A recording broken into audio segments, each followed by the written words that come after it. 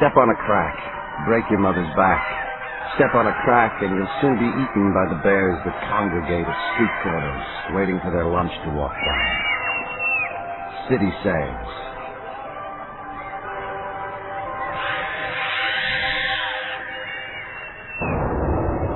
Prologue. The Last Supper. 1.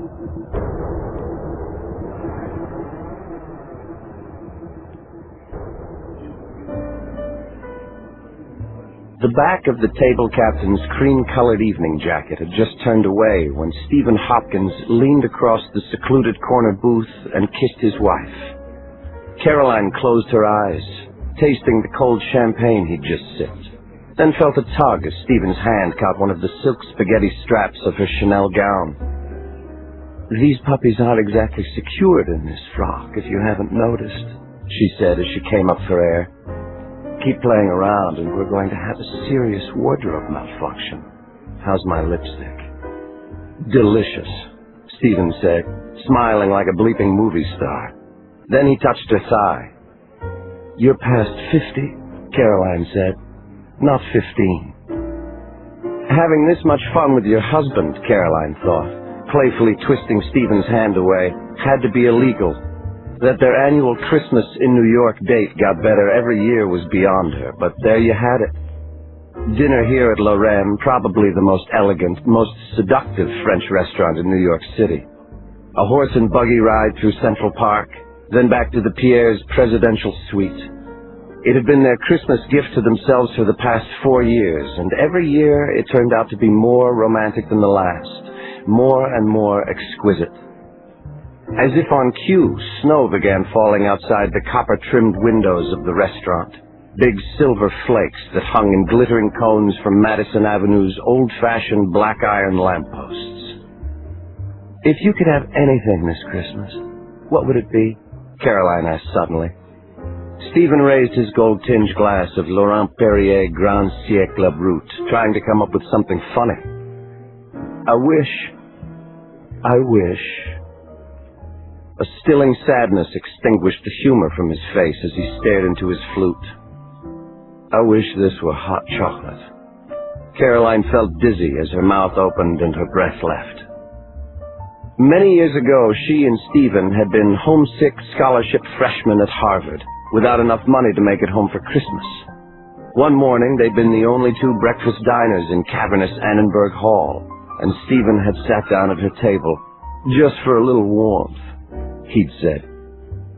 Soon they learned they were both planning to be poli-sci majors, and they hit it off immediately. In the yard outside, in front of red brick Hollis Hall, Caroline impulsively dropped to the ground and made a snow angel. Their faces almost touched when Stephen helped her up. Then she took a quick sip of the hot chocolate she'd smuggled out of the dining hall, so as not to kiss this boy she'd just met and somehow already cared about. Caroline could still see Stephen as he had been, smiling in the bright, nickeled winter light. That lovely boy standing before her in Harvard Yard, clueless to the fact that he would marry her, give her a beautiful daughter, go on to become the President of the United States. The question he'd asked as she'd lowered her cocoa mug 30 years before reverberated poignantly now in her ears, like crystals struck by shining silver. "Does yours taste like champagne too?" Hot chocolate to champagne, Caroline thought, lifting her bubbling flute. Now champagne to hot chocolate. 2.5 decades of marriage come full circle. What a life they'd had, she thought, savoring the moment.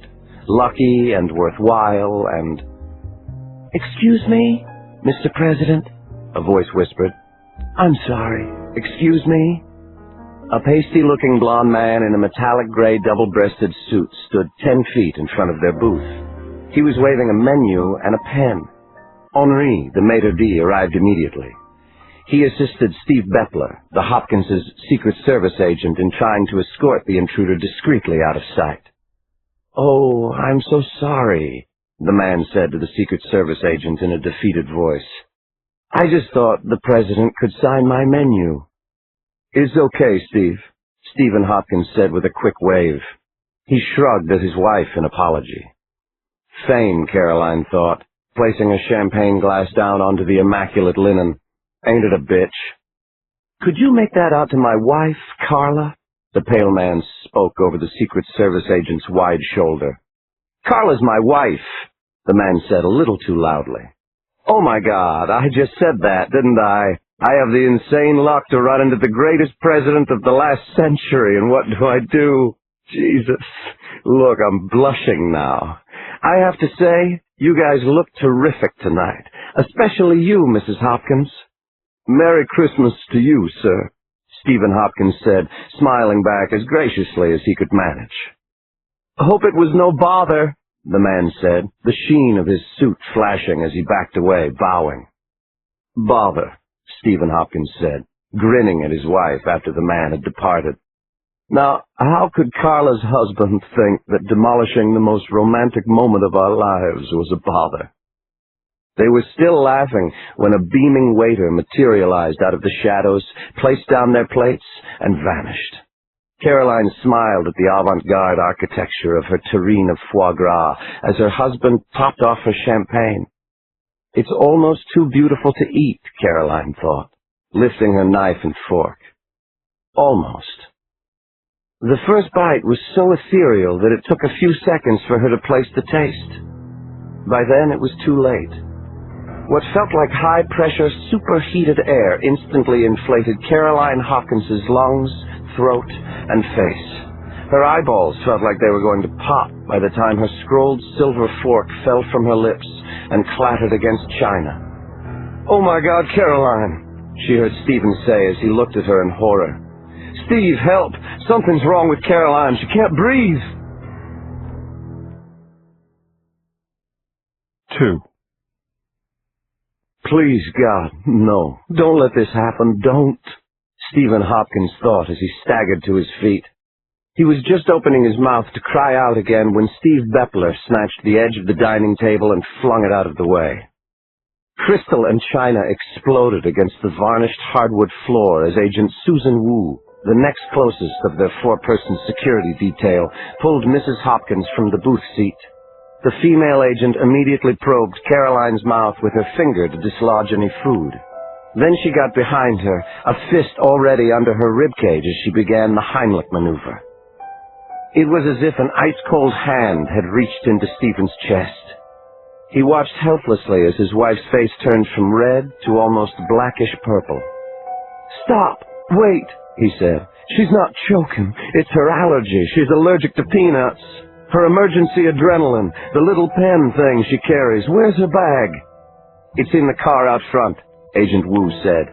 She bolted across the dining room and returned a moment later at a run. She had Caroline's bag. Stephen Hopkins upended his wife's handbag onto the satin of the booth seat. "It's not here," he said, sending makeup and perfume flying. Steve Beppler barked into his sleeve mic. Then he scooped up the former First Lady in his arms as if she were a tired toddler. "Time to get to a hospital, sir," he said, moving toward the exit as everyone else in the restaurant stared on in horror. Moments later, in the rear of a speeding police interceptor Crown Victoria, Stephen Hopkins cradled his wife's head in his lap. Breath whistled weakly from her throat as if it were coming through a cocktail straw. He ached for his wife, watching her eyes tighten in severe pain. A doctor and a gurney were already waiting out on the sidewalk when the sedan came to a curb-hopping stop out in front of the St. Vincent's Midtown Hospital emergency room entrance on 52nd Street. "You think it's an allergic reaction?" one of the doctors asked, taking Caroline's pulse as two attendants rushed her through the sliding glass doors on a stretcher. "She's highly allergic to peanuts, ever since she was a kid," Stephen said, jogging at Caroline's other side. "We told the kitchen at Lorraine. There must have been some mix-up." "She's in shock, sir," the doctor said. He blocked the former president as Caroline was pushed through a hospital personnel-only side door. "We're going to have to try to stabilize her. We'll do everything—" Stephen Hopkins suddenly shoved the stunned doctor out of the way. "I'm not leaving her side," he said. "Let's go. That's an order." They were already attaching an IV drip to Caroline's arm and an oxygen mask to her face when he entered the trauma room. He winced as they sliced her beautiful gown to the navel so they could attach the leads of the heart monitor. The machine bleated out an awful continuous beep when they flicked it on. Then a flat black line appeared on the scrolling red graph readout. A nurse immediately started CPR. "Clear," the doctor yelled, and put the electrified paddles to Caroline's chest. Stephen watched Caroline's chest surge upward with a pulse, and then a new, gentle bloop bloop started on the monitor. A sharp, glorious scratch spiked upward on the spooling readout, then another, one for every miraculous beat of Caroline Hopkins's heart.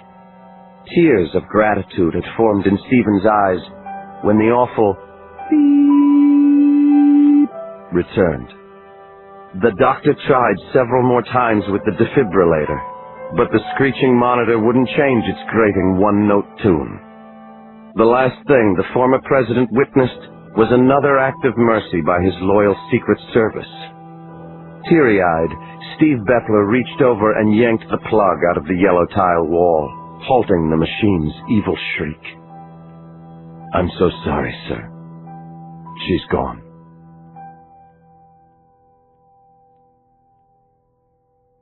Three. The pale blonde autograph seeker from Lorraine told the pathetic wog of a cab driver to pull over on 9th Avenue, a block north of St. Vincent's Hospital. He stuffed a 10 into the grimy divider slot and elbowed open the greasy door latch to avoid touching it. There were good reasons he was known as the Neat Man.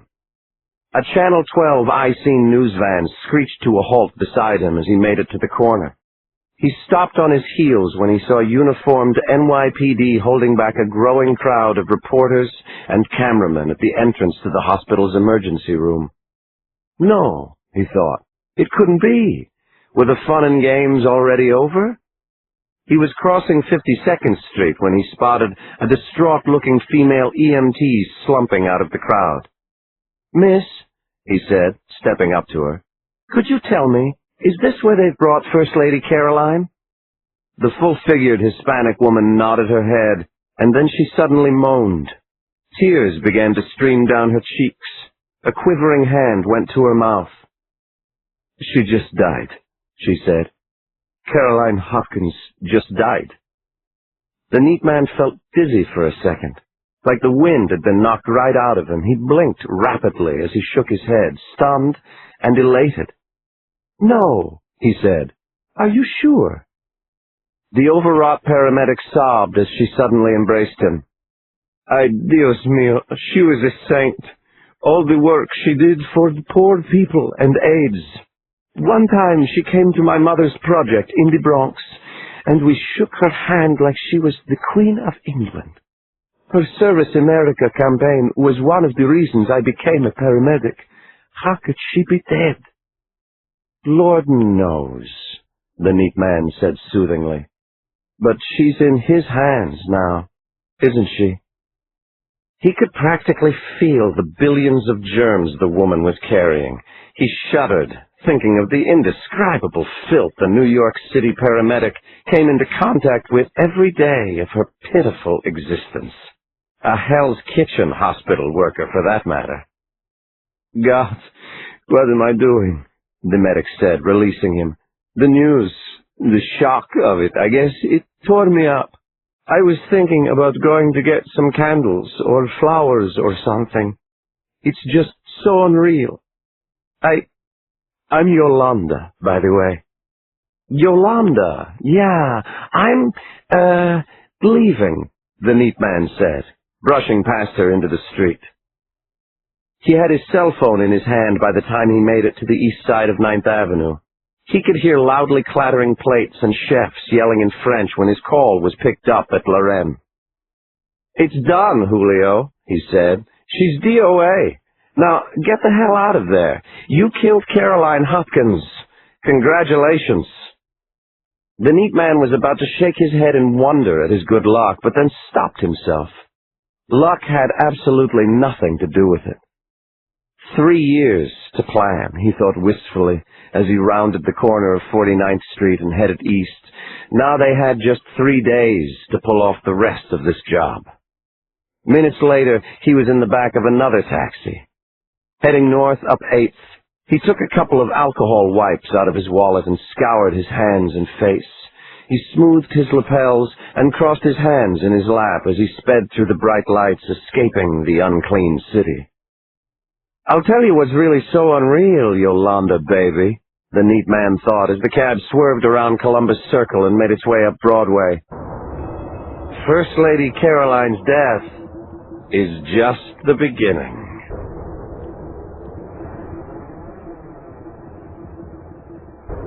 Hachette Audio presents Step on a Crack by James Patterson and Michael Ledwidge. Read by John Slattery and Reg Rogers.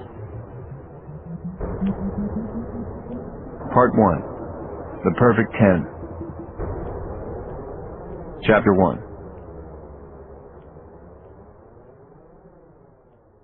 I'll tell you this. Even on the so-called mean streets of New York, where the only thing harder to get than a taxi in the rain is attention, we were managing to turn heads that grim, gray December afternoon. If anything could tug at the coiled steel heartstrings of the Big Apple's residents, I guess the sight of my mobilized Bennett clan, Chrissy 3, Shauna 4, Trent 5, twins, Fiona and Bridget 7, Eddie 8, Ricky 9, Jane 10, Brian 11, and Juliana 12, all dressed in their Sunday best and walking in size order behind me, could do the trick. I suppose I should have felt some privilege in being granted the knowledge that the milk of human kindness hasn't completely dried up in our jaded metropolis. But at the time, the gentle nods and warm smiles we received from every McLaren stroller pushing yummy construction worker and hot dog vendor from the subway exit next to Bloomingdale's all the way to First Avenue were completely lost on me. I had a lot on my mind. The only New Yorker who didn't seem like he wanted to go on a cheek-pinching bender was the old man in the hospital gown who cupped his cigarette and wheeled his IV card out of the way to let us into our destination, the main entrance of the terminal wing of the New York Hospital Cancer Center. I guess he had a lot on his mind, too. I don't know where New York Hospital recruits its staff for the terminal cancer wing, but my guess is somebody in human resources hacks into St. Peter's mainframe and swipes the saint list. The constancy of their compassion and the absolute decency with which they treated me and my family were truly awe-inspiring. But as I passed forever smiling Kevin at reception and angelic Sally Hitchens, the head of the nursing department, it took everything I had to raise my head and manage a weak nod back at them. To say I wasn't feeling very social would have been putting it mildly. "Oh, look, Tom," a middle-aged woman, clearly a visitor, said to her husband at the elevator. "A teacher brought some students in to sing Christmas carols. Isn't that so nice? Merry Christmas, children." We get that a lot. I'm of Irish-American extraction, but my kids, all adopted, run the gamut. Trent and Shauna are African-American, Ricky and Julia, Hispanic, and Jane is Korean. My youngest's favorite show is The Magic School Bus. When we brought home the DVD, she exclaimed, "Daddy, it's a show about our family." Give me a fuzzy red wig, and I'm a 6'2", 200-pound Ms. Frizzle. I certainly don't look like what I am, a senior detective with the NYPD Homicide Division, a troubleshooter, negotiator, whatever's needed by whoever needs it. "Do you boys and girls know it came upon a midnight clear?" The woman who had latched onto us persisted. I was just about to sharply point out her ignorance when Brian, my oldest son, glanced at the smoke coming out of my ears and piped in, "Oh, no, ma'am. I'm sorry, we don't. But we know Jingle Bells." All the way up to dreaded 5, my 10 kids sang Jingle Bells with gusto, and as we piled out of the elevator, I could see a happy tear in the woman's eye. She wasn't on vacation either, I realized, and my son had salvaged the situation better than a United Nations diplomat, certainly better than I ever could have. I wanted to kiss his forehead, but 11-year-old boys have killed over less, so I just gave him a manly pat on the back as we turned down a silent white corridor. Chrissy, with her arm around Shauna, her best little pal, as she calls her, was into the second verse of Rudolph the Red-Nosed Reindeer as we passed the nurse's station. The little ones could have been life-size Precious Moments figurines in their dresses and pigtailed hair, thanks to the extreme makeover work of their older sisters, Juliana and Jane. My kids are great. Amazing, really. Like everyone else lately, they had gone so far above and beyond that it was hard to believe sometimes. I guess it just pissed me off that they had to. At the end of the second hallway we turned. A woman, wearing a flowered dress over her 90-pound frame, and a Yankees cap over her hairless head, was sitting in a wheelchair at the open door of 513. "Mom!" the kids yelled, and a thunder of 20 feet suddenly shattered the relative silence of the hospital hall. Chapter 2. There was hardly enough of my wife left to get 20 arms around, but the kids managed it somehow. There were 22 arms when I got there. My wife was on morphine, codeine, and Percocet, but the only time I saw her completely pain-free was that first moment when we arrived, when she had all her ducklings pressed around her. "Michael," Maeve whispered to me. "Thank you. Thank you. They look so wonderful." "So do you," I whispered back. "You didn't get out of that bed by yourself again, did you?" Every day when we came to see her, she was dressed for company, her intravenous pain pack hidden away, a smile on her face. "If you didn't want glamour, Mr. Bennett," my wife said, fighting the weariness in her glazed eyes, "I guess you should have married someone else." It was the morning of the previous New Year's Day when Maeve had complained about some stomach pain. We thought it was just some holiday indigestion, but when it hadn't gone away in 2 weeks, her doctor wanted to do a laparoscopy, just to be on the safe side. They found growths on both ovaries, and the biopsy came back with the worst news of all: malignant. A week later, a second biopsy of the lymph nodes they took out with her uterus reported even worse news. The cancer had spread, and it wasn't going to stop. "Let me help you up this time, Maeve," I whispered as she started to push herself up out of the chair. "You want to get seriously hurt?" she said, glaring at me. "Mr. Tough Guy Detective." Maeve fought for her life and dignity like a banshee. She took on cancer the way the outclassed Jake LaMotta took on Sugar Ray Robinson in the 50s, with an epic ferocity not to be believed. She was a nurse herself, and used every contact and every ounce of wisdom and experience she'd gained. She underwent so many chemo and radiation treatments, it put a life-threatening strain on her heart. But even after the radical attempts, after everything there was to be done had been done, the CAT scan revealed growing tumors in both lungs, her liver, and her pancreas. A quote from LaMotta rang in my ears as I watched Maeve stand on her wobbling, tooth-picked legs to prop herself up behind her wheelchair. "You never knocked me down, Ray," he supposedly said after Robinson TKO'd him. "You never knocked me down." Chapter 3. Maeve sat down on the bed and lifted a white chart from beside her. "I got something for you guys," she said softly. "Since it looks like I'm going to be stuck here in this ridiculous place for a while longer, I decided I needed to come up with a list of chores for you." Some of the older kids groaned. "Mom!" I know, chores, who needs them?" Maeve said. "But here's my thinking. If you all work together, you can keep the apartment running for me until I get back. Okay, team? Then here we go. Julia, you're on lifeguard duty for baths for the young'uns, and you're also responsible for getting them dressed in the morning. Brian, you're my cruise director, okay? Board games, video games, duck, goose, anything you can think of that's not the TV. I need you to keep all the young men as occupied as possible. Jane, you're on homework patrol. Get the house genius, Eddie, to help you. Ricky, I hereby dub you the Bennett House Personal Lunch Chef. Remember, peanut butter and jelly for everyone except Eddie and Shauna. They get bologna. Let's see, Fiona and Bridget, table setting and clearing. You could alternate. Figure it out. What about me? Trent squeaked. What's my job? I don't have a job yet. You're on shoe patrol, Trent Bennett, Maeve said. All I ever hear from these complainers is, where's my shoes? Where's my shoes? Your job is to gather up all 10 pairs and get them next to everybody's bed. Don't forget your own.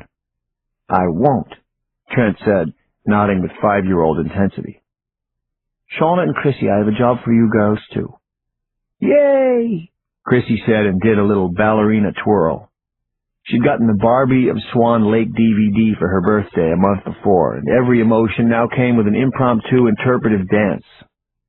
"You know Sockie's dish in the kitchen?" Maeve said. Sockie was a fickle white and gray cat that Maeve had pulled out of the garbage alongside our West End Avenue apartment house. My wife obviously has a thing for the misfortunate and strays. The fact that she married me proved that a long time ago. Shauna nodded solemnly.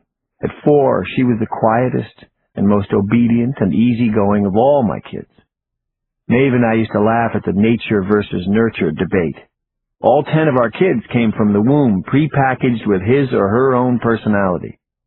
A parent could enhance and certainly damage, but change?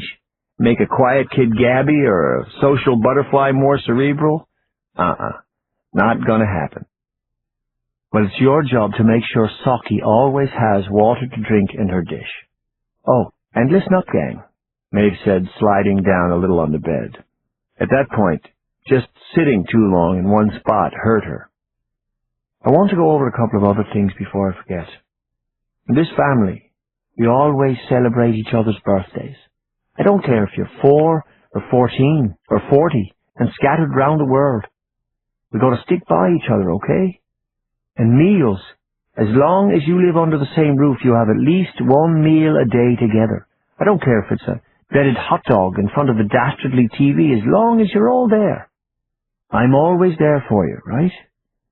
Well, you have to be like me even if I'm not there. You got me? Trent, are you listening? Hot dogs in front of the TV, Trent said, grinning. I love hot dogs and TV. We all laughed. And I love you, Maeve said. I could see her eyelids beginning to droop. You've made me so proud. You too, Michael, my brave detective.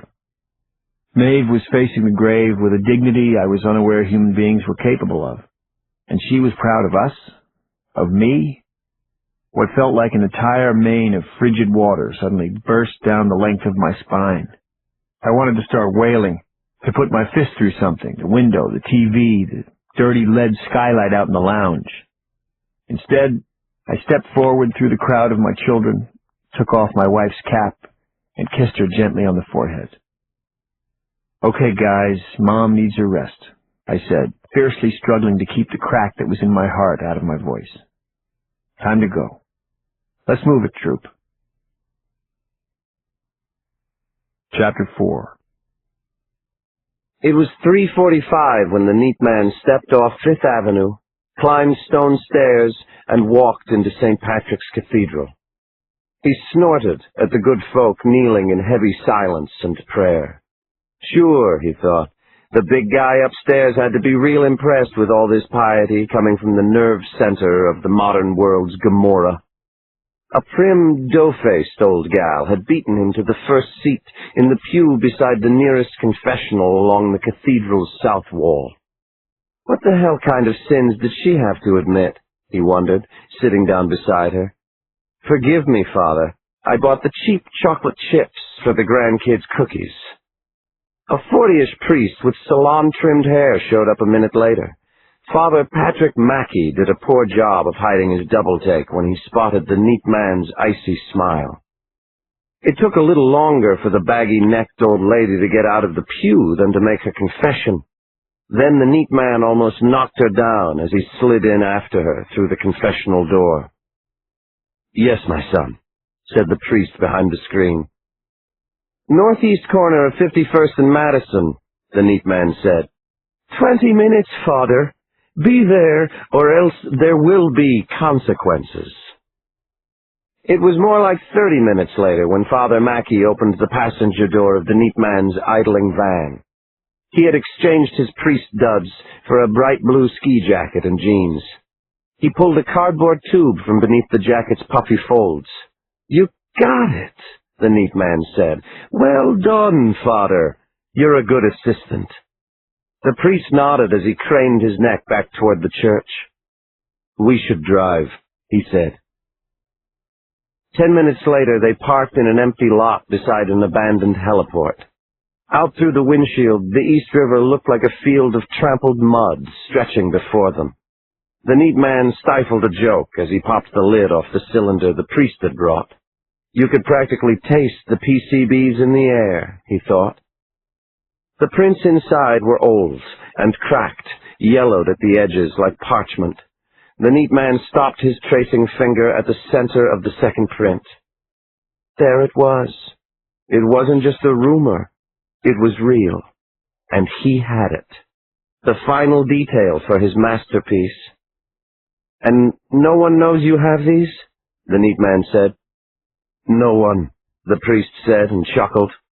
Doesn't the paranoia of the church boggle the mind? The institution I work for is a puzzle palace. The neat man clucked his tongue, unable to take his eyes off the architectural drawing. But finally he lifted a silenced Colt Woodsman out from underneath the seat of the van.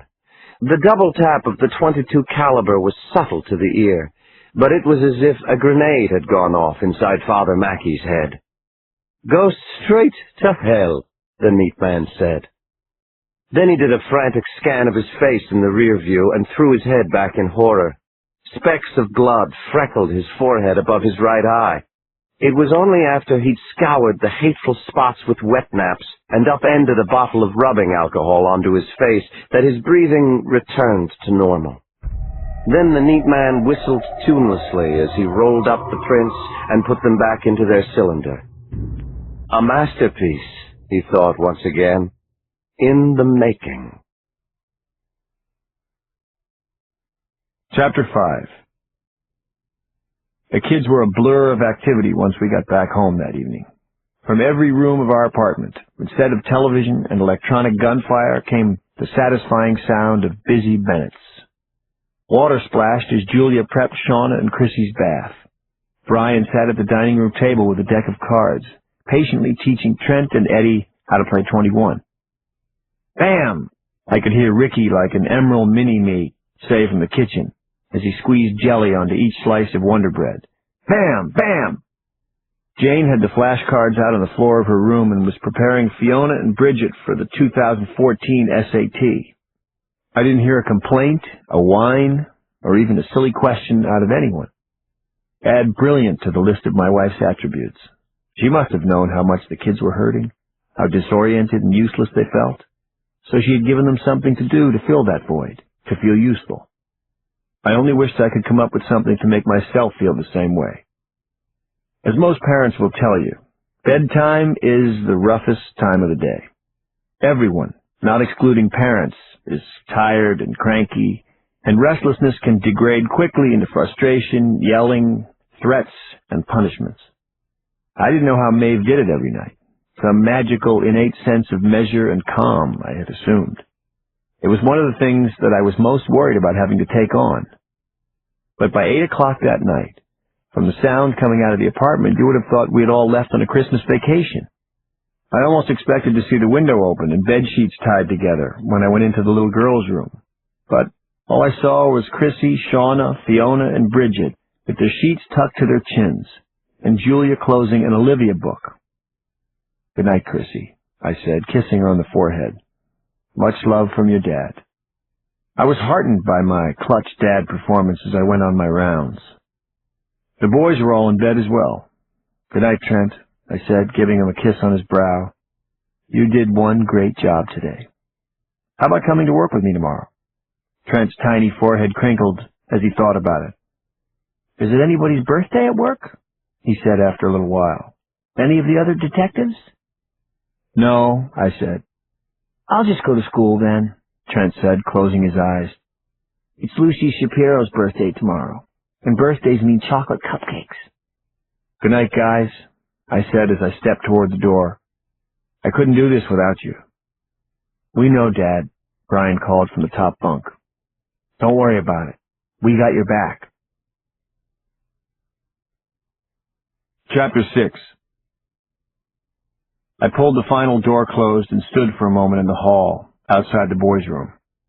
On a normal night, in about a half hour, when I'd come home from my precinct, the living room would be flashing blue light from Maeve watching television, or a warm, steady yellow light from her sitting on our sectional reading a book, waiting for me to arrive. As I stared from that corridor at the blackened doorway of my living room, I realized I was experiencing for the first time what darkness truly was. I went into the living room and flicked on the lamp beside the couch. Then I sat in the silence, passing my eyes slowly across all the memories. The wallpaper we'd painstakingly put up, all the family photographs Maeve had shot and framed, Christmas trips to the Bronx Botanical Garden, and pumpkin picking upstate. She'd made shadow boxes of vacations we'd taken, with seashells and sand from our 2 years ago trip down to Myrtle Beach, pine cones and leaves from the week we spent in the Poconos the August before. How could she have the energy for that? I wondered. How could she have had the time? Because my wife was something special, was the answer to that one. And I wasn't the only one who thought so. In fact, I didn't know anyone who didn't adore Maeve. After we'd adopted Julia, Maeve quit the hospital in order to spend more time with her, and she took a job taking care of an elderly man on West End Avenue. Mr. Kessler was 95, from an old money railroad family, and he was bitter and angry at the modern world and everything in it. But week after week, Maeve wore him down with small kindnesses and compassion. She would regularly wheel him out to sit in the sun in Riverside Park, make him remember he was alive, even if he didn't want to. By the end, he had become a different person, let go of his bitterness, even made amends with his estranged daughter. After he died, we found out that the old man had bequeathed to Maeve his apartment, the one our family lives in now. And instead of the antiques and Persian rugs a lot of our neighbors seemed to be into, Maeve filled our house with children. 4 months after we got the apartment, we adopted Brian. 6 months after that came Jane, and on and on. Saint was a pretty trite term, I knew, but as I sat there alone, gazing at all my wife's accomplishments, that was the word that kept popping into my mind. The life of a saint, I thought bitterly, all the way down to the martyrdom. My heart literally skipped when the doorbell rang. The outside world could go scratch, I thought, as it rang again. I figured it was an errant guest of the Underhills, our frequent cocktail party-throwing neighbors across the hall, when it rang a third time. I finally stood, annoyed. Big mistake, dude, I thought as I yanked back the doorknob. You just woke up the Grinch. Chapter 7. Judging from the wrinkled jeans and dusty navy peacoat of the young blonde woman on the other side of my door, I decided she probably wasn't headed to a Manhattan-style cocktail party. But with a dirty knapsack that bulged over her back and a duffel bag clutched in her gloveless hands, she definitely seemed to be heading somewhere. "Mr. Bennett?" she said, dropping her bag and extending a small, well-formed hand. "Mr. Michael Bennett?" Her Irish accent was as warm as her hand was cold. "It's me, Mary Catherine," she said. "I made it."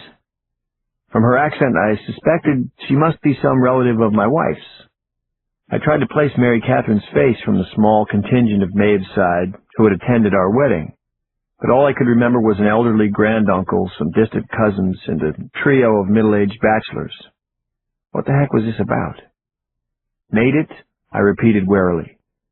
"I'm the au pair," Mary Catherine said. "Nona said she spoke with you." Au pair? Nona, I thought. Then I remembered that Nona was Maeve's mother's name. My wife had always been insistently vague about her past, growing up in Donegal. I had a feeling her people were a little eccentric. "I'm sorry, Mary, is it?" I said.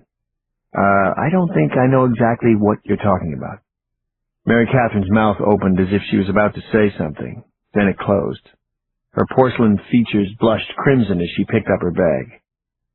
"Sorry I wasted your time, sir," she said quickly and a tad sadly. "There must have been some mistake on my part. I'm sorry." Her duffel bag slipped out of her hand as she approached the elevator. I stepped out of the doorway to give her a hand, then noticed my mail on the floor. It had been piling up a little, and my helpful neighbors, the Underhills, had dumped it beneath the alcove's table we share in order to make way for their antique wooden nutcracker collection. I noticed a small, odd-looking letter sticking out from the pile's center. "Wait," I said. "Hold up a second, Mary Catherine, just a sec." I tore open the letter. It was handwritten in a tiny, all but illegible script, but I was able to make out the Dear Michael, a couple of Mary Catherines, and the God bless you in your time of need, love Nona closing. I still didn't know what the hell it all meant, though. I wasn't even 100% aware my mother-in-law was still alive until that moment. One thing I was sure of, though, was that it was too late, and I was too tired to try to figure it all out right now. "Oh," I said to the girl as the elevator door rumbled open. "You're Mary Catherine, the au pair." Naked hope twinkled in her bright blue eyes. But where the heck was I going to put her? Our inn was filled to capacity. Then I remembered the maid's room on the top floor. It had come with the apartment and was currently being used for storage. "Come on," I said, grabbing her bag and walking her into the elevator. "I'll show you where you're staying." It took me a good 20 minutes to get the crib, baby toys, some old car seats, and Chrissy's Barbie and Shauna's 3 princesses' bikes out of the small room. By the time I went down to the apartment and came back with some sheets, Mary Catherine had the mattress unrolled on the steel-framed twin bed and was putting her stuff neatly into the drawers of the dresser we'd used for a changing table. I studied her for a moment. She was in her late 20s. Though she wasn't very tall, there seemed to be an energetic heartiness to her. Spunky, I thought, which was good, considering the job she was applying for. Nona didn't happen to mention how big my family is, did she? "A brood," she said. "Quite a brood," I believe was the phrase she used. "How many is quite a brood where you come from?" I asked. Mary Catherine's eyebrows raised. 5? I shook my head, put out my thumb, and jerked it upward. 7? I watched a ripple of panic cross Mary Catherine's face when I motioned for her to shoot higher. "No, 10, she said. I nodded. "They're all toilet trained, thank God, and they're great kids. But if you want to walk away now, or tomorrow, or next week, I won't blame you." 10, Mary Catherine said again. "A 1 and a 0, I said with a smile. "Oh, and if you're going to work for us, you have to call me Mike. Or idiot if you want, but please, don't call me Mr. Bennett." "Okay, Mike," Mary Catherine said. As I left, I noticed that the panic seemed to have stuck in her face. 10, I repeated under my breath. The perfect 10. Chapter 8. Downstairs, I couldn't sleep a wink after I slid in between the cold sheets of my bed. I remembered that tomorrow was Caroline Hopkins' funeral, and that was yet another sad fact to consider tonight. I lay in the dark, listening to the winter wind howl around the corner of my building. Somewhere, on Broadway probably, a distant car alarm started up, went all the way through its excruciating phases of electronic agony, only to start up again. For about an hour, I steadfastly refused to feel sorry for myself. I wasn't the one whose body had mutinied. I wasn't the one who had devoted my life to helping others for 38 years, and for that trouble wouldn't be seeing 39. Then I started to cry. It came on slowly, achingly, like the first cracks of ice on a pond you've wandered too far onto. After a minute, my steely composure was shattered into 1,000 pieces, and I was lost. Originally, I had just gone along with my wife's idea to adopt. After we found out we couldn't have kids, I would have done whatever Maeve wanted. I loved her so much and just wanted to make her happy in any way I could. But after we got Jane, I was a little reluctant to go on. 3 kids in New York? Even owning an apartment was expensive, and it wasn't like I was Mr. Moneybags. Maeve showed me that we had room in our home and in our hearts for one more. After Fiona and Bridget, I'd roll my eyes whenever Maeve would mention another foster case or needy child she'd heard about and say, "What's another pound on an elephant?" But how can an elephant live without a heart? I thought, as I lay there with tears streaming down my cheeks. There's no way I was going to be able to do this. The older kids were becoming teenagers, and the younger ones... Jesus Christ, how could I be in charge of their lives and their happiness and their future all by myself? Then I heard my door crack open. "Peep, peep," someone small said. It was Chrissy. Every morning she'd come into our room with her empty cereal bowl, pretending to be a different baby animal in need of feeding. A kitten, a puppy, a baby penguin. a baby armadillo one time. She padded up to the edge of the bed. "Peep, Peep can't sleep," she said. I wiped my tears on the pillow. "Big Pete can't either," I said. She hadn't slept in our bed since she was 2, and I was about to get up to tuck her back in her own bed, but then I pulled open the covers. "Get in the nest, Peep, quick." As Chrissy dove in beside me, I realized how I'd gotten it dead wrong as usual. My kids weren't a burden. They were the only thing holding me together. Chrissy was asleep in about 2 minutes. After she dug the tiny icicles of her feet snugly into my kidneys, I realized, sleepily, that maybe you couldn't call this happy, but it was the first time in weeks I'd seen the ballpark. Chapter 9.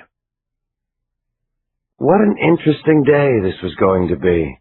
Eventful, historic as a son of a bitch. The silver chimes of St. Patrick's morning bells were still hanging in the chilled air over Fifth Avenue when the neat man arrived outside the cathedral's massive entrance doors. He sipped his venti drip and shook his head at the crowd of loonies who already lined the sidewalk, 4 deep behind the police barricades. Caroline Hopkins's funeral wouldn't start for another 40 minutes. And already the turnout was as thick as the mounds of donated flowers that buried the base of the block-long church. Caroline had been a popular First Lady, to be sure, but more important to many of these imbeciles, she'd been born and raised in New York City. She was one of their own. Yeah, right, like the mayor of New York was one of the people. The neat man took another shot of caffeine and continued to check out the scene.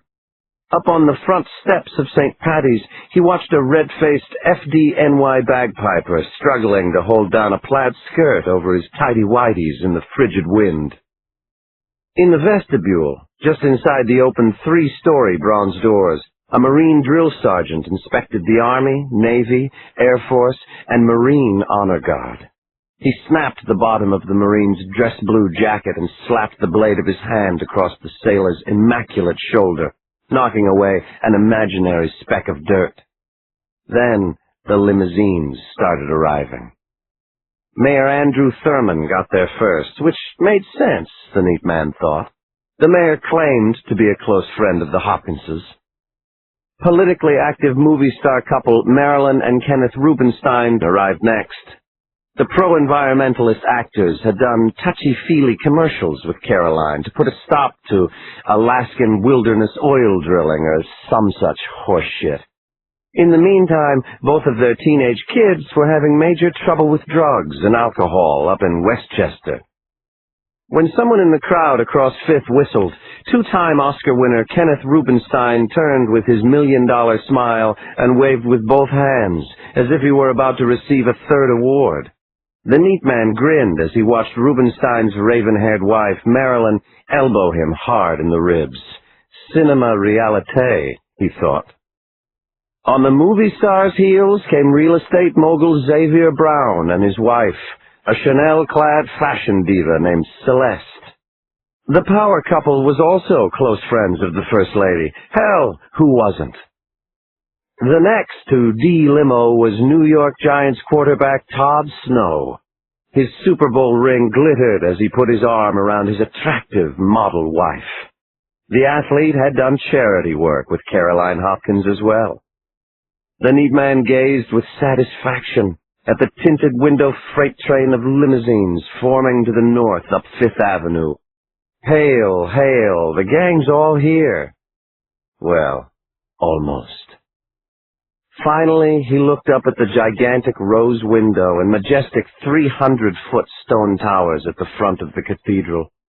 With the ego per square inch ratio this thing was developing, he thought, stamping his shoes onto the flagstone to warm his feet, it would be surprising if there'd still be room for the casket. Chapter 10. John Rooney made a face like the Grinch as his limousine finally stopped in front of the churning crowds at St. Patrick's. As Hollywood's current lead box office grossing actor, he'd come to appreciate the loyal fans who turned out for events of any kind. Most of them were just regular folks who wanted to show their support and appreciation. and he'd certainly take them over the paparazzi leeches, any day, anywhere.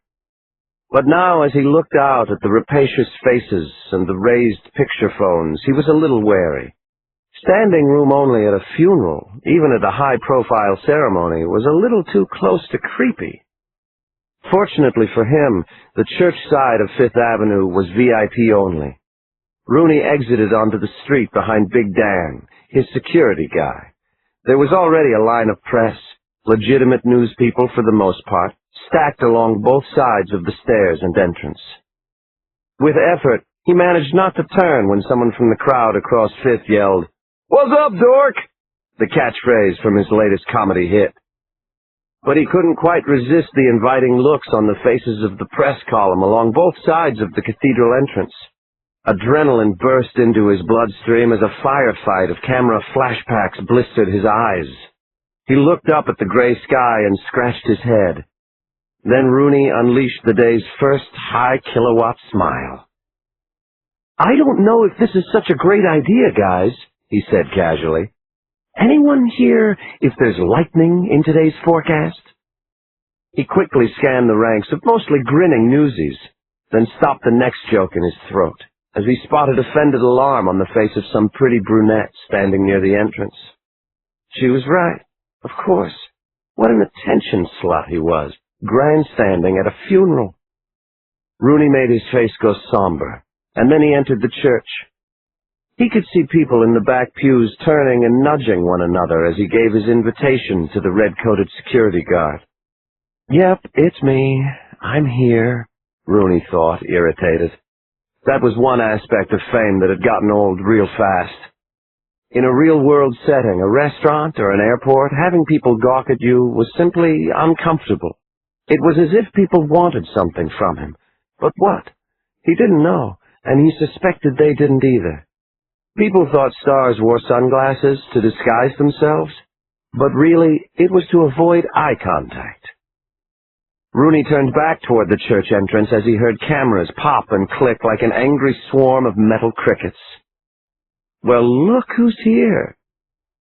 Linda London, 20-year-old reality TV socialite, had arrived at the same time as Mercedes Freer, 20-year-old bubblegum pop diva. That the two ladies were sharing the same slab of sidewalk was news enough, Rooney knew. But what was really creating a frenzy was the fact that they were both wearing the same micro-mini Black Widow outfit and veil. To make things a little more interesting, 70s rock legend Charlie Conlon climbed out of his stretch and walked up the church's stairs a few feet from the potential catfight. The tall, hopelessly cool icon had to be close to 60 now, but he still looked real good. He shook Rooney's hand in the vestibule. Charlie had written and performed 3 magical songs for a children's movie Rooney had starred in the year before. They'd gone on a brief promotional tour together. The whole time, Conlon never stopped smiling, tipped every waiter, doorman, and limo driver they came across, and signed autographs for any and all. Even the paparazzi seemed to like him. "Friggin' circus, huh?" Charlie said in his patented gravelly voice. "You one of the clowns, Johnny?" "If I am, then you're the ringmaster," said Rooney, laughing as the cameras went off again. Another loud cheer rose from the crowd. Out on the street, Eugenia Humphrey was exiting her trademark pink Lincoln Town Car limousine. "Now, now, people," the charismatic Queen of L.A. talk show host chided the crowd. "This is a funeral, not the Emmys. Let's have a little respect, please." Amazingly, the crowd quieted right down. "Eugenia rules," someone said, and that seemed to be the God's honest truth. Chapter 11. New York Times reporter Kathy Calvin didn't know where to look for the day's next startling image. She turned as the First Lady's hearse appeared over the northern rise of an emptied Fifth Avenue. It was led by a 9-strong V formation of NYPD parade-speed Harleys, their mufflers popping smartly in the cold hush of the world-famous street. It was as if a contingent of the cathedral's statues had come to life when the honor guard broke rank in the vestibule and marched slowly out onto the sidewalk. The guard arrived at the curb the moment the hearse did. Flashbulbs popped as they ceremoniously slid out the American flag-draped casket from the long black car. 2 Secret Service men in dark suits appeared from the crowd and completed the line of pallbearers as the former First Lady's body was effortlessly raised to shoulder height. The soldiers and agents stopped at the top of the stairs, just behind the former president and his daughter, as a low, violent rumbling began to the south. A moment later, a group of 5 F-15s appeared low in the slot of downtown sky. As they swooped over 42nd Street, the most western aircraft suddenly broke rank and arced upward and upward as the remaining planes roared over the cathedral in the missing man formation. The pallbearers waited until the last echo of the jet engine's thunder had dissipated from Fifth Avenue's stone and steel canyon, and then began to enter the church, carrying Caroline Hopkins. The high skirl of the lone bagpiper didn't start until the former president passed over the church's threshold. It was as if the whole city was observing an impromptu moment of silence as the familiar strains of Amazing Grace began. Kathy Calvin looked out over the crowd, and the Times reporter knew that she had the lead she would never write. People were taking off their hats, had their hands over their hearts, and were singing along with the hymn. Everywhere, jaded New Yorkers were weeping openly. But that wasn't the biggest shock to her. No, the big surprise was when Kathy Calvin, seen-it-all reporter, put her hand up to her own cheek and realized she was crying too.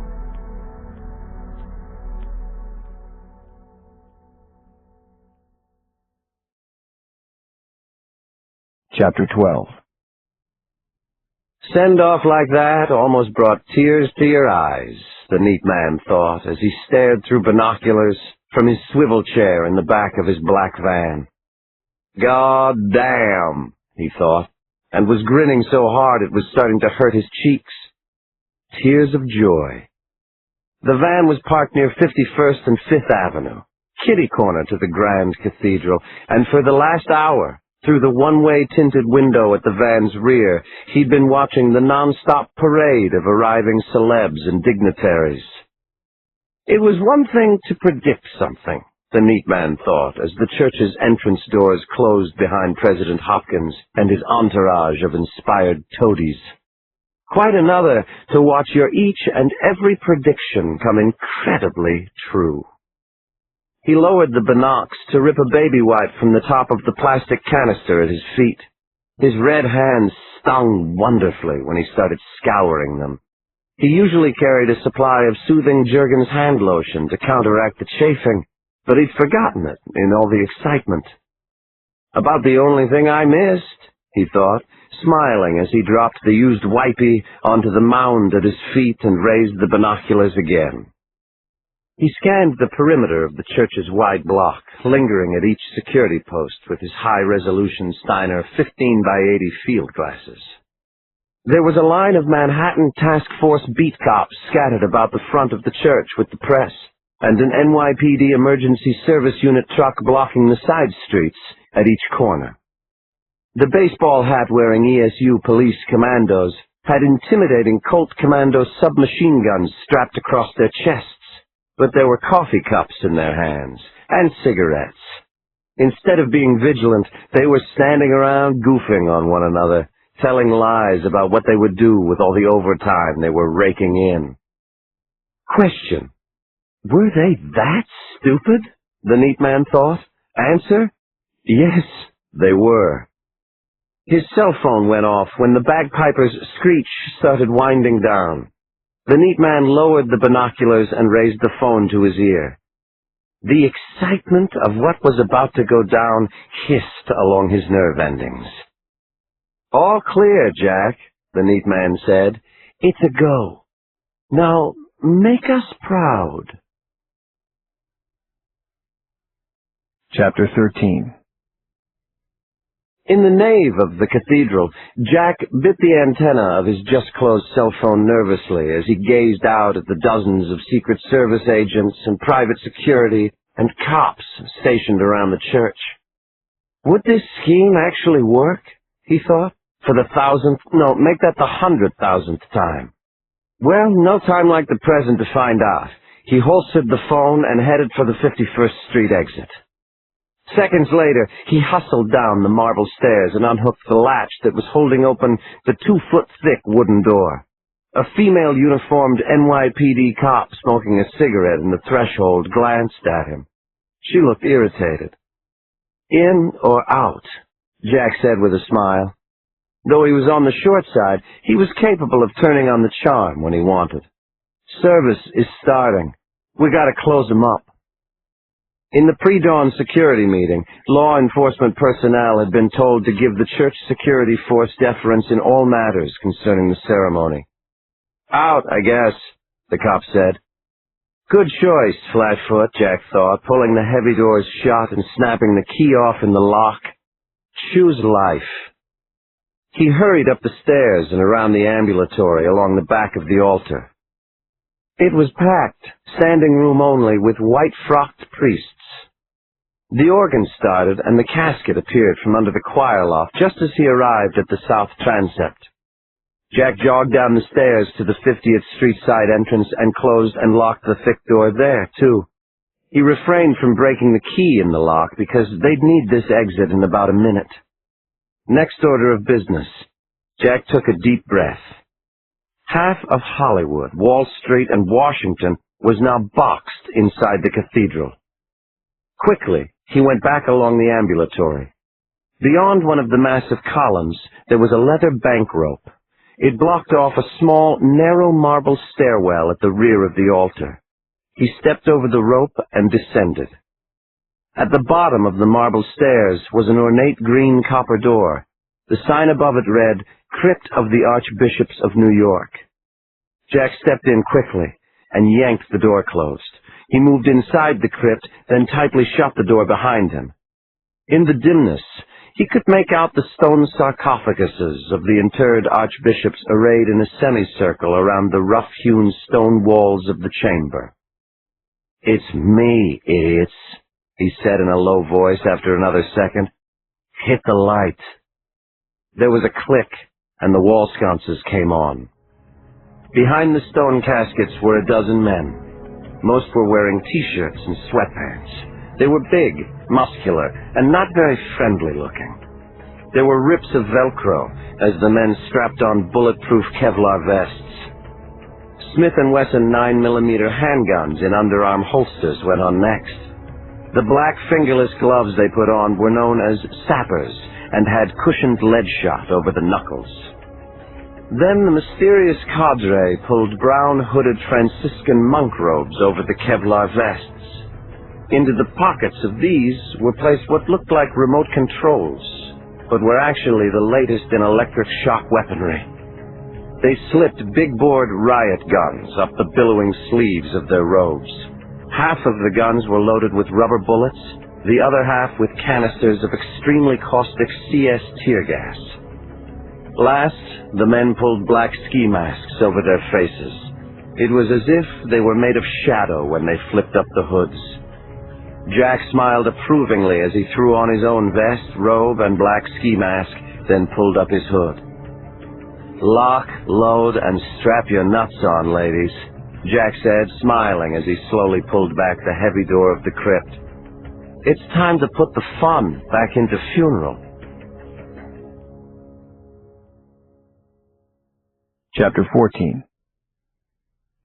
Movie star and comedian John Rooney felt the breath rush out of him as the honor guard finally arrived at the front of the church with the flag-draped coffin. Throughout the procession up the center aisle, they had stopped for a long, motionless moment after each step, the organ thundering from above. It was as if the casket weighed so much they needed to pause in order to carry it, Rooney thought sadly. As the pallbearers laid down the coffin, Rooney remembered his own father's burial at Arlington National Cemetery. Say what you want about the military, he thought, choking up. Flat out, no one knew better how to honor the dead. He turned to his right when he saw the line of cowled, brown-robed priests appear. They walked with the same solemnity of the honor guard as they approached the altar. He could see another line of them walking down the aisle to his left. In the dimness of the church, you couldn't see faces beneath the hoods. He knew there was going to be a lot of ritual and ceremony today, but this was a new one on him. If the military knew how to honor the dead, leave it to the Catholics to put the fear of God into the living. The organ was reaching a crescendo when the monks spaced themselves out and stopped suddenly in the side aisles. Rooney jumped when he heard a series of muffled blasts under the rumble of the organ. Then smoke, white and enveloping, came billowing from all sides. What had been the austere VIP section looked like a mosh pit as the people in there panicked, clawing at one another to get out of the pews.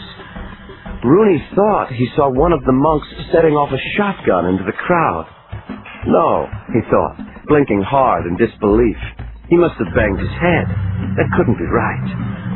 He opened his eyes as a uniformed cop stumbled up the center aisle with blood pouring out of his nose and ears. Beside Rooney, his bodyguard, Big Dan, had a handkerchief to his mouth as he cleared the .380 from his belt holster.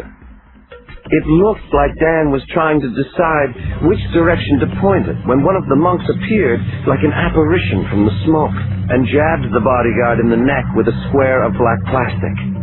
There was an ominous clacking sound, and Big Dan dropped his weapon and was down on the seat, shaking like some huge spirit-struck worshiper. Then the organ died. Fear slapped through John Rooney. With the music gone, he could hear the screaming, the panicked shrieks of thousands soaring off the high stone vaults. Someone had just taken over St. Patrick's. Chapter 15. I had no idea what was going on yet, which was my usual state lately since Maeve had gotten sick. I was still groggy when I took a quick head count and pulled our van away from the hunter green awning of my building.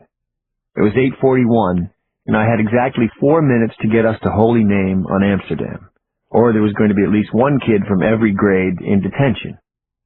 From the top of my building, you could probably roof my kid's school on 97th with a Spalding. But anyone who's familiar with morning rush hour in Manhattan will tell you that if you planned on going 2 blocks in 4 minutes, you were taking your chances. I knew I could have let them walk. Julia and Brian and the older kids had proved themselves more than capable of looking out for the pipsqueaks, but I wanted to spend as much time as possible with them right now. Wanted them to know they weren't on their own. That and the fact that recently I had a terrible need to have them with me at all times. In fact, the only thing that stopped me from writing out 10 bogus sick notes to share my day off with them was Holy Name's principal, Sister Sheila. My butt already had enough memories of the principal's bench to last it a lifetime. I got them to the school's corner on Amsterdam Avenue with seconds to spare. I hopped out and threw open the door of our family vehicle, a 12-passenger Ford Super Duty van I had bought at a police auction. Minivans were for 2.2 kid-toting suburban soccer moms. My NYC Bennett Nation required heavy troop transport. "Run!" I yelled as I pulled out children with both hands and deposited them on the sidewalk. Sean had just made it in as Sister Sheila was taking the hook off the oak door to shut and lock it. I could see the withered old nun scanning the street for me, her stern look cocked and ready to fire. My tires barked as I dropped the Super D's tranny into drive, punched the gas, and fled the scene. Chapter 16. I couldn't believe my nose when I finally got back to the apartment. It smelled like coffee. Good coffee. Strong coffee. And that other smell. I didn't want to jinx it, but I had a deep hunch that something was baking. Mary Catherine was just pulling out a tray of muffins when I entered the kitchen. Blueberry muffins. I like blueberry muffins the way Homer Simpson likes donuts. A young lady like her couldn't possibly have 6 muffins for breakfast, could she? Would she share one with me? And the kitchen, it was sparkling, every surface gleaming, every cereal bowl put away. Where was the clean sweep team? Mary Catherine? "Mr. Bennett," Mary Catherine said, blowing a wisp of blonde hair out of her face as she put the muffins on top of the stove. "Where is everyone? I thought I was Snow White entering the dwarf's cottage when I came down this morning. Lots of little beds, but no sign of anyone. The dwarves are at school, I said. Mary Catherine gave me a questioning look, similar to the one I'd just seen on Sister Sheila. What time do they leave? She asked. Around 8, I said, unable to take my eyes off the steaming muffins on the counter. Then I start at 7, Mr. Bennett, not 9. There's no sense in me coming all this way to help out if you won't let me. I apologize. And the name is Mike, remember? I said. Are those, for after breakfast? How do you like your eggs? She said. Mike. After breakfast, I thought. I thought they were breakfast. Maybe this au pair thing would work out. Over easy? I said. Bacon or sausage? She said. No maybe about it, I thought with a smile and a shake of my head. I was contemplating that win-win decision when I felt my cell phone vibrate. I looked at the caller ID, my boss. I closed my eyes and mentally willed his number off the screen. So much for my telepathic powers, I thought, feeling the phone jump in my hand like a freshly caught trout. I was sorry it wasn't a real fish. I would have thrown it back. Chapter 17. I shook my head again as I finally unfolded my phone and brought it up to my ear. Calls at home from my boss on my day off meant one sure thing I knew. An express delivery of ill tidings was about to land in my lap. Bennett, I said. Thank God, my boss Harry Grissom said. Harry is the lieutenant detective in charge of my unit, the Manhattan North Homicide Squad. Being able to say you're the go-to guy on the elite Manhattan North Homicide will get you a lot of respectful nods at most cop parties. Right then, though, I was more than willing to trade in every last one of them for a couple of fried eggs and a nice, fat blueberry muffin. You heard what just happened? My boss said. Where? What? I said, already thinking the worst. There must have been a distinct note of urgency in my voice because Mary Catherine turned from the sink. Post 9/11 for a lot of New Yorkers, New York cops, firemen, and EMTs especially, the next terror hit wasn't a question of if, but when. What the hell's happened? What's going on? I asked. Slow down, Mike, Harry said. No explosions, not yet at least. All I was told about 10 minutes ago at St. Patrick's Cathedral, shots were fired. First Lady Caroline's funeral was going on at the time, so it doesn't sound too good. What felt like a door breach hit me full in the stomach. Shots fired at a state funeral? Inside St. Patrick's? A short while ago, this morning? Terrorists? I said. From where? I don't think we know yet, my boss said. I do know that Manhattan South Borough Commander Will Matthews is on the scene and he wants you down there ASAP. In what capacity, I wondered. I had been on the NYPD's hostage negotiation team before making the switch to homicide. And wasn't I too fried already with my family crisis to take on a much larger one? When it rains cats, it pours kittens too, I thought. Story of my life. I hoped this was just a run-of-the-mill barricade incident. Or better yet, maybe the borough commander needed me for a simple, single murder. I could do barricades and murders. It was the weapons of mass destruction thing that made the hairs on the back of my neck stand up. Does he need me for negotiating? I asked my boss. Or was there a homicide at the cathedral? Help me out here, Harry. I was too busy getting screamed at to get a chance to ask, my boss said. I don't think it's because they ran out of altar boys, though. Just get your ass down there and find out everything you can. Then let me know what the hell's going on. On my way, I said, and hung up. I went into my bedroom and threw on jeans, a sweatshirt, and my NYPD windbreaker. The homicide one. I splashed cold water on my face and retrieved my service clock from the closet safe.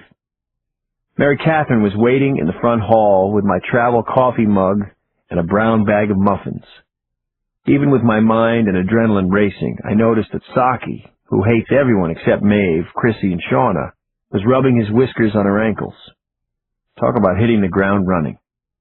I was struggling to come up with appropriate words of thanks and pertinent household running instructions when she just opened the front door and said, "Go, Mike."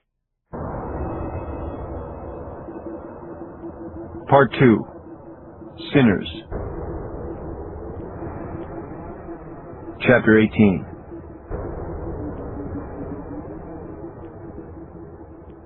A low whistle escaped through my teeth as I pulled my department-issued blue Impala up to the barricade thrown across Fifth Avenue at 52nd Street. I hadn't seen so many cops out in front of the landmark church since the St. Patrick's Day parade. Only instead of goofy tam-o'-shanters, shamrocks, and smiles, they were wearing black steel ballistic helmets, automatic weapons, and deadly serious frowns. I showed my shield to a sergeant by one of the blue and white sawhorses. She directed me to the Mobile Command Center, a long white bus parked across the street from the cathedral. The sergeant told me to park in front of the sanitation department dump trucks that blocked up 5th next to the 51st Street barricade. 2 barricades, I thought. Mobile Command Centers. This was no single homicide, for sure. This was a disaster in the making. As I got out of my car, a jackhammer throbbing sounded, and I looked up as a police helicopter swung out from behind Rockefeller Center and hovered low over the cathedral. Dust and coffee cups and newspaper pages spiraled up in the rotor wash. As a sniper, the helicopter's open door scanned the stained glass and stone spires over the barrel of a rifle. I took my eyes off the helicopter when I almost walked into a famous, controversial radio host who, for some reason, was holding court on the street in front of the inner barricade. "What in the hell did those friggin' priests do this time?" I heard him say as I passed. As I entered the staging area between the grills of the parked dump trucks, I stopped and stared in disbelief. A half-dozen emergency service unit cops were crossing the avenue with their heads down. They stopped and pressed their bulletproof backs against the side of the long black hearse parked at the curb. How could this be happening at Caroline Hopkins's funeral? Chapter 19. Though only 5'7", with his broken nose and violently frank way of looking at everybody, except maybe his mother, Borough Commander Will Matthews was about as pugnacious-looking an Irish cop as you could still find on the force. He looked like he'd just gone 14.5 bare-knuckle rounds when I found him standing on the sidewalk smack in front of the command center bus. "Bennett," he said, "glad you could join us. Here's the deal. The mayor, the former president, the cardinal, several movie, music, and sports stars, who else? Eugenia Humphrey and about 3,000 other VIPs are being held hostage inside by a dozen or more heavily armed, masked men. You follow me so far?" It was hard to register what Will Matthews had just said to me. The mayor and the former president alone would have been mind-boggling, but all the rest? The borough commander stared at me belligerently, waiting for me to pick my jaw up off the sidewalk before he continued his rant. "We don't know if the gunmen are terrorists. Preliminary reports from the law enforcement personnel who were just released from inside the church indicate that the lead hijacker, at least, is non-Arab. He spoke to the crowd, and I quote, 'sounds white,' unquote. These unidentified masked men took about 31 cops and 24 federal agents, including the former president's Secret Service detail, with non-lethal weapons, tear gas and rubber bullets and tasers. There's more. 20 minutes ago, they opened the 50th Street entrance doors and bum-rushed all the cops and the security personnel. There were a lot of broken noses and black eyes, but they could have gunned them down just as easy as let them go, so I guess we can be grateful for small mercies." I struggled to keep the shock and confusion off my face. It wasn't that easy. The security must have been incredible, and it was taken out? Using non-lethal weapons? "How can I help?" I asked. "Excellent first question. Ned Mason, our top negotiator, is on his way, but he has a place upstate in Orange County or some other ridiculous place. Newburgh, I think. I know you're not in hostage negotiation anymore, but I needed our best option in case these guys call before he gets here. Also, as I recall, you got a lot of media airtime under your belt, so I might need you to run interference with the locust swarm of press this thing is bringing. Steve Reno's got the tactical lead. You can consult with him when he comes down off that bird, okay? Sit tight. Think about what to say to the press." I was following orders, sitting tight, staring across at the huge, stately church, beginning to try to figure out what kind of person or persons would pull this, when I heard a terrible commotion by the 50th Street barricade. Something bad was happening, now. Instinctually, I went for my gun as a shirtless blonde man and a heavily made-up red-headed woman sprinted out from behind the barricade. What the hell? They made it across cleared-out Fifth Avenue and were running up the cathedral stairs when 3 ESU officers came out from behind the hearse and tackled them. The redhead's wig flew off, revealing a crew cut. The blonde kid was still smiling, and I saw that his drug-addled pupils were about as big as dinner plates. "One love! Transgender love!" the blonde yelled as the cops carried him and the kicking transvestite right past the press at 51st Street. I released a tense breath. Nothing to worry about. No suicide bombers. Just another performance of bizarre street theater courtesy of New York City. I saw Commander Will Matthews staring open-mouthed on the sidewalk beside me as I holstered my Glock. He took off his hat and rubbed at his stubbled head. "You wouldn't have a cigarette on you by any chance," he said. I shook my head. "Don't smoke," I said. "Neither do I," Will Matthews said, stepping away. "I thought I'd start." Chapter 20.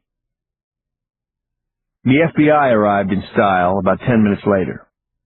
4 black-on-black Chevy Suburbans were let through the 49th Street barricade, and a fully armed tactical team poured out of the vehicles. Tall and gracefully quick, the black-uniformed commandos resembled a team of professional athletes.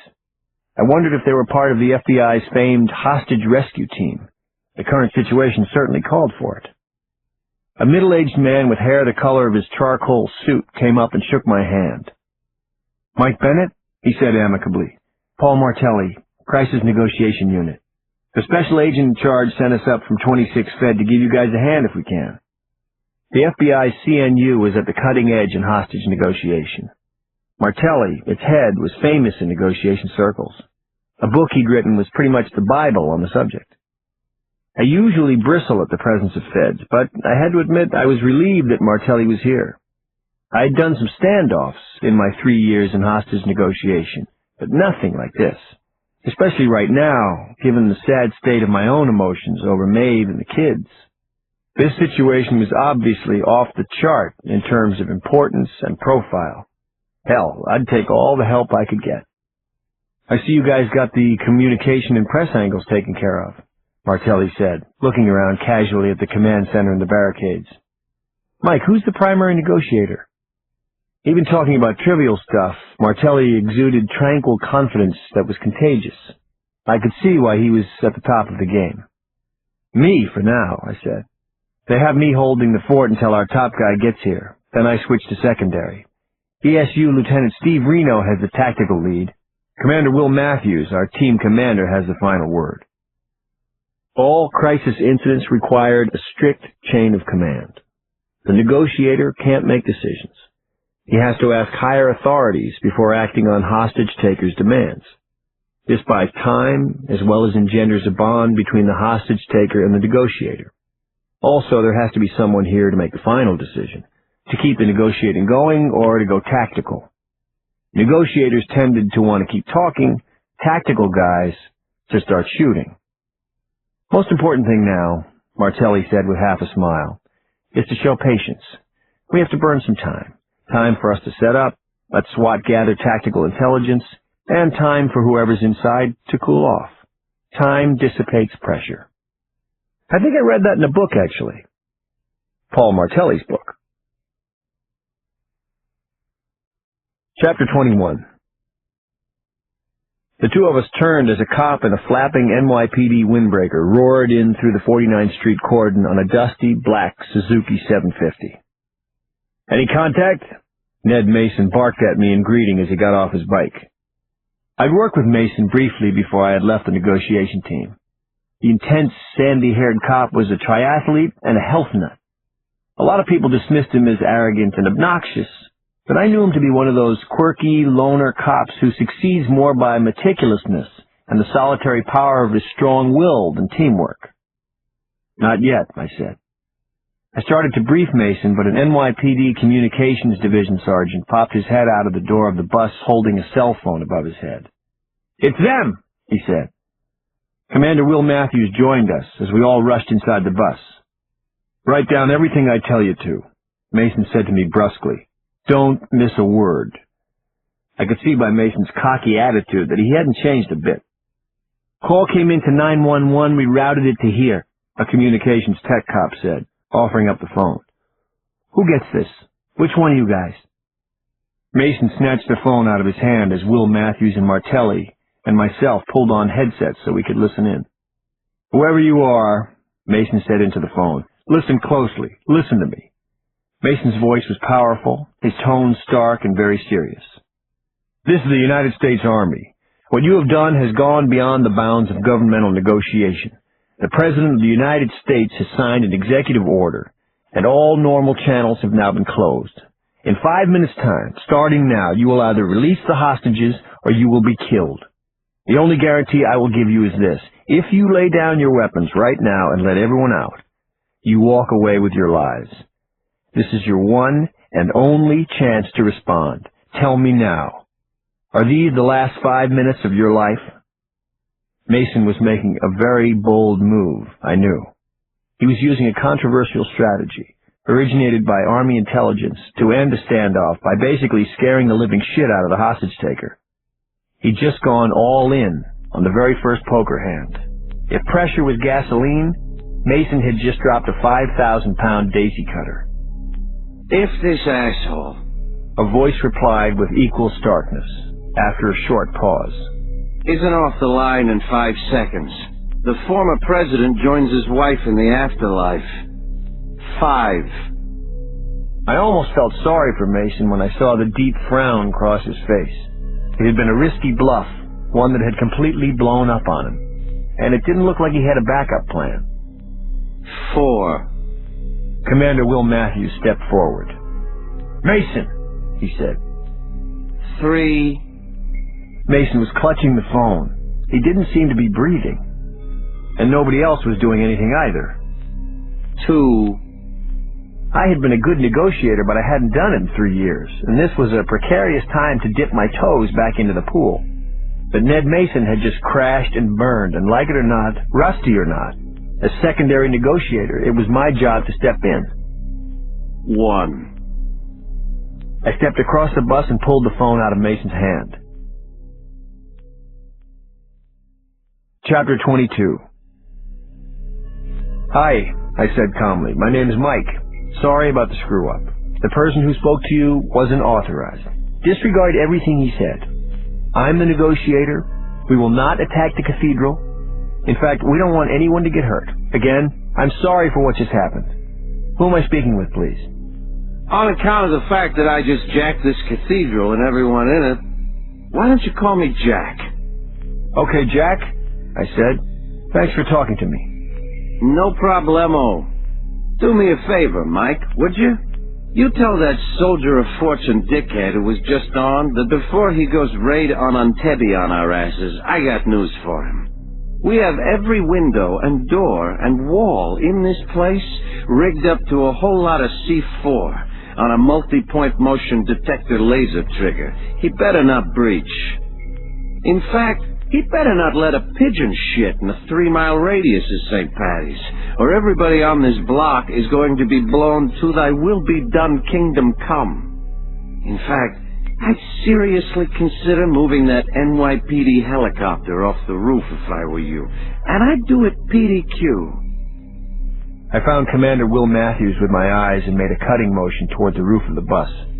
Will Matthews spoke to one of his cop entourage. A radio crackled, and a couple of seconds later the rotor thump of the helicopter began to fall away. "Okay, Jack, I got my boss to move the helicopter back. Now, is everybody okay in there? I know we have some older folks who might need medical attention. There were reports of some gunfire. Has anybody been shot?" Not yet. I ignored the provocative response for the time being. Once I bonded a little more, I would try to curtail the threats, get him to speak more reasonably, more calmly. "You guys need food or water or anything?" I asked. We're good for now. At this point, I just want to lay 2 things on you that you need to start wrapping your mind around. You're going to give us what we want, and we're going to get away with it. Say it, Mike. "We're going to give you what you want, and you're going to get away with this." I said without hesitation. Until we had more of an advantage, I needed to get him to accept me as quickly as possible, see me as someone who was willing to give him what he wanted anyway. Good boy. I know it's a little hard to compute. Sitting where you're sitting, Mike, a little hard to believe. So I just wanted to reach out and plant the seed there, because it's gonna happen. No matter how hard you try to resist, no matter how much you tough guys huff and puff, we're going to get away with this. My job is to make sure we all come out of this in one piece, including you, Jack. I want you to believe that. Ah, Mike, what a sweet thing to say.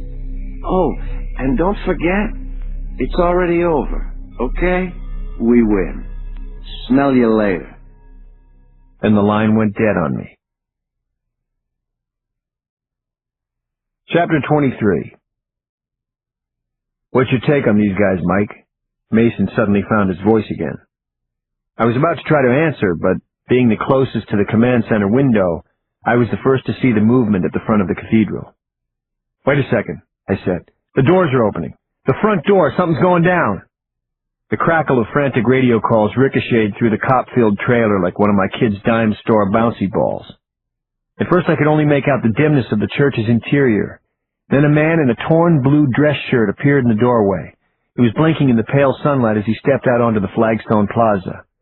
Who was this? What was happening? I have him, I heard one of the snipers call over the police band.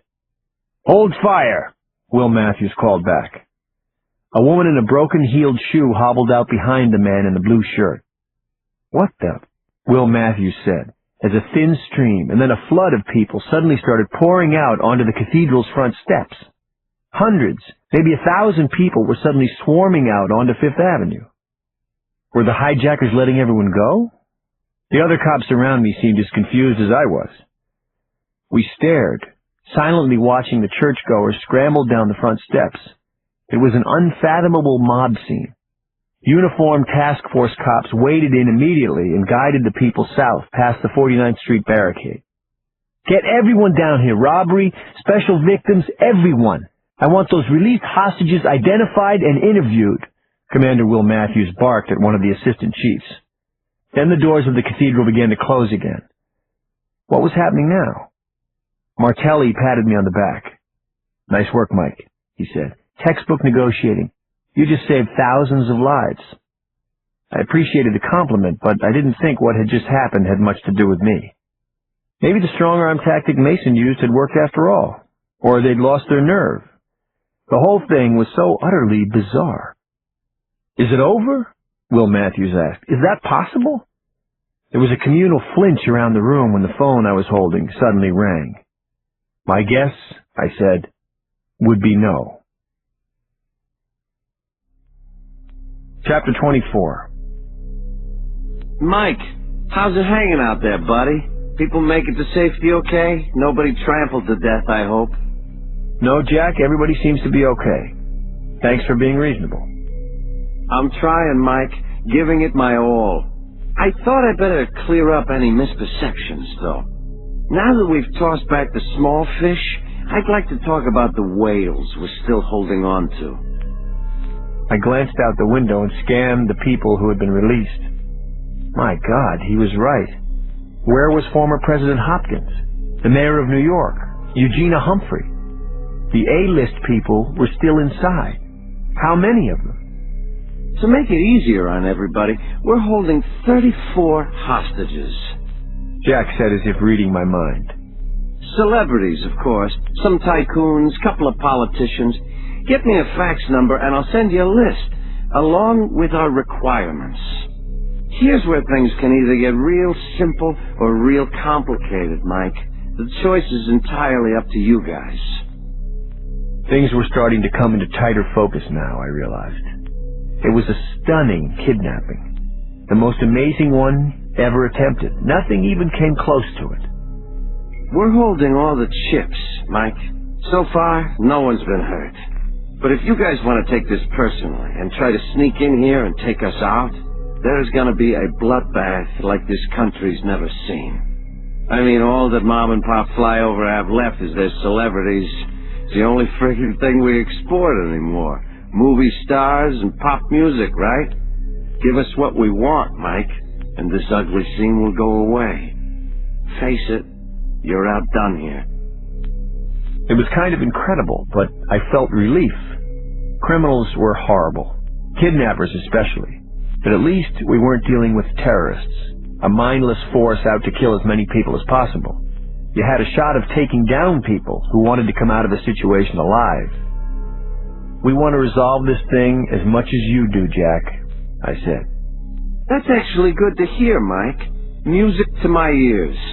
Because I'm giving you and these fat cats the opportunity to haul your asses out of trouble the good old-fashioned American way. I'm gonna let you buy your way out. Chapter 25. Jack disconnected the second after I gave him the fax number that was handed to me by the communications sergeant. Paul Martelli took off his headphones and crossed the room. He sat down next to me. You're doing good, Mike. Cool heads prevail. What's your take on this guy, Paul? I asked him.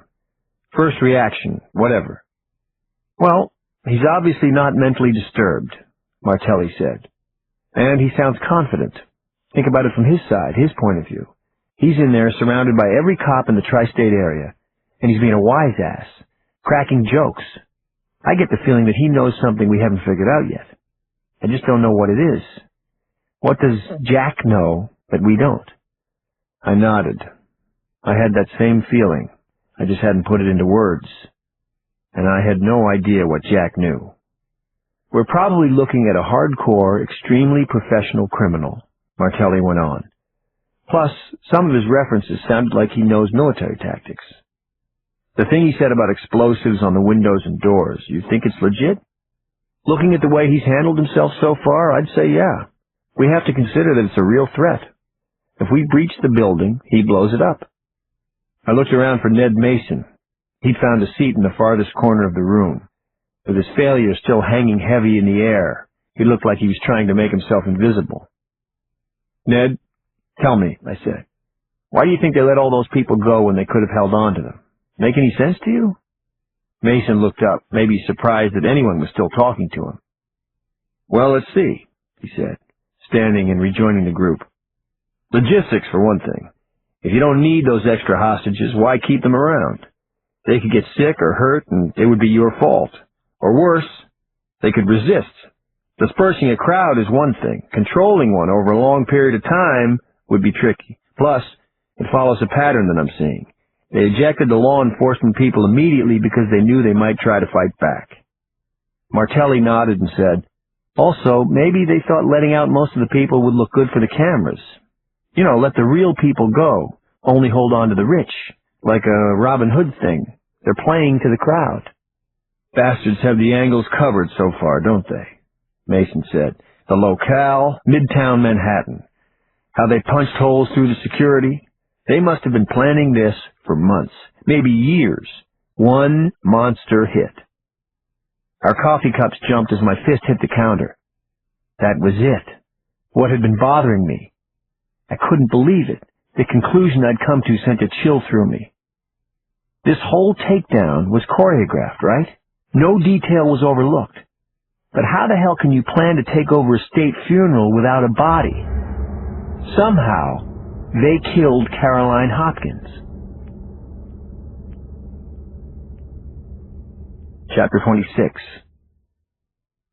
Gazing through the frosted crystalline web of a giant snowflake on the fourth-floor picture window of Saks Fifth Avenue, the neat man chuckled down at the street.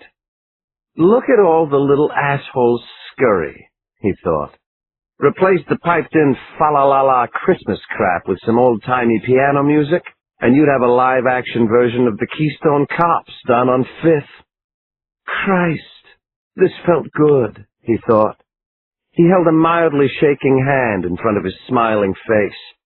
He wouldn't deny it anymore. He lived for this. He scrolled through his ready store of violent fantasies. His all-time favorite was the one where he was standing in the middle of Grand Central Station during rush hour. All of a sudden, he would remove something from his jacket, Sometimes it was a samurai sword, sometimes a chainsaw. In his favorite, it was a flamethrower. Talk about shock and awe. But the real thing was so much better than fantasy, he decided. Peering down at the authorities and crisis experts, trying to get up to speed in a hurry. Now he had real power over real people. The music suddenly stopped in the perfumed air of the department store. Now what? Due to a police emergency, Saks Fifth Avenue is closing.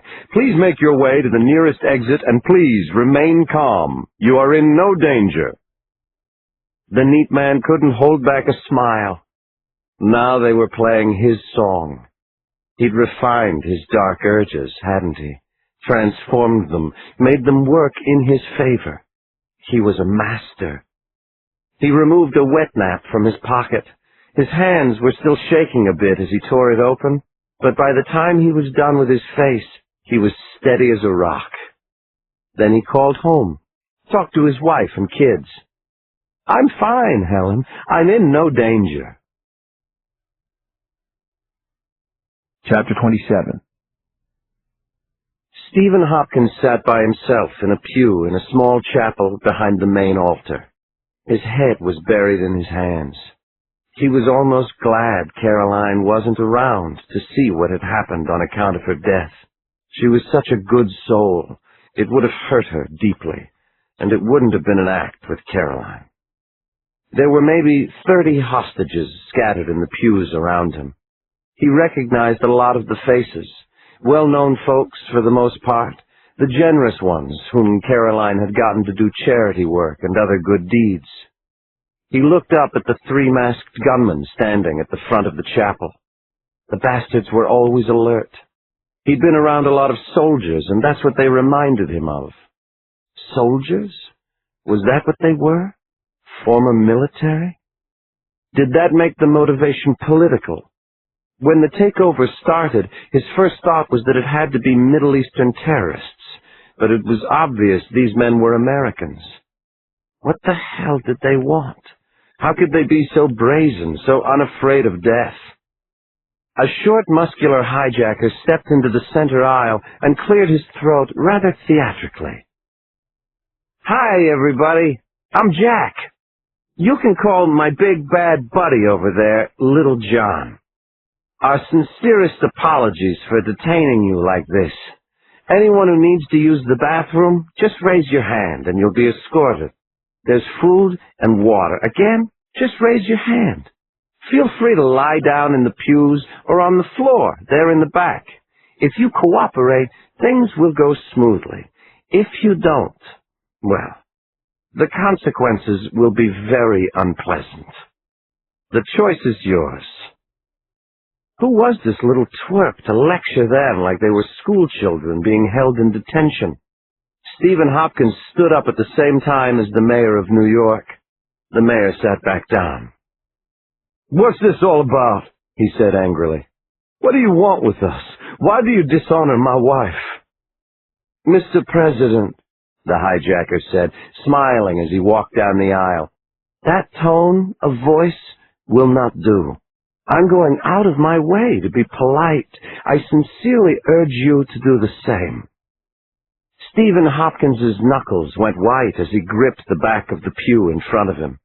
He wasn't used to being spoken to like this by anyone, not in a long, long time.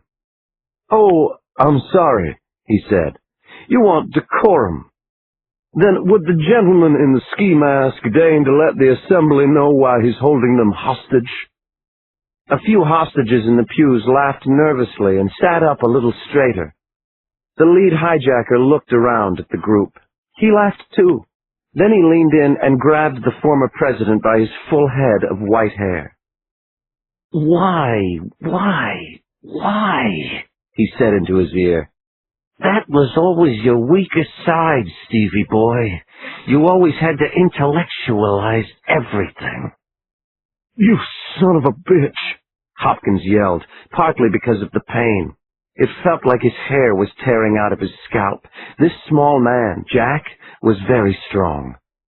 "Now you're calling my mother a bitch?" Jack said.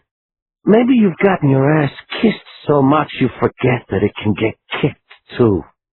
Disrespect me again, asshole, and I'll kick your guts out and make you eat 'em." Jack yanked the former president out into the aisle.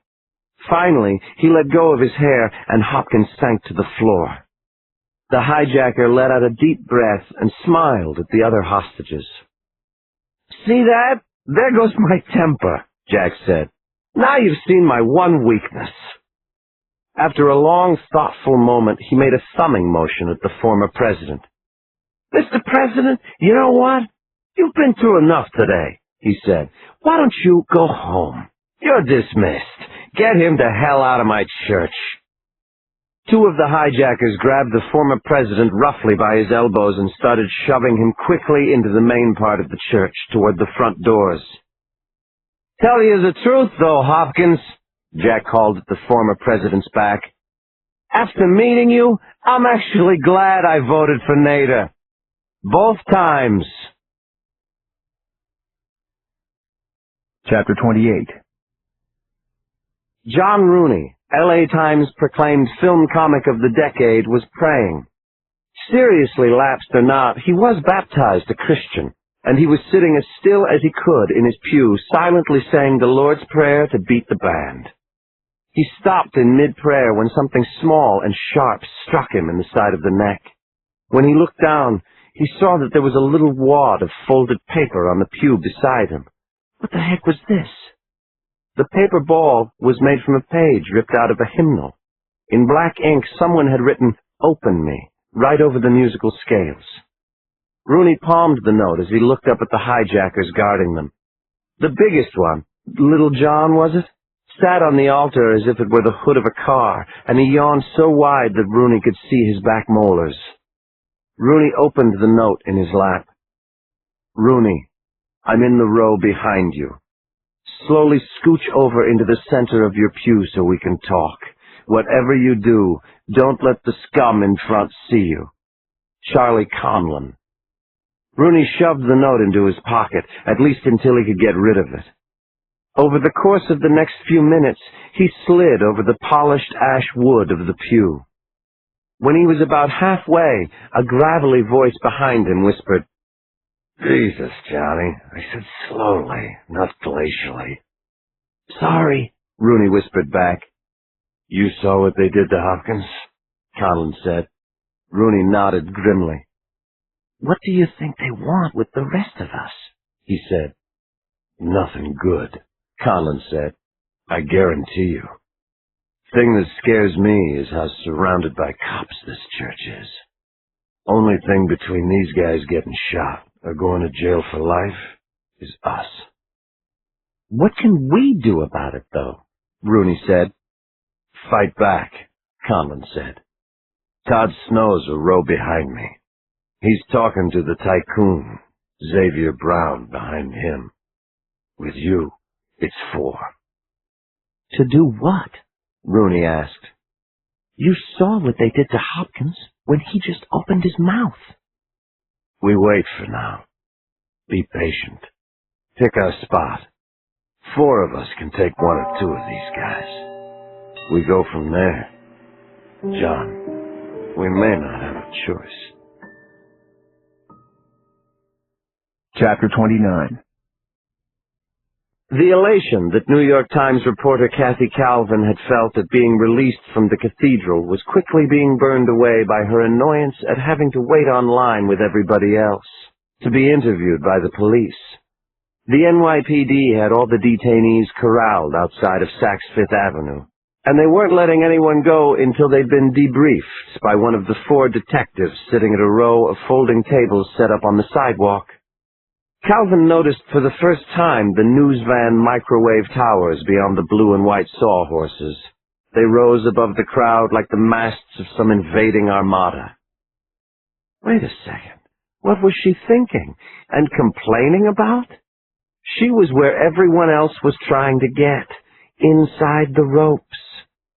Calvin quickly calculated the strategic advantage of her position. She'd been in the cathedral before, during, and after the takeover. She was an eyewitness to the siege, which would make it her exclusive.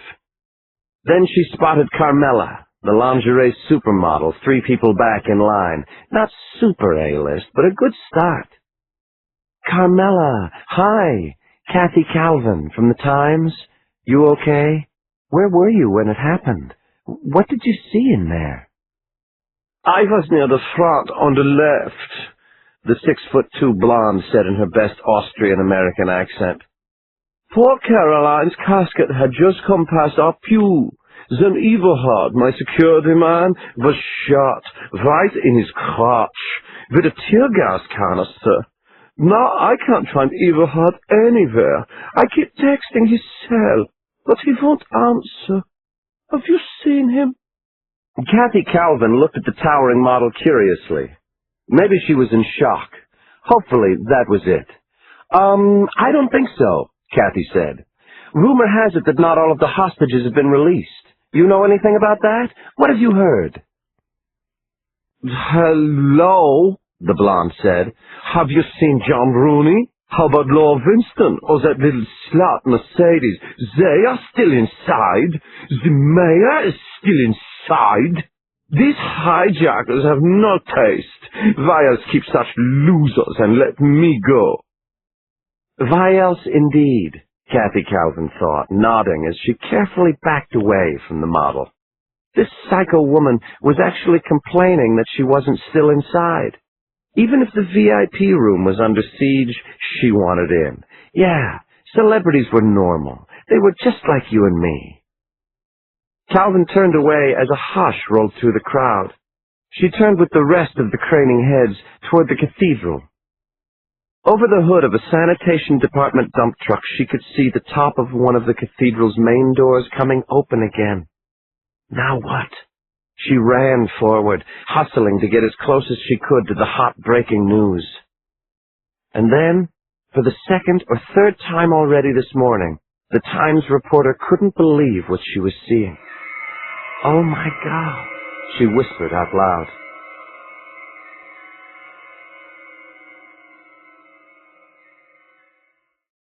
Chapter 30.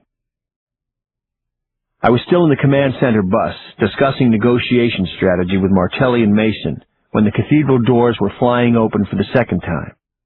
It felt like someone had dumped a tray of ice down the back of my shirt when I saw who it was coming out. Jesus, what were they up to now? A stunned-looking Stephen Hopkins came stumbling onto the flagstone plaza, and then the doors quickly closed behind him. They'd released Hopkins? But why? Another completely unexpected move from the hijackers, I thought, with a queasy feeling. It was great that they had released the former president, but the way in which they were doing things was all over the place, impossible to predict. Was that the idea? I doubted it.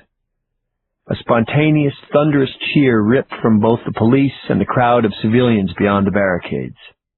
"Move in," I heard Commander Will Matthews say. "Take the president up. I repeat, move in and get him out of there, now!" The words were hardly out of the borough commander's mouth before half a dozen ESU cops nearly gang-tackled the former president and rushed him around the sanitation truck barricade at 50th Street. I stood just staring at the cathedral through the trailer window. The spooky Gothic arches, the pale granite walls, the dark stained glass, and now Stephen Hopkins released unharmed. How was I supposed to come up with a way to solve this thing? I thought of Maeve and my kids. I'm not usually one to make excuses, but didn't I have enough on my plate? I needed another crisis? Paul Martelli's hand found my shoulder. "You're doing the best with a horrible situation, Mike," he said as if reading my mind. "It's the losers inside who are responsible for this quagmire, not us. Don't forget that." "Hey, did you hear the one about the multi-agency manhunt for the rabbit in the forest?" Ned Mason said from the corner of the trailer. I looked up at him. "I guess it was joke time." "No," I said politely. "They sent the CIA in first, right?" Mason said. "CIA comes back, says, their operatives report there is no rabbit and no forest. Then they send in the friggin' blithering idiots, and all of a sudden the forest is on fire, and they report that the rabbit had pyrotechnic tendencies, and they saw him with a Zippo. Know what happened when they sent the NYPD into the trees?" "No, but I'm sure you'll tell me," I said with a weary attempt at a smile. Mason just kept talking. He was even scarier than I remembered him being. Two detectives go in and come back out 5 minutes later, pulling a handcuffed bear with a huge black eye who keeps saying, all right, I'm a rabbit." Martelli looked at Mason as I rolled my eyes. "That joke wasn't half bad," Martelli said. "It was all bad." Chapter 31. Eugenia Humphrey sat motionless and numb, staring at the flickering candles in front of the altar. She was trying to put the last hour into some kind of worthwhile perspective. The Los Angeles-based talk show host knew that in order to get through any horrifying ordeal, the first thing you needed to do was to calm your own emotions. The row of votive candles along the south wall of the chapel had caught her attention almost immediately. There was something reassuring, some comforting element in the way the tiny white flames burned behind the gold and red glass. "I can get through this," she thought to herself. An enormous number of rescuers had to be clustered outside the church right now. And the press. Something this high profile would be resolved for the simple reason that it had to be. Eugenia swallowed hard and let out a breath. Things would be resolved. When she'd first entered the cathedral for the funeral, she'd thought that its high stone and marble walls were too cold, too stark. But after a few moments of looking upon the votives and feeling the deep silence of this place, she realized it expressed the same spiritual warmness she remembered from the Baptist church her mother took her to every Sunday back in West Virginia. "My God," a woman whispered next to her. "My God, how will this horror end?" It was Laura Winston, the New York fashion magazine institution. Poor Laura was still trembling. Her gray-blue eyes bulged as if they were about to pop free of her surgically tightened face. Eugenia remembered an attempt to get the trendsetter on her show. She'd obtained Laura's personal number and had called Laura herself in order to discuss her idea, the most fashionable woman in the world's advice for a real-world budget. And she still remembered the high, cackling laugh that had erupted from her earpiece. "Oh, who put you up to this?" Winston had said. "It's Calvin, isn't it? Tell Calvin I'll do Eugenia when he goes to work at the Gap." What was worse was when 3 months later, Winston actually did appear on Daytime Talk in a segment called Haute Couture Meets Main Street, but it was with Oprah, Eugenia's biggest competitor. Poor woman was a puddle now, though, wasn't she? Eugenia thought with compassion. She'd been vicious, but that was then. Eugenia reached across the space of the pew that separated them. This was now. Her soft black hand found the fashionista's bony white one, and she squeezed gently until the woman looked into her eyes. Eugenia put her arm around the distraught woman as she started to hyperventilate. Now, we're in a church and in his hands," Eugenia said soothingly. She could hear the strength and faith in her own voice and was proud of herself. She really could get through this. They all could, somehow, some way. "Everything's going to be all right," she said. "You're fine, Laura. This too shall pass." "Yes, but will any of us still be alive?" Chapter 32. Laura Winston had dried most of her tears with a chic red silk scarf she'd removed from her jacket pocket, and was quietly thanking Eugenia for her kindness when there was a loud commotion up toward the altar. Somebody was standing up. From the tangle of blonde hair and black mini, Laura could tell that it was the haute trash pop singer Mercedes Freer. Marble rang as she clomped in her 6-inch stilettos toward the rear of the chapel. "Sit the hell down!" one of the hijackers yelled at her immediately, and very loudly. Could I fucking talk to someone, please? I need to talk to your boss, if you don't fucking mind, the diva said, her foul language echoing off the walls of the church. Just let me talk to somebody in charge. Laura and Eugenia craned their necks to watch the scene along with the rest of the hostages. What the hell was this crazy woman up to? The lead hijacker arrived on the scene a moment later. What is it? Jack said. Talk to me. I'm a fan, after all. How can I help? Mercedes plucked first one, then the other of her diamond earrings off and offered them to Jack. These are Cartier, she said in a loud whisper. I paid, whatever, $250,000 for them. Now, I'm supposed to be on Leno tonight, and he tapes at 6 L.A. time, and I'm already running late. You know what I'm saying? I'm not political or religious, nothing like that. My label arranged for me to sing Ave Maria and Jet. Please, take 'em. They're real, and they're yours. They're not enough? I'll get my manager on the phone. Say the word. Let's make a deal, sugar. Eugenia winced at the white girl's attempted inner-city speak. After booking her on the show a year ago, Eugenia remembered reading in her bio that she'd been born in white-bread New Canaan, Connecticut. Eugenia thought about all the elocution books she'd gotten out of the library to get the sound of poor out of her voice. What a sorry state this upside-down world had come to. The hijacker held up the earrings as if appraising them. Then he flicked them, one after the other, right into the girl's face. How about instead, he said slowly, you sit your slutty ass down. Mercedes' face darkened. Then she snapped her fingers in the hijacker's face. Slutty what? She said angrily. Who do you think you're talking to, shorty? The hijacker immediately pulled out a spray canister from his pocket. He grabbed the singer by the hair and emptied it into her face. Mercedes' face looked like it was blistering as she screamed through the pepper spray.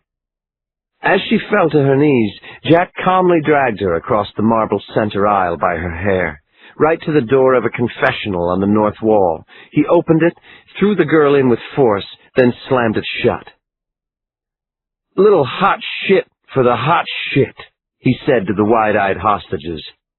Anybody else want to discuss their travel plans? Next, Jack tapped his foot in the silence. Guess not, he finally said. Well, listen up, kids. We need to start an individual interview process. So I'm going to have to go ahead and ask everyone to line up in front of the first door to the right at the back of the chapel. Now! Eugenia stood and turned meekly around along with the rest of the hostages. As she came out into the aisle, she could hear Mercedes whimpering inside the confessional. She almost felt sorry for the girl. But what good was it to antagonize these men? What did she think was going to happen? What was she thinking? She probably actually thought he would let her go, Eugenia decided. When was the last time a human being had said no to the spoiled brat music star?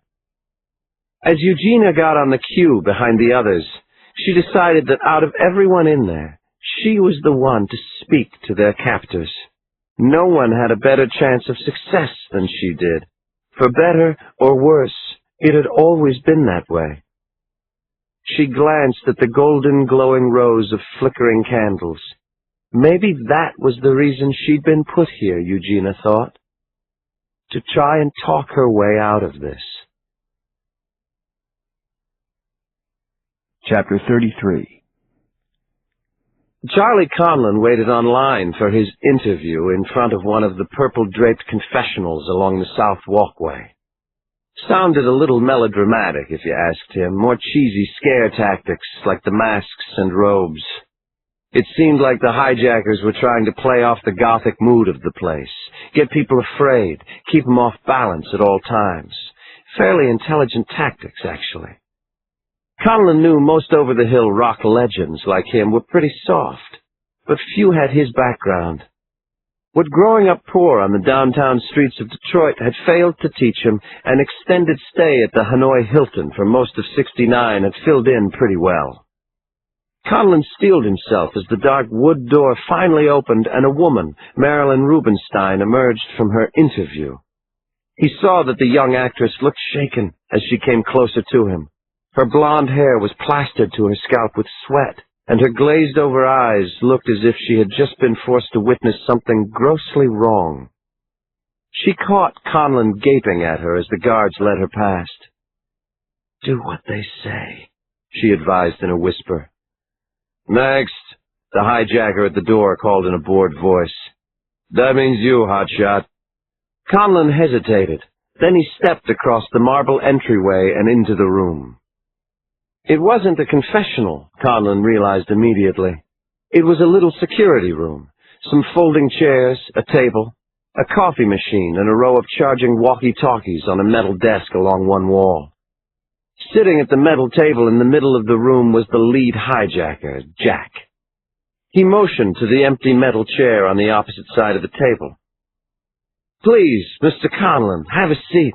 I'm a big fan, by the way." Conlon sat. "Thank you." On the table between them were two items: a pair of handcuffs in a clear plastic bag and a roll of duct tape. Conlon eyed the items, trying to keep the fear in his belly from rising. "Don't show him anything, Charlie. Everything close to the vest." Jack lifted a clipboard from his lap. His pen clicked. "Okay, Mr. Charlie Conlon," he said. "In order to facilitate things here, I'm going to have to ask you for the names and numbers of your financial people. Any kind of PIN or access codes that are needed to get to your funds, passwords, that sort of thing would be most helpful." Conlon forced himself to smile as he made eye contact with Jack. "So all this is about money," he said. The hijacker tapped the pen against the top of the clipboard and frowned. "I don't have time for idle chit-chat, Mr. Conlon," Jack said. "Are you going to cooperate or not? Last chance." Conlon decided he needed to push the envelope some, see exactly what they were dealing with here. "Let me think about that for a second," he said, rubbing his chin with his fingertips. Fuck no." Jack slowly took the cuffs out of the plastic bag, and then he stood. He walked behind Conlon and quickly, expertly, cuffed his wrists behind his back. Conlon clenched his jaw as he waited for the first blow to come. He'd had teeth pulled out with pliers. He hoped the little Napoleonic bastard had brought his lunch. But the first blow didn't come. Instead, there was a quick rustle, and the plastic bag was plopped over Conlon's head. Tape shrieked, and then a noose-like pressure encased Charlie Conlon's neck, closing the bag with an airtight seal. Sweat immediately started flooding out of his pores. The plastic clung to his skin like grease, rattled in his mouth and nostrils as he took a panicked breath. "Little hot in there, isn't it, hard-ass?" Jack said through the membrane of plastic near Conlon's ear. Conlon gagged. His throat was burning up. "Oh, God. Christ, no, not like this." Jack sat down, yawned, and crossed his legs as Conlon convulsed. After an eternity, Jack checked his watch. "You want to sign up for my cash for oxygen program?" he asked. "Up to you." Plastic crackled in Conlon's ears as he nodded vigorously. Jack reached across the table and air, sweet air, rushed in around his gloved finger as he poked a small hole in the bag. "I thought the Beatles were an influence of yours, Charlie," Jack said, smiling as he drummed his fingers on the table. "Come on, don't you remember? The best things in life are free." Conlon gasped and wheezed with his head down against the table. The clipboard was slid beside his chin. A pen landed on top of it. Two thoughts pounded through Conlon's brain with the returning oxygen as he lifted the pen. The first was a prayer, the second a curse. "My God, we're completely fucked." Chapter 34. I'd just gotten off the phone with Maeve, and I was thinking I needed to hear her voice even more than she needed to hear from me. Just then Steve Reno sauntered into the command trailer carrying a cardboard box of sandwiches and coffee. He gave me one of the coffees along with a handshake. I remembered Steve from several standoffs. Like most of the top cops in the NYPD, the tall, long-haired, muscular tactical officer was kind of an anomaly. No one was more patient and compassionate on the outside of a barricaded door, and no one was quicker when it had to be kicked in. Steve Reno was definitely a mystery man. 3 wives so far, 5 kids, lived in Soho but drove a pickup truck with a Semper Fi sticker on the rear window. Behind him were 2 FBI commandos in black SWAT fatigues. The shorter of the 2 could have been a plumber or a shop teacher, except for the bright green eyes that scanned the trailer and me with the efficient sweep of a copying machine light bar. "Mike, this is Dave Oakley from HRT, Steve told me. "The greatest tactical team supervisor alive." "Let's just keep it that way, huh, Steve? No mess-ups today," the commando said with a gruff, humorless laugh as I shook his calloused hand. "What's the story with our new best friends inside?" I filled him in as best I could. The only change in the commando's expression was a compression of his lips when I mentioned the explosives. He nodded quietly when I was done. "We got our work cut out for us today," Reno finally said. "We already spoke to Secret Service. President Hopkins told them the remaining hostages are being held in the Lady Chapel at the far rear of the church. He said that in addition to being extremely calm, the kidnappers aren't taking an iota of shit from any of the captives. They seem trained, well-disciplined. They're not terrorists. They're American, apparently. New one to me." "New one to all of us," I said, as the door opened again behind Reno. Another baseball hat-wearing ESU cop came in with an elderly man in a tweed cap. The old man was carrying a large cardboard cylinder. What the hell was this all about? "I'm Mike Nardi, the cathedral's caretaker," he said, popping open the cylinder's lid. "The rectory told me to bring these here." I helped him unroll the blueprints. The paper was old, yellowed at the edges, but the detailing of the cathedral was extensive. I used a couple of chattering radios to hold it open as Reno, Oakley, and Commander Will Matthews leaned over to look. The overhead view of St. Patrick's Cathedral looked like a cross. The main Fifth Avenue entrance was at the bottom of the long piece, and the 50th and 51st Street entryways at the sides of the shorter one. The Lady Chapel, like a small extension at the top of the long part of the cross, had no way in or out. "I got snipers in Saks on 49th and in 625th behind us," said Oakley. "I'll have to get one on Madison at the rear to watch the Lady Chapel. Too bad these damn stained glass windows are about as clear as a brick wall. Mr. Nardi, it's hard to tell from these schematics. Is there a clear line of sight from the rose window here in the front to the Lady Chapel in the rear?" "In part," the serious old man said, with a curious squint of his face. "Though there are columns along the back of the altar and a 57-foot baldachin, that's a bronze gazebo-type structure over the altar. The cathedral's a block long. What's that, 500 feet? Oakley said to his second-in-command. "We do our reconnaissance. Fiber optic camera through one of those windows, maybe.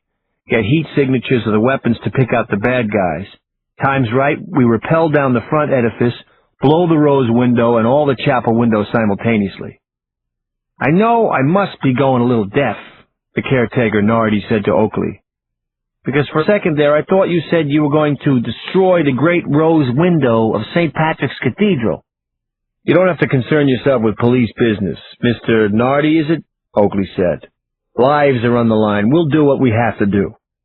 "That rose window is 150 years old, sir," the caretaker said, folding his stick-thin arms.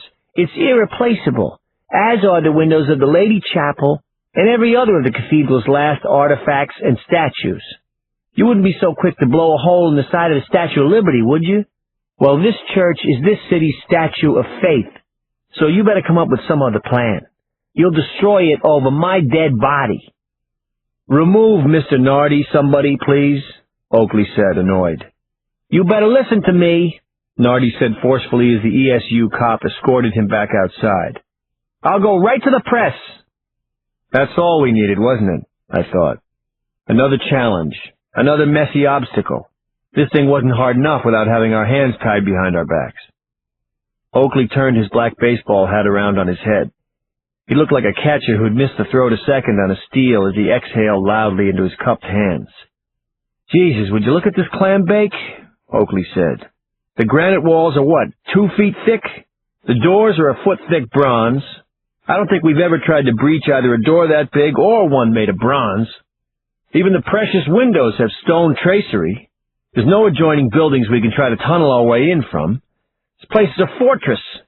St. Pat's is probably the best place in this city to hold off an army, and we have to infiltrate it without blowing it up or leaving a scratch. Would somebody please remind me why I took this job?"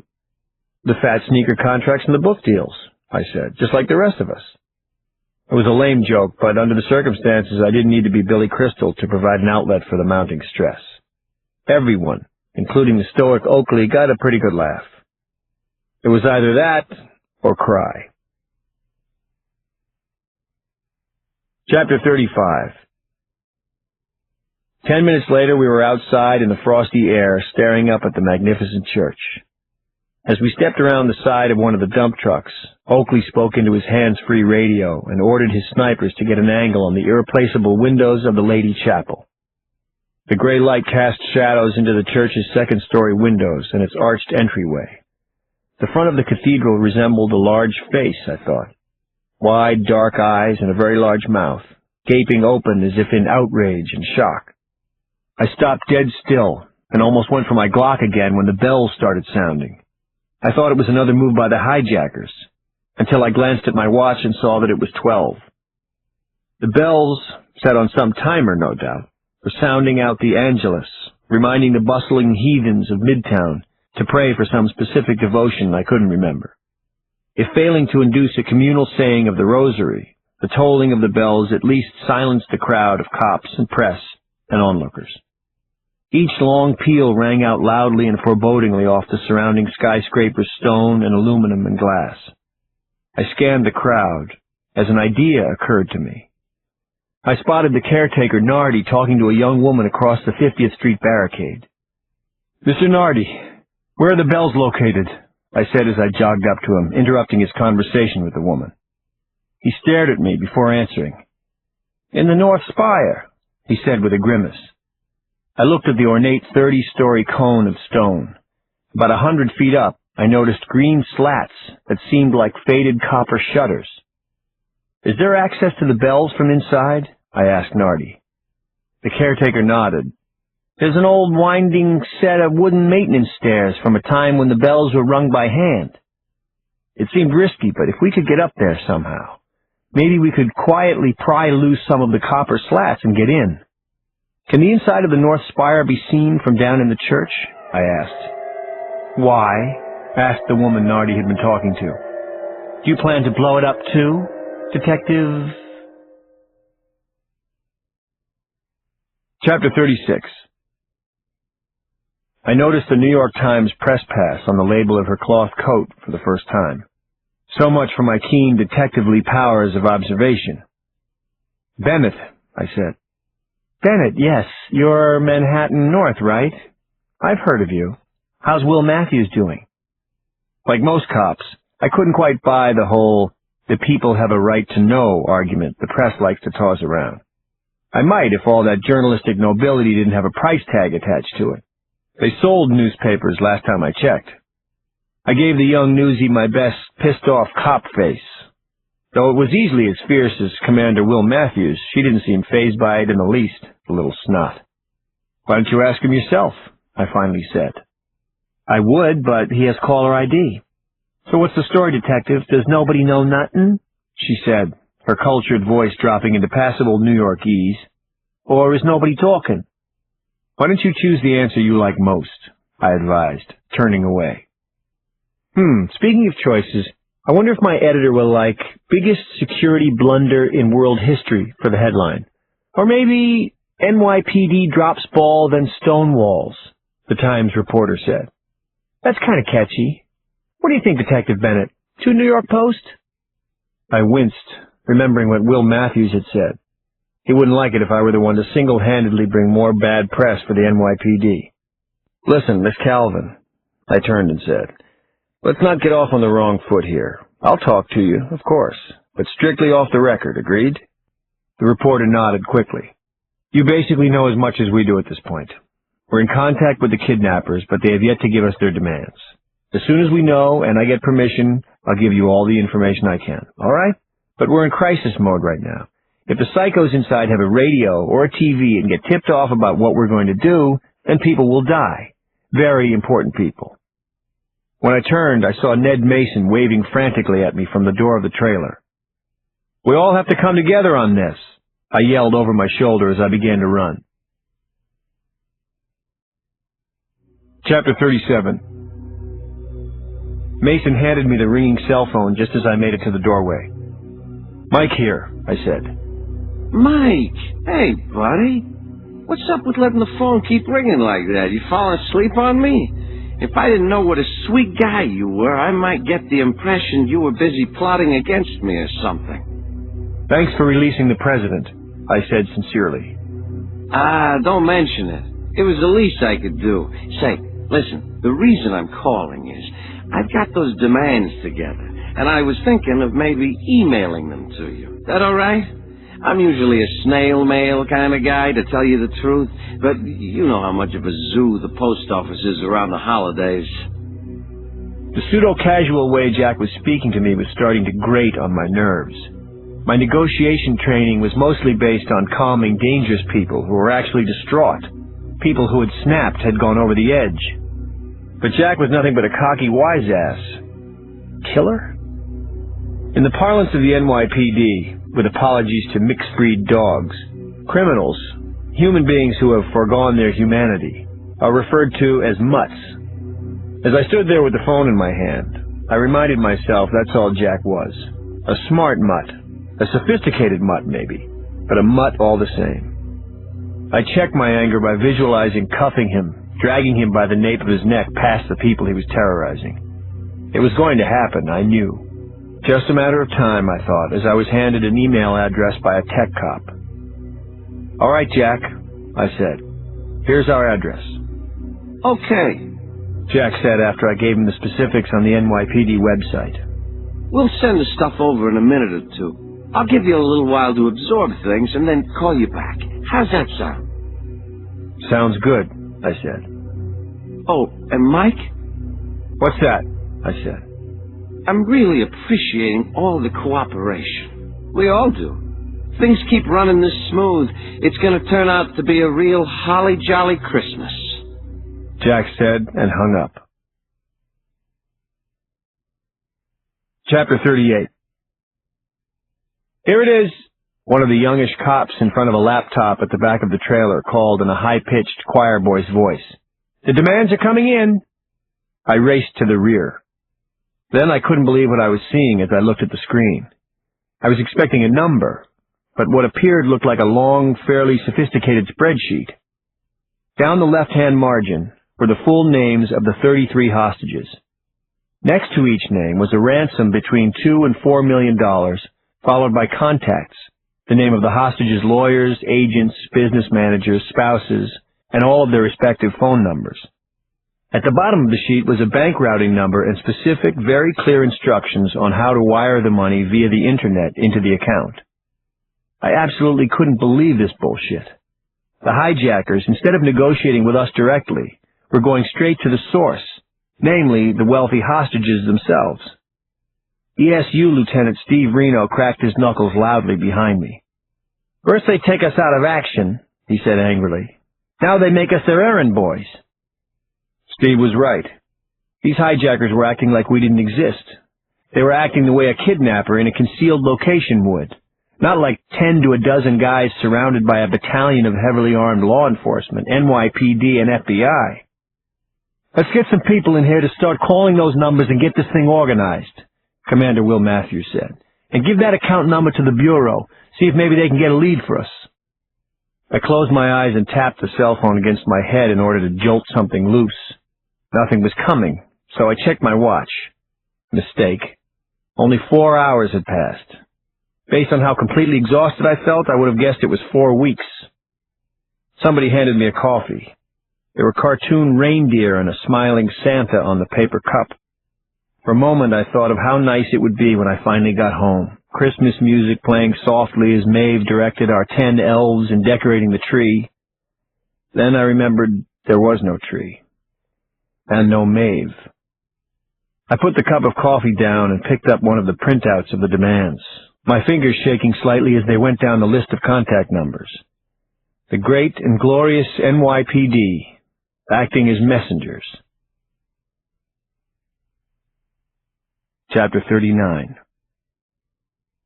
John Rooney lifted his chin off his hands when something hard poked into his ribs. He glanced over and saw Little John holding out his billy club. "Hey, prima donna," he said, "I'm getting bored. Time for you to get up on that altar and give us a little holiday entertainment. What do you say, guy?" "I'm really not in the mood," Rooney said, dropping his head back down. Rooney's teeth clicked together loudly when Little John gave him a love tap on the chin with the end of the club. "Here's your motivation," Little John said. "Get up there and make me laugh like a hyena, or I'll shatter your Oscar-nominated skull open." My God, Rooney thought as he arrived up on the altar and stared out at the other hostages. Some of them were still crying. Just about every face was filled with wide-eyed terror. Talk about a hard crowd to work. Plus, he hadn't done stand-up since he'd broke into film 8 years ago.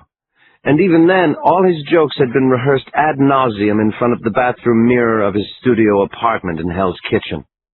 Little John, sitting in the back row, made a come-on gesture with his baton. What the hell could be funny about any of this? But what choice did he have? "Hey, everybody," Rooney tried. "Thanks for coming this morning. Here's Johnny." He heard somebody, a woman, give a real laugh. Who was that? It was Eugenia Humphrey. Good for her. Then Rooney felt something in him flick like a circuit breaker. "Eugenia! Hey, how you doing, honey child?" he said, mimicking the opening tagline from her morning show. She really started cracking up now, along with a few more people. Charlie Conlon was grinning broadly. Rooney faked checking his watch. "Talk about a long frickin' mass," he said. There were more laughs. "You know what I really hate?" Rooney said, stalking back and forth now in front of the altar. "Don't you just hate it when you go to a friend's funeral and you get kidnapped?" Rooney chuckled along with the cackles, maximizing the pause for effect. He was rolling pretty good now. He could feel it all through his nervous system. I mean, there you are, all dressed up, a little sad about the person gone, but a little happy that it's not you. Then, wham! Wouldn't you know it? The monks at the altar whip out sawed-off shotguns and grenades. Almost everybody was laughing now. Even a few of the hijackers in the back were cracking up. The laughter rolled like a wave off the stone walls. Rooney started doing a Gregorian chant and then imitated whipping out a gun. He made a terrified face and ran and hid behind the altar. "Here, take my diamond earrings so I can jet," he said, imitating Mercedes Freer to a T. Then he rolled around on the marble floor, holding his face and whining like a hurt chihuahua. When he glanced at the crowd, he could see smiles everywhere. At least his routine was relaxing everyone a little. At the back of the chapel, he spotted Little John doubled over, holding his sides. "Keep laughing, asshole," Rooney thought, getting up off his knees. "I got 1,000,000 of them. Wait till you hear the one about the kidnapper getting the electric chair." Chapter 40. From the back of the chapel, former rock and roller Charlie Conlon pretended to laugh at John Rooney's shtick as he studied the hijackers one by one. There were 6 of the jackals along the rear rail of the chapel. The big one, Little John, was there, but the leader, Jack, along with another 5 or 6 others, seemed to be away somewhere else in the church. As the rest of the hostages continued to laugh at Rooney, Conlon did his best to recall some of his army training. He counted the grenades on the kidnappers' chests, eyed the guns they carried, the batons, the bulge at the waist of their robes where bulletproof vests seemed to end. He slid a couple of feet to the left in his pew, nothing too obvious, nothing to draw any attention. "Todd," he whispered. "What's up?" the New York Giants football star murmured near his ear. "Is Brown with us?" The real estate tycoon was a big man in his 50s who looked to be in pretty good shape. "He's psyched," the athlete said. "He talked to Rubenstein. Rubenstein's going to try to get the mayor on board." Conlon was glad the quarterback was with them. Out of all of them, the 6'4", 230-pound athlete had the best shot at physically overpowering one of the hijackers. "That's progress," Conlon said to Snow out of the corner of his mouth. "With Rooney, that makes at least 5 of us. The more, the better our chances." "What's our move?" the quarterback asked. "This is between me and you for now. You know how they frisked us? Took away our cell phones and wallets," Conlon said. He paused as Rooney told another joke. "They missed the .22 in my boot," Conlon whispered. There. He'd said it, he thought. He didn't have a gun, but survival meant keeping up people's spirits, keeping them hopeful and motivated to act when the time was right. Conlon glanced up at the altar when he heard more applause. Rooney was taking a bow now. The show was over. "We've got a shot," the quarterback said through the clapping. "Say the word. We go. We roll." Chapter 41. The neat man winced as he probed a gloved hand behind the payphone in the kiosk on the northwest corner of 51st and Madison. The sour reek of stale urine rising from the phone's pedestal teared his eyes as he groped around blindly. Where the hell was the device? Of all the places to set up a rendezvous, he thought as his fingers finally, mercifully, found the plastic-coated wire behind the steel box. Yet another bullet point in their plan, he noted as he clipped a phone company dial set across the pair of hidden colored wires. 3 weeks before, his boys had actually snaked a pair of phone lines through a street duct in the rectory basement into the corner phone company manhole, and from the manhole up the payphone duct here to the street. Anticipating that all cell phone and landline transmissions in and out of the church would be monitored, they had created their own undocumented line. The neat man checked his watch as he lifted the dial set to his ear. At exactly 6 p.m., there was a crackle as one of the hijackers inside St. Patrick's attached a simple 9-volt battery to the opposite end of the line, powering it. Instead of going high-tech, they had outwitted the dopes by going low-tech. He had every angle covered, right through to the dramatic climax, and escape, which he had to admit, was a real doozy. The neat man whistled softly, "O Come All Ye Faithful," a holiday favorite of his. "You there, Jack?" "Where else would I be? How's it looking from your end?" "When you set out that first wave," the neat man said with a smile, "they didn't know whether to shit or go blind. Ditto with Hopkins. They're still shaking their heads in disbelief." "That's what I like to hear," Jack said. "How'd the interviews go with all our rich friends?" "Real informative," Jack said. "Question now is, will law enforcement stay stunned and stumped for the amount of time we need to get this done?" "From what I've seen so far," the neat man said with a laugh, "they'll be scratching their heads till next Christmas." "Pardon me for not chuckling along with you there, buddy," Jack said coldly. "For some reason, things don't seem so funny on the side of the wall everyone's pointing guns at." "We all have our part to play, Jack," the neat man said. His partner in crime, Jack, was a born worrier, not his most attractive quality. "Yeah, well, if I was you, I'd make extra sure I didn't screw up my lines," Jack said with menace before disconnecting their private line. Chapter 42. The next time I glanced up from the notes I was making on the negotiation with Jack, the command center's small window to the outside had somehow become dark. The time had flown. Paul Martelli was busy talking on the phone beside me. Ned Mason was on the phone, too. A dozen or more other cops were working laptops, including Steve Reno. I stood up and palmed the low ceiling as I stretched pretty close to my full 6'2". The demands had been sent to the FBI's New York headquarters downtown at 26 Federal Plaza. The Bureau's white-collar crime squad was crunching the numbers. The grand total of the ransom was nearly $80 million. It was a massive sum for one person to pay, but if you broke it down to $2.5 million or so for each hostage, it wasn't that outrageous. In fact, it was incredible how willing to pay these people seemed to be. Celebrity spouses and family members were giving me the numbers of their financial people almost before I had a chance to explain who I was. More than one Hollywood talent agency I spoke to didn't hesitate to put up the firm's money for their lucrative clients. 3 investment banks were working overtime organizing all the wire transfers. One Beverly Hills lawyer actually asked for the hijacker's number to see if he could negotiate directly. Jack, Marv Bagelman from California wants to talk with you. It irked me, but I had to agree with what Jack had said before giving the demands. The fat cats were more than willing to buy their way out of trouble. As I stepped outside the bus for some much-needed air, the first thing that hit me was the buzzsaw chattering of diesel generators.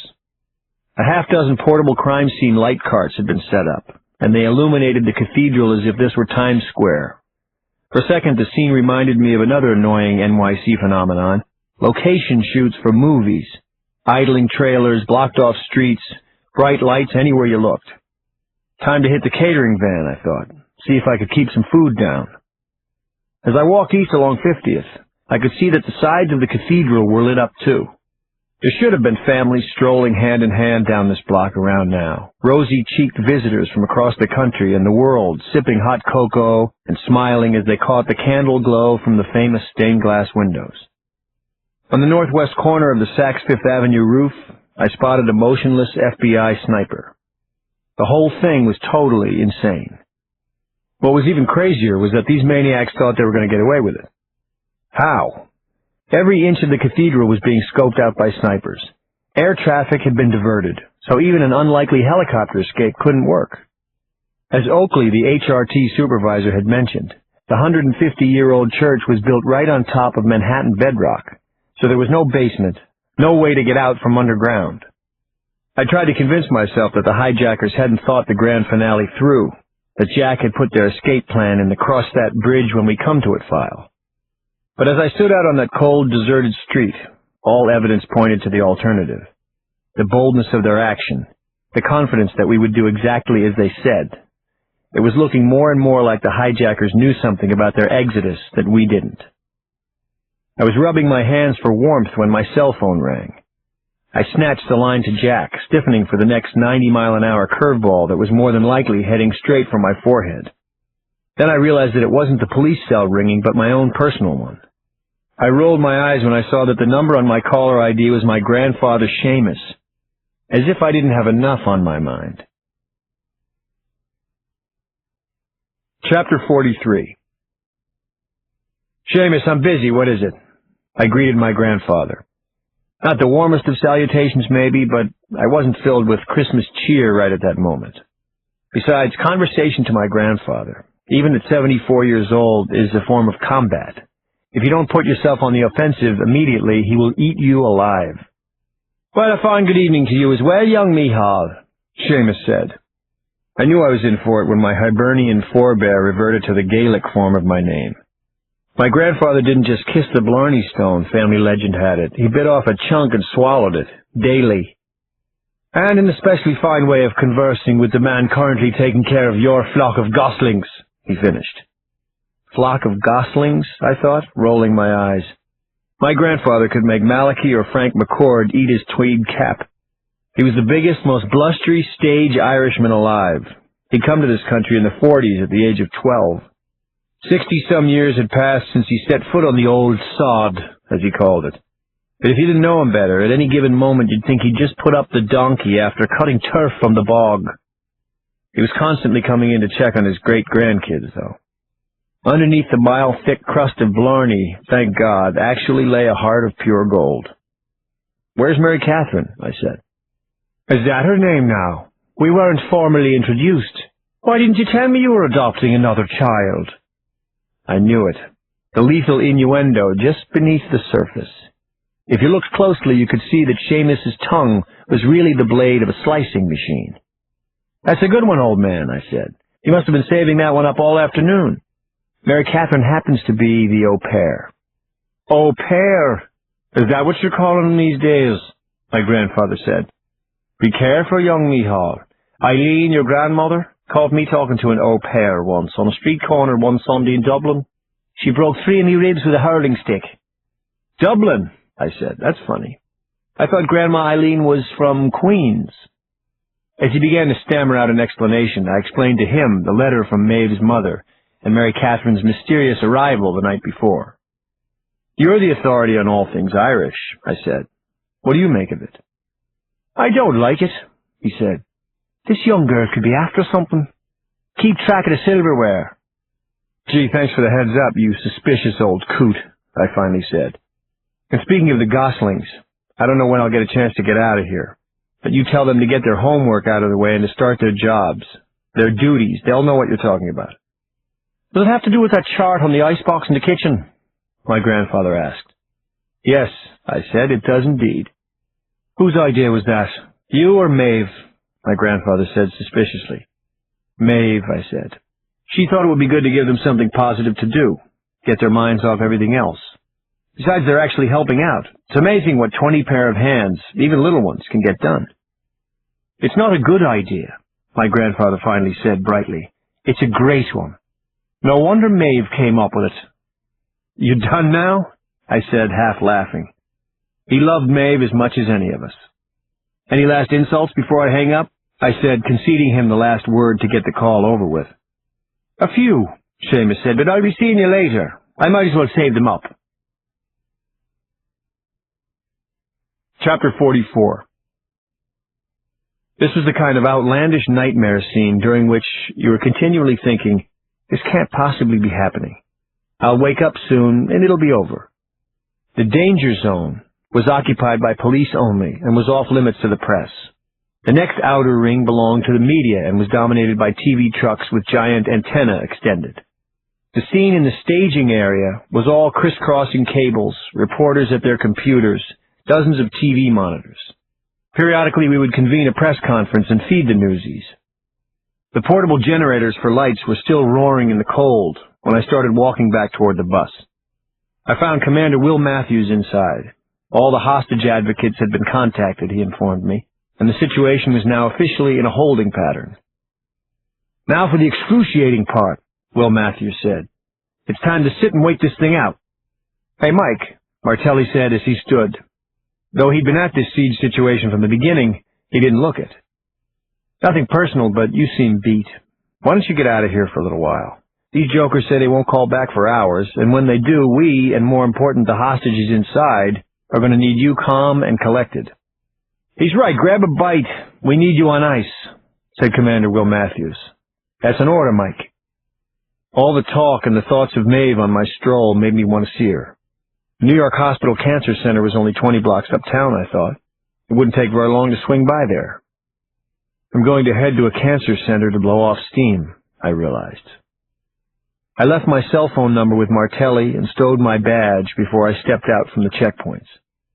Countless reporters, producers, correspondents, and technicians were camped out around both sides of blocked-off Fifth Avenue with the giddy camaraderie of deadheads with tickets to Jerry Garcia's Back from the Grave concert.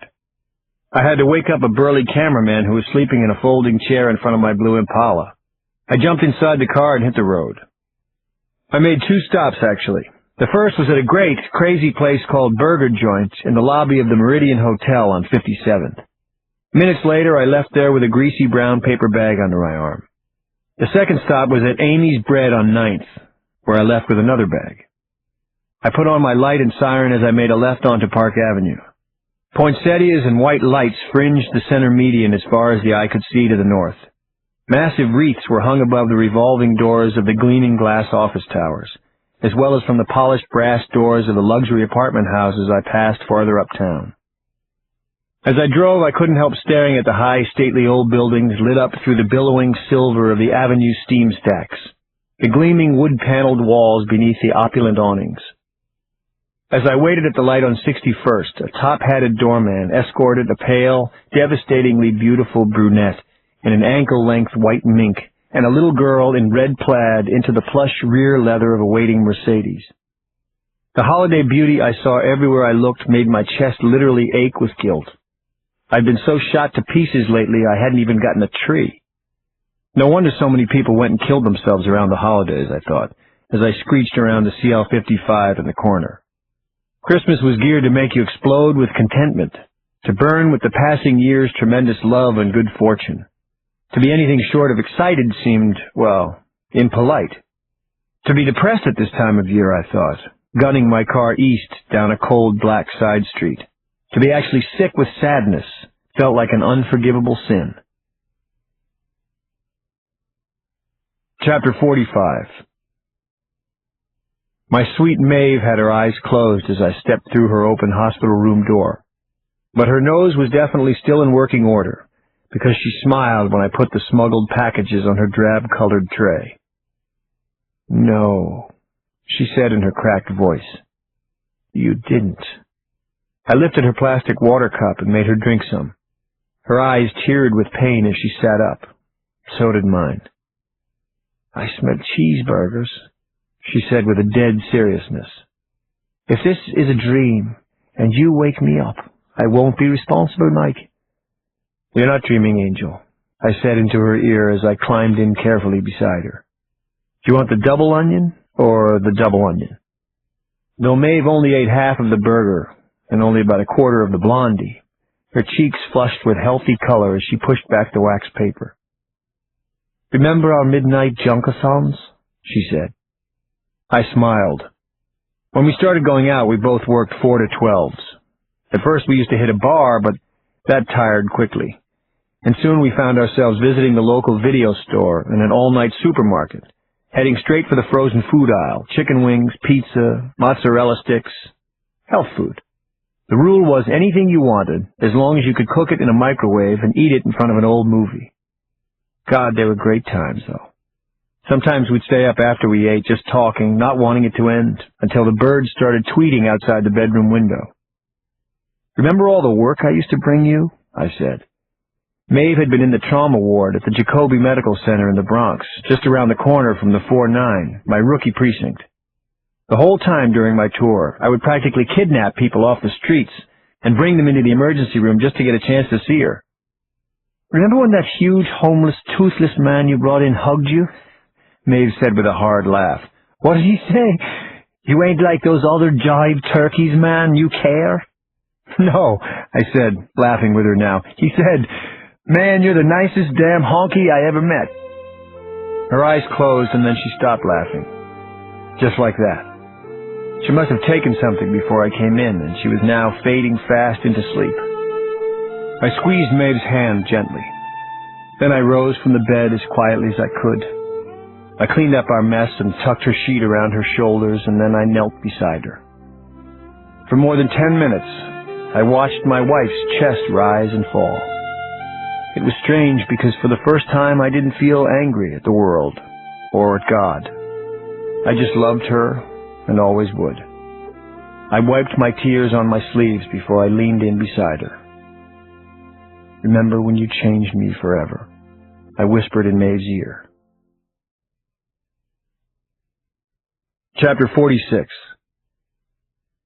I checked in with Paul Martelli on my cell as I pulled out from the hospital. "Still nothing," he told me. "Take your time. The hijackers are sitting tight. I've got your cell number." "Ned Mason still there?" I asked. "He's around here somewhere. We have you covered, Mike." I followed Martelli's advice. I made a U-turn and then a left onto 66th Street, heading west to give a quick check on my kids. It had started snowing lightly when I was in the hospital with Maeve, and the dusting on the brownstone walls and tunnels of the Central Park Traverse I passed through looked like soft shakes of confectioner's sugar on gingerbread. This damn city, I thought, shaking my head, was determined to break my heart into a million pieces with its incessant Currier and Ives holiday season quaintness. Where was a good mugging in progress when you needed one? When I flicked on the FM radio under the police one, the song Silver Bells was playing. I was dangerously close to emptying my Glock into the dashboard when the soft, dulcet, ring-a-ling, hear them ring stanza began. Highway to Hell by AC/DC was just starting when I violently flicked to the nearest rock station. That was more like it. My new theme song. I cranked the volume as high as it would go for the rest of the ride home. I could hear my kids through my closed apartment door when I stepped off the elevator into the vestibule. Never a good sign, I thought as I turned the knob. In the foyer, Juliana was sitting on the floor with her back to me, giggling into the phone. I patted her on the head lovingly before I disconnected the cord from the hall jack. "Bed," I said. My second stop was the girls' room, where a Mercedes Freer song was blasting. With her back to me, Jane was leading Chrissy and Shauna in an inspired dance routine. Though I could have scooped up the lot of them in a bear hug, they were so cute. I vaguely remembered Maeve's dictum on the inappropriateness of Mercedes Freer. 3 crystal-shattering shrieks sounded when I flicked off the radio, followed by an explosion of giggles and blushing when the girls realized that I had been watching them dance. Well, I didn't know Mercedes Freer was having a concert here at our house. I'm sure the Underhills next door are quite pleased. I take it you all forgot to get your chores done as well? Jane looked cross for a moment, as if she was about to counter with some excuse, but then dropped her head. "Sorry, Dad," she said. "Now that was the right answer, Jane," I said. "No wonder you get such good grades. Come along, looks like I have a few more arrests to make." Next stop was the living room, where Ricky, Eddie, and Trent were beached out in front of the blaring TV. They were watching the nonstop news coverage of the church takeover on CNN. The network already had its slogan in place, Cathedral Countdown. Again, I distinctly remembered that the channels allowed were restricted to ESPN, Food Network, occasionally the Learning Channel and Cartoon Network, and public television. The 3 of them almost hit the ceiling when I hopped over the sectional and landed in their midst. "Gathering research for a current events project, are we?" I said. "We saw you!" Trent screamed after taking his hands away from his face. "On the TV, it's on every station!" "You're still busted!" I yelled back at him. Brian, my eldest son, was so into his MLB game on his computer in his room, he didn't hear me enter. The ninja holds nothing on the father scorned. I flicked off the tower of his Dell as Barry Bonds was in mid-Grand Slam swing. "Hey!" he said angrily as he looked up. "Dad? Dad!" he said. "Brian?" I said back. "Brian!" I was, he tried. "About to throw yourself on the mercy of the court?" I said. "Sorry, Dad. I'll start my chores," Brian said, forthwith. I almost knocked down Mary Catherine when I stepped back into the hall. "Mr. Bennett, Mike, I'm so sorry," she said frantically. "I was trying to get them into bed when Bridget needed my help. She told me—" "Let me guess," I said. "She had an arts and crafts project due for school." "How'd you know?" "Okay, I forgot to tell you," I said. "Bridget is clinically addicted to arts and crafts. We've been trying to wean her off glue, sparkles, and beads for years now, but nothing seems to work. If you let her, she will destroy the earth in her unquenchable desire to make keychains and ankle bracelets and wall hangings. I've gone to work with sparkles on my face and clothes from her confounded glitter paint so many times, the guys in my squad thought I was in a glam band. She knows you're new, so she took advantage. Arts and crafts are severely restricted to weekends." "I didn't know," Mary Catherine said sadly. "I should have done a better job." "Good God," I said. "You're still alive and still here?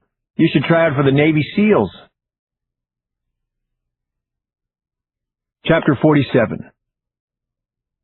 After I relieved Mary Catherine of command and ordered her upstairs to bed, I found a priest in my kitchen.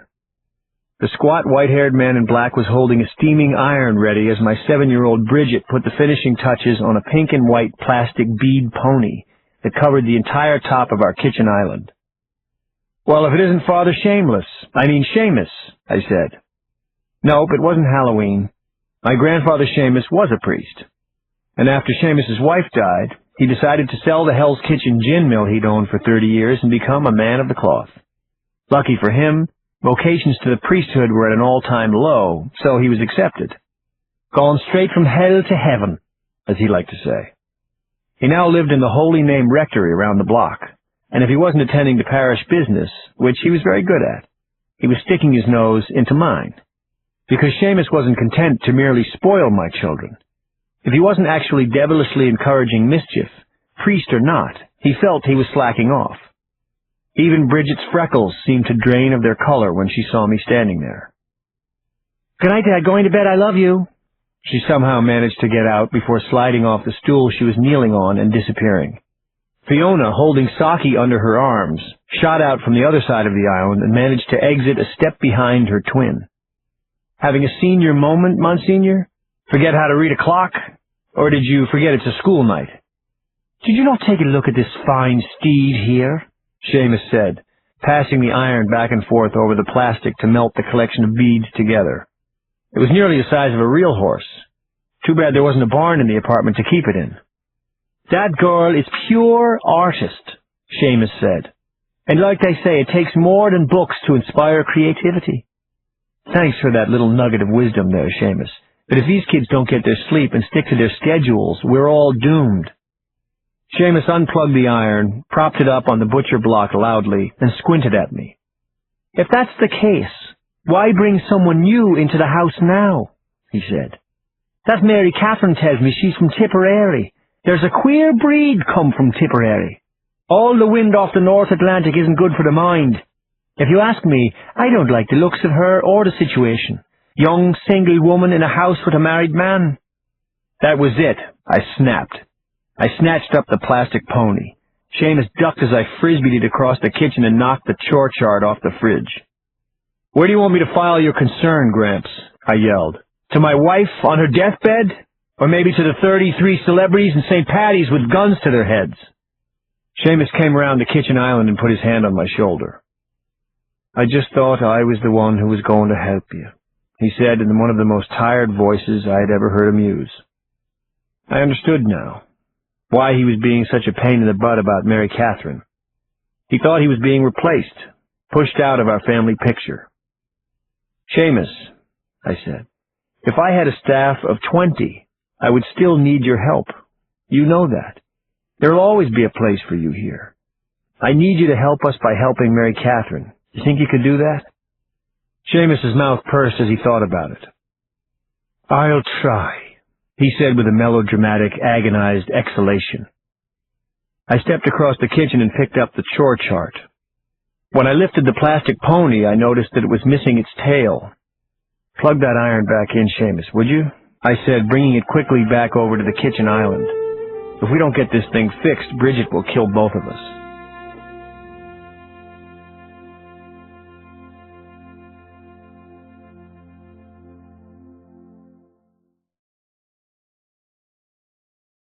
Chapter 48. When I arrived back at the bedlam scene in front of St. Patrick's, I saw the 2 FBI hostage rescue team trailers had been parked next to the NYPD one. With all the mobile command buses, the staging area was starting to look like a huge tailgating party. A party in the parking lot of hell, maybe. I checked in with my boss, Commander Will Matthews, and then with the other negotiators. Still no new word had come back from the gunman inside. Nothing new from Jack. So I poured myself what could have been my 20th cup of coffee that day and sat. I hated this part, the waiting, the feeling of powerlessness. It was one of the reasons why I'd transferred out of the hostage negotiation team. In homicide, there was never a second when there weren't 100 things you could do, never a lack of angles to work a case, always countless outlets to pour your persistence and neuroses into. I sat up suddenly in my swivel chair.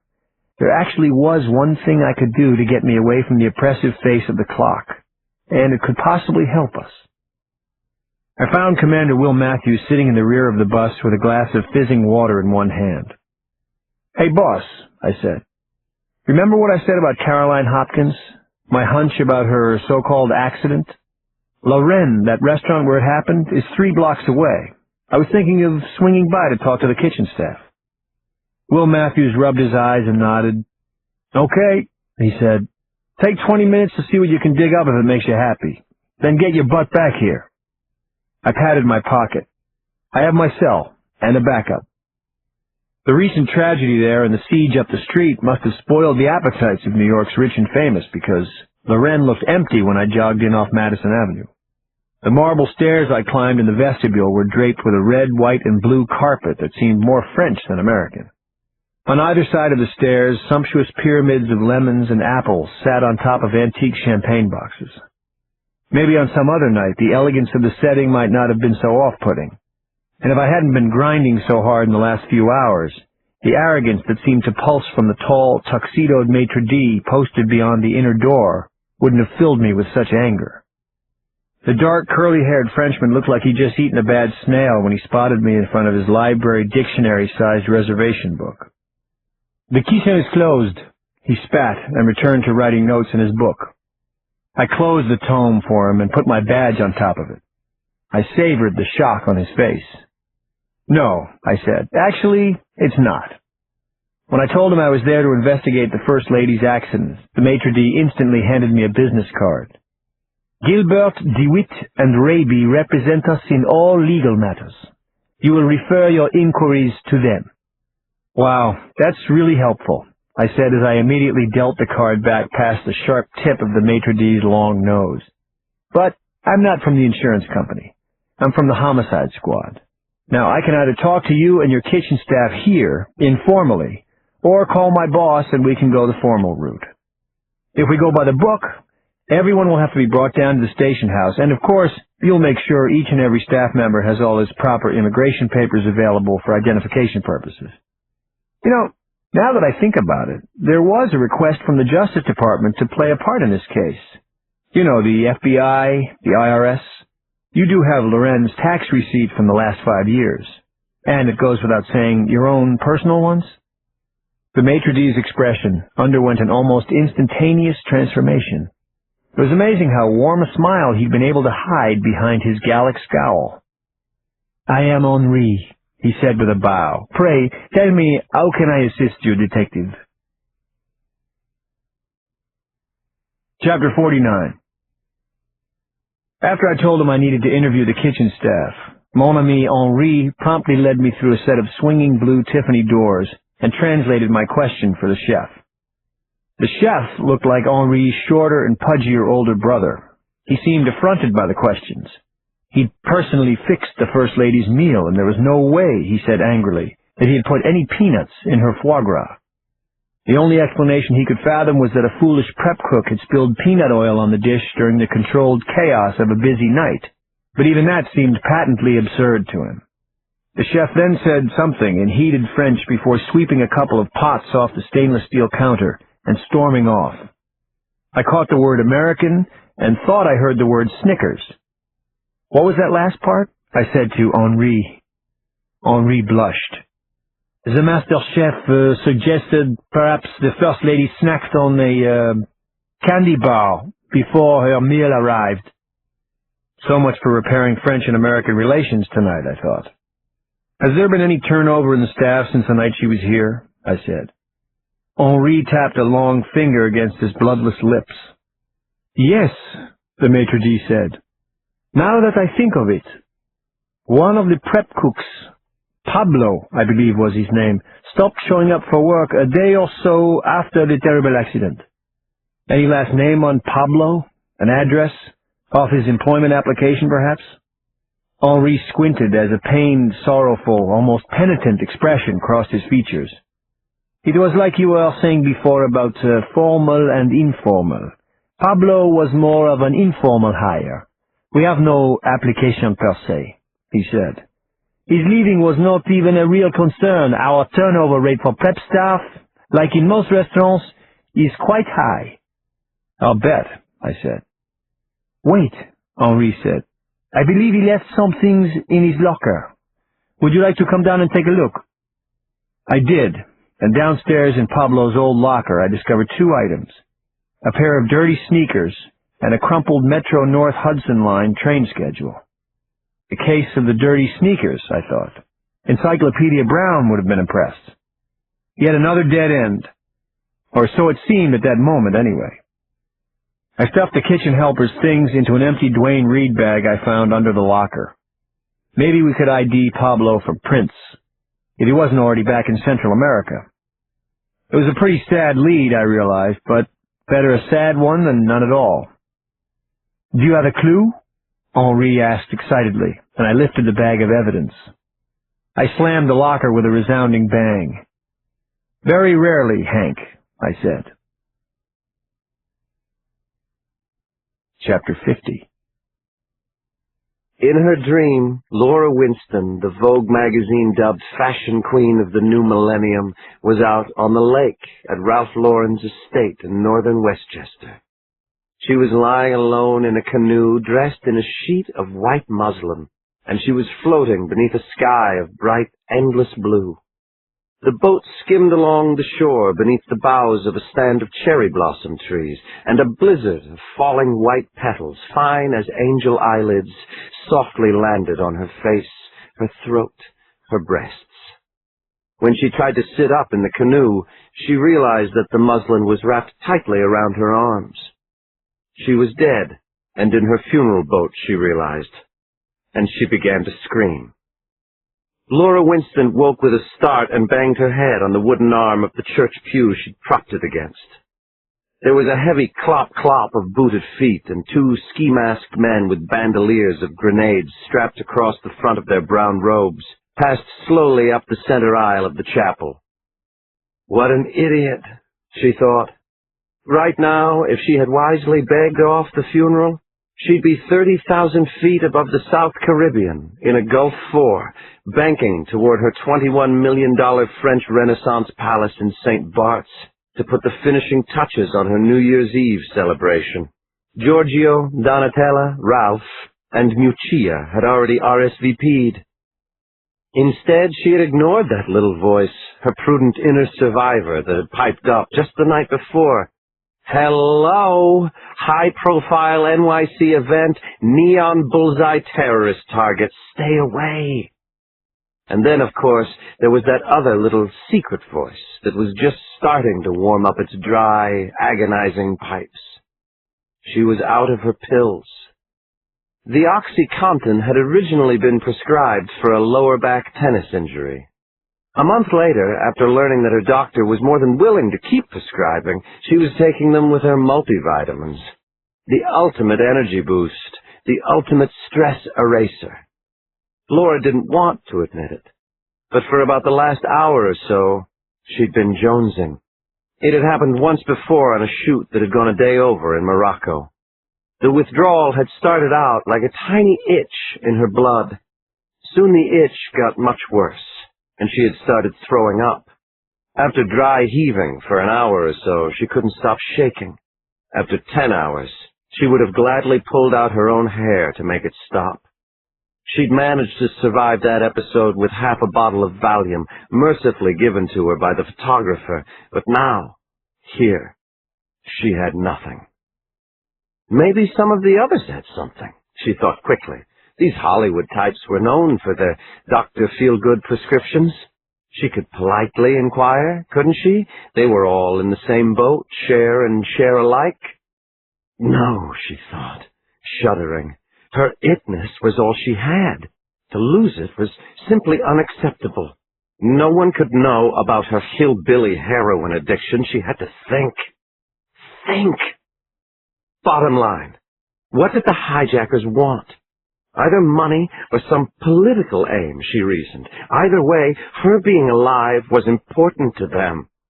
Wasn't it? What if she staged some kind of illness? A heart attack?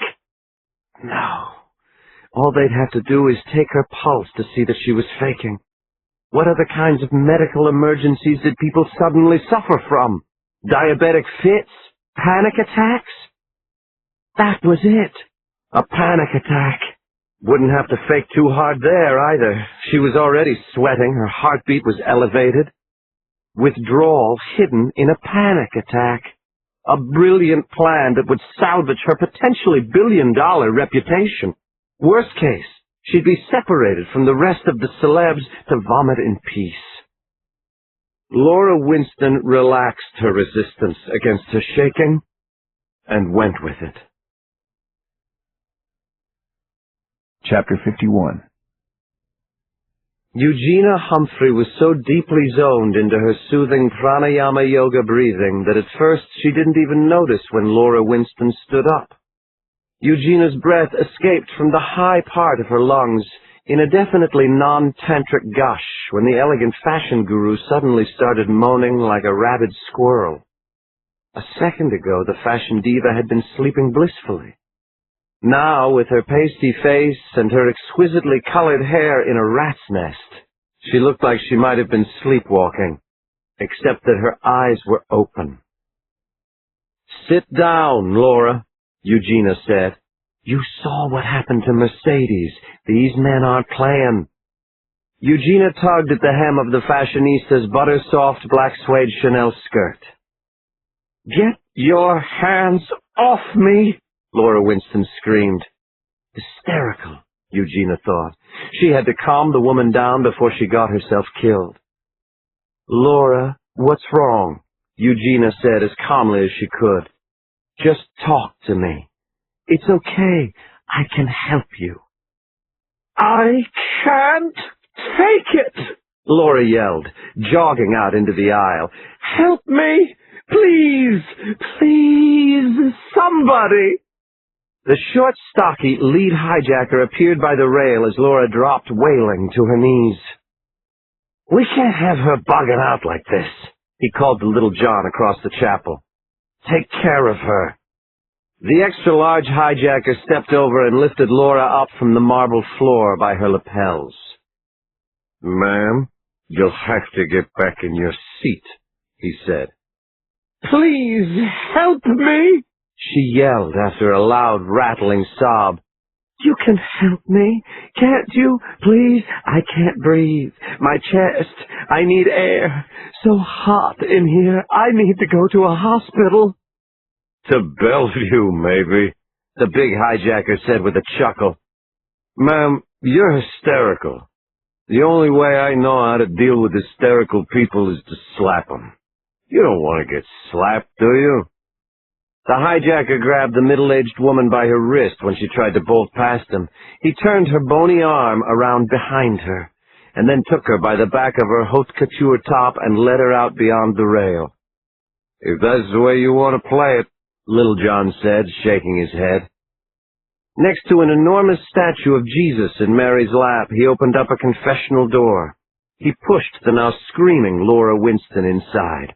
When she tried to rush out, he put a combat boot to her chest, sent her flying, and slammed the door shut. "Geez," Little John said, shaking his head at the other hostages. "Some people, huh?" Chapter 52. Seconds later, as Little John strutted down the center aisle like a conquering hero, comedian John Rooney lost it. Being forced to idly watch the gunman abuse Laura Winston had set some deep chord within Rooney humming. He forgot about his safety, about the resistance plan, about the police outside. He just sprang up from his seat and jumped the hijacker. Little John stumbled and dropped when Rooney slammed into the back of his knees.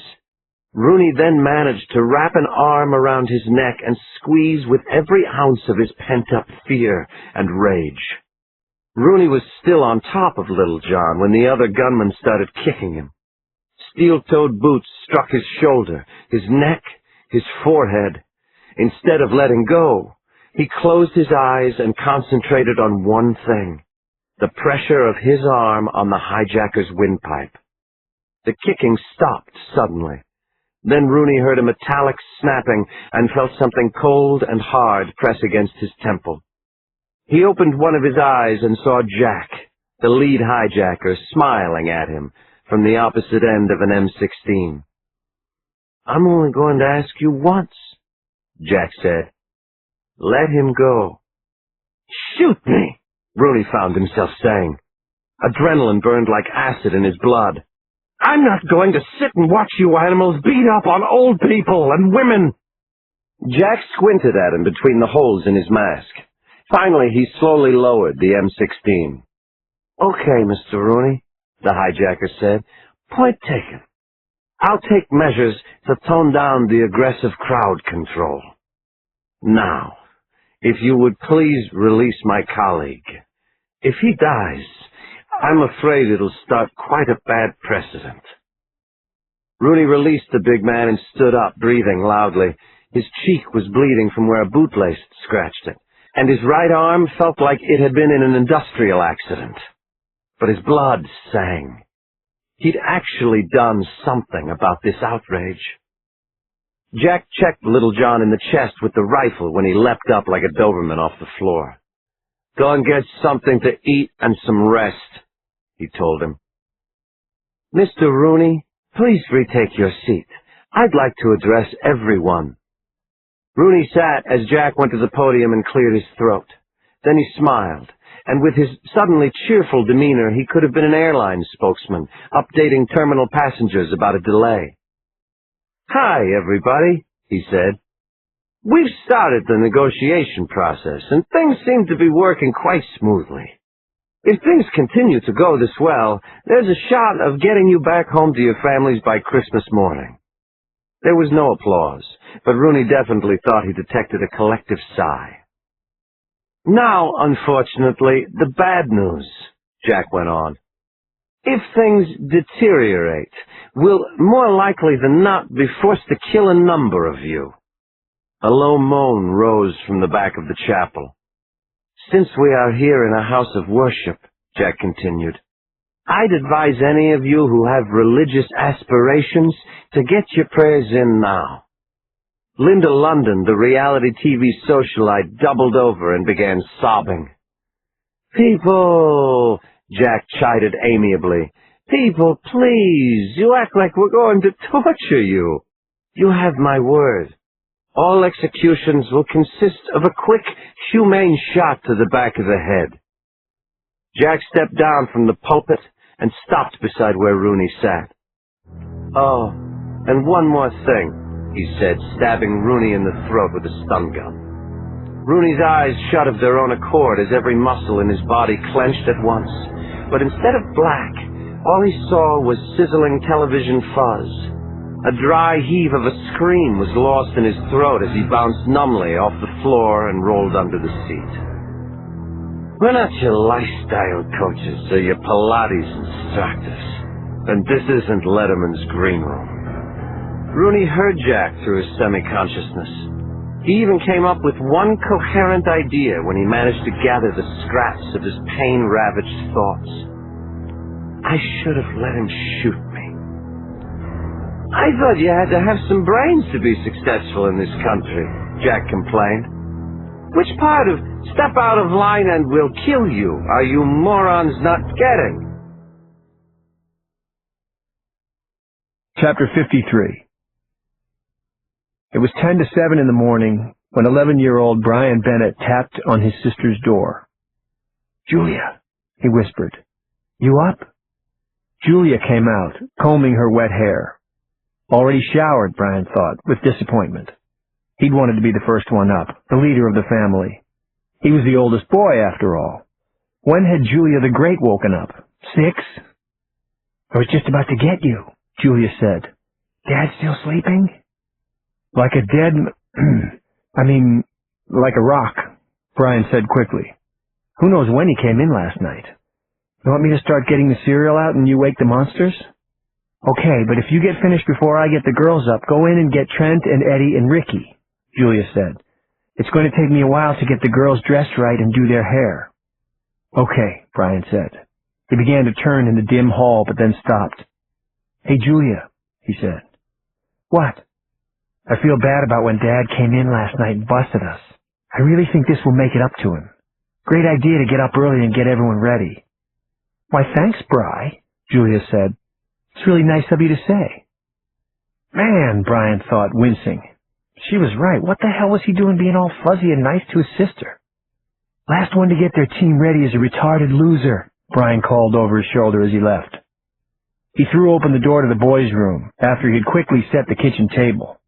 He was shaking Ricky's foot at the bottom bunk when Trent swung out from the top and hung upside down like a bat. "Did he come? Did he come?" Trent asked urgently. "Did who come?" Brian said, flipping his 5-year-old brother out of his bed and onto his bare feet. "Santa!"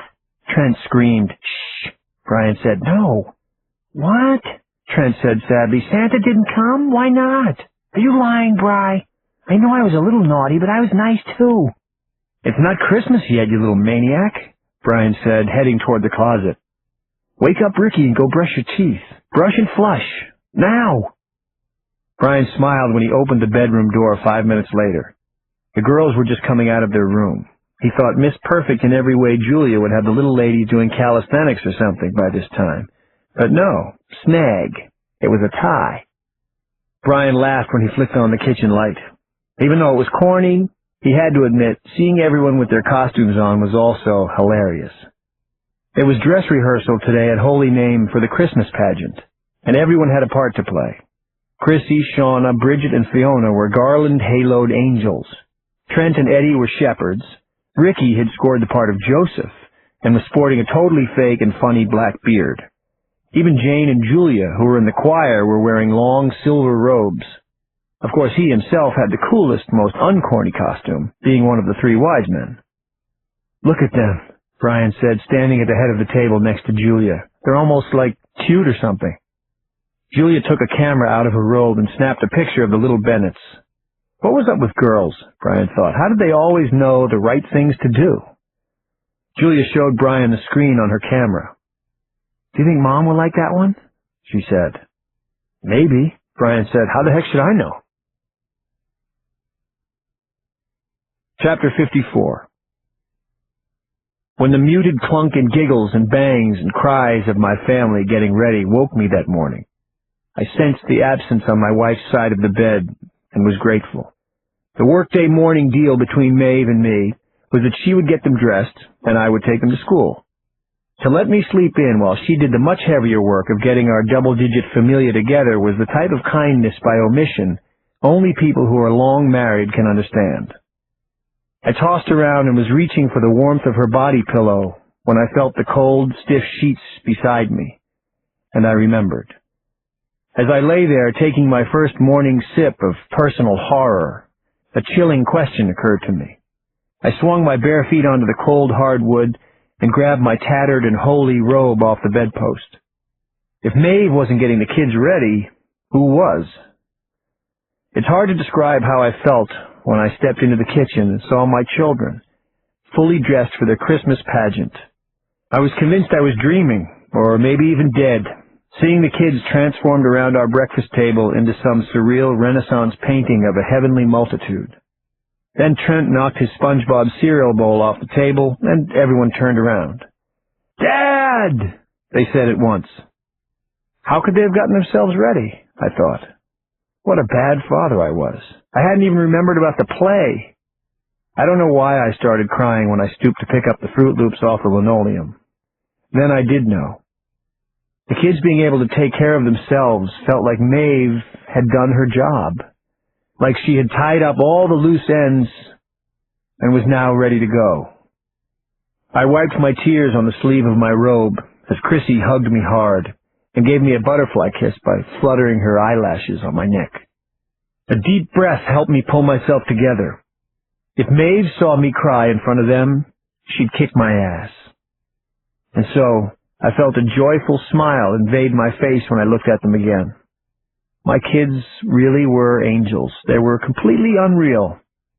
I nodded at Julia and Brian.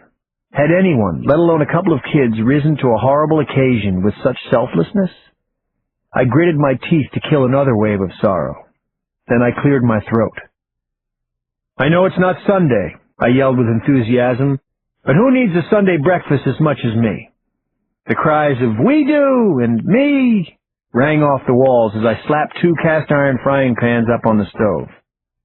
Seamus arrived in the kitchen as I was dispensing my bacon, egg, potato, and green onion hash to my guys. "Och, Faith and Begorra," he said, glaring wide-eyed at the costumed kids. "Halloween already!" "No!" the kids cried, giggling at their grandfather. Mary Catherine came in a minute later, a quizzical look on her face. I handed her a plate. "I warned you we were nuts," I said, smiling. For a few glorious seconds, I just stood at the stove staring out at my family, listening to them eat and laugh. My bliss lasted until I spotted my cell phone and keys on the counter next to the coffee machine. Damn world, I thought. I wished it would just lay off already. I thought of the hostages and how the clock was ticking against them. It was the hostage-takers themselves that finally got me to uproot myself and head for the shower. I smiled bitterly as I felt the heavy black resentment in me shift away from myself and toward them like the cannon of a tank. Jack was the one responsible for taking me away from my loved ones, I realized. You don't know who you're messing with, buddy. I mentally emailed him. You might think you do, but you have no idea. Chapter 55. The Bennett stopped some NYC traffic again when we did our morning dash for the front doors of Holy Name half an hour later. A brunette model crawling out of a taxi in a sequined black dress, no doubt worn the night before, stopped at the curb, put her hand to her décolletage, and actually said, "Oh," at the cuteness of my family pageant. Even a passing metrosexual in a GQ camel hair overcoat couldn't help gaping open-mouthed at my crew as he exchanged his iPod earpiece for his ringing cell. And far better than both of those reactions was the one I got from none other than Sister Sheila. "God bless you, Mr. Bennett," she called with a smile, an actual smile, as she unhooked the door. I was feeling pretty warm despite the cold when I got back into my van. I decided to sit for a minute. I lifted the Times I'd picked up from my doorstep to look at it for the first time. The spark of holiday joy fizzled instantly in my chest when I looked at a picture of myself under the First Lady Caroline Hopkins's Funeral Hijacked headline. "We don't know anything" was the cheerful caption under my picture. I looked at the byline of the hatchet job. Kathy Calvin. Who else? I shook my head and I felt my stomach filling with acid. She'd hamstrung me, but good. Even the picture was bad. There was a pensive, searching expression on my face that could easily be misinterpreted as utter confusion. They must have snapped it when I was looking for the cathedral caretaker. "Thanks for my 15 minutes of fame, Calvin," I thought. "You really shouldn't have." I couldn't wait to see Commander Will Matthews. It was going to be such fun receiving the commendation for the top-notch PR job I had done with the Times. And on that note, this case just kept getting better and better, didn't it? I violently hurled the paper over the seat and downshifted into drive. Boy, oh boy, was I glad to be in the white-hot center of this mess. Chapter 56. It was precisely 8:29 when the neat man placed his coffee on the frosted ledge of the payphone kiosk on the corner of 51st and Madison. Though he'd gotten the cup from one of those porta-potty-like corner carts, he was heartened by its blistering temperature as he took a scalding sip. Between the ash-colored buildings down 51st, the gray morning sky looked like a giant shard of dirty glass. The dull light did very little to illuminate the dark-arched windows of St. Pat's, kitty corner across the barricaded street. The neat man smiled for a moment, savoring the misery, the too hot, too horrible coffee, the biting cold on his face, the ear-drilling clatter of the police generators. As if on cue, a bum stirred from his rag and bag pile beneath a sidewalk shed halfway down the block and yawned before loudly air-blowing his nose, one nostril at a time, into the gutter. Ah, morning, New York style, the neat man thought as he picked up the payphone. Leaving all this raw, in-your-face grittiness was going to be a jolt, he thought. But maybe if he reached way down deep into his soon-to-be seven-figure bank account, he might have a shot of finding a way. "What's up?" a voice said. Same old, Jack, my man," the neat man said cheerily. "You see the new trailer out front? Hostage rescue is in the house." "That's what I'm talking about," Jack said, pumped. "Everyone's sticking right to the script." "How are the guests? Everyone have a pleasant night?" "The rich really aren't like you and me. They're a trillion times softer. The truth, a kindergarten class would be more trouble." "Didn't I tell you?" the neat man said. "That you did," Jack said. "That you did. Keep your eyes open out there. Stick to the plan." The line went dead. The neat man hung up the phone and smiled as a couple of uniformed cops walked by. Despair, gray as the dawn, was in their bag-eyed faces. When he closed his own eyes, a vision of a huge, sun-washed bathroom appeared before him, acres of gleaming marble, steam rising off a bubbling jacuzzi, A blinding white pyramid of meticulously folded towels beneath a window filled with a blue-green sea. He lifted his lava-temperature coffee again as he turned toward the church. There were pigeons in the nickeled light, fluttering about the sharp spires. His stomach churned as he remembered the pigeons his father used to fly off the roof of their Brooklyn tenement. If he never laid eyes on another flying rat, the neat man thought, or his low-class excuse for a father, for that matter, he would die a very happy man. The neat man blinked away his rare lapse into memory and moved the coffee cup up and down and side to side over the church like a priest conferring a benediction. "For the gifts which I am about to receive," the neat man said, "may the Lord make me truly thankful." Chapter 57.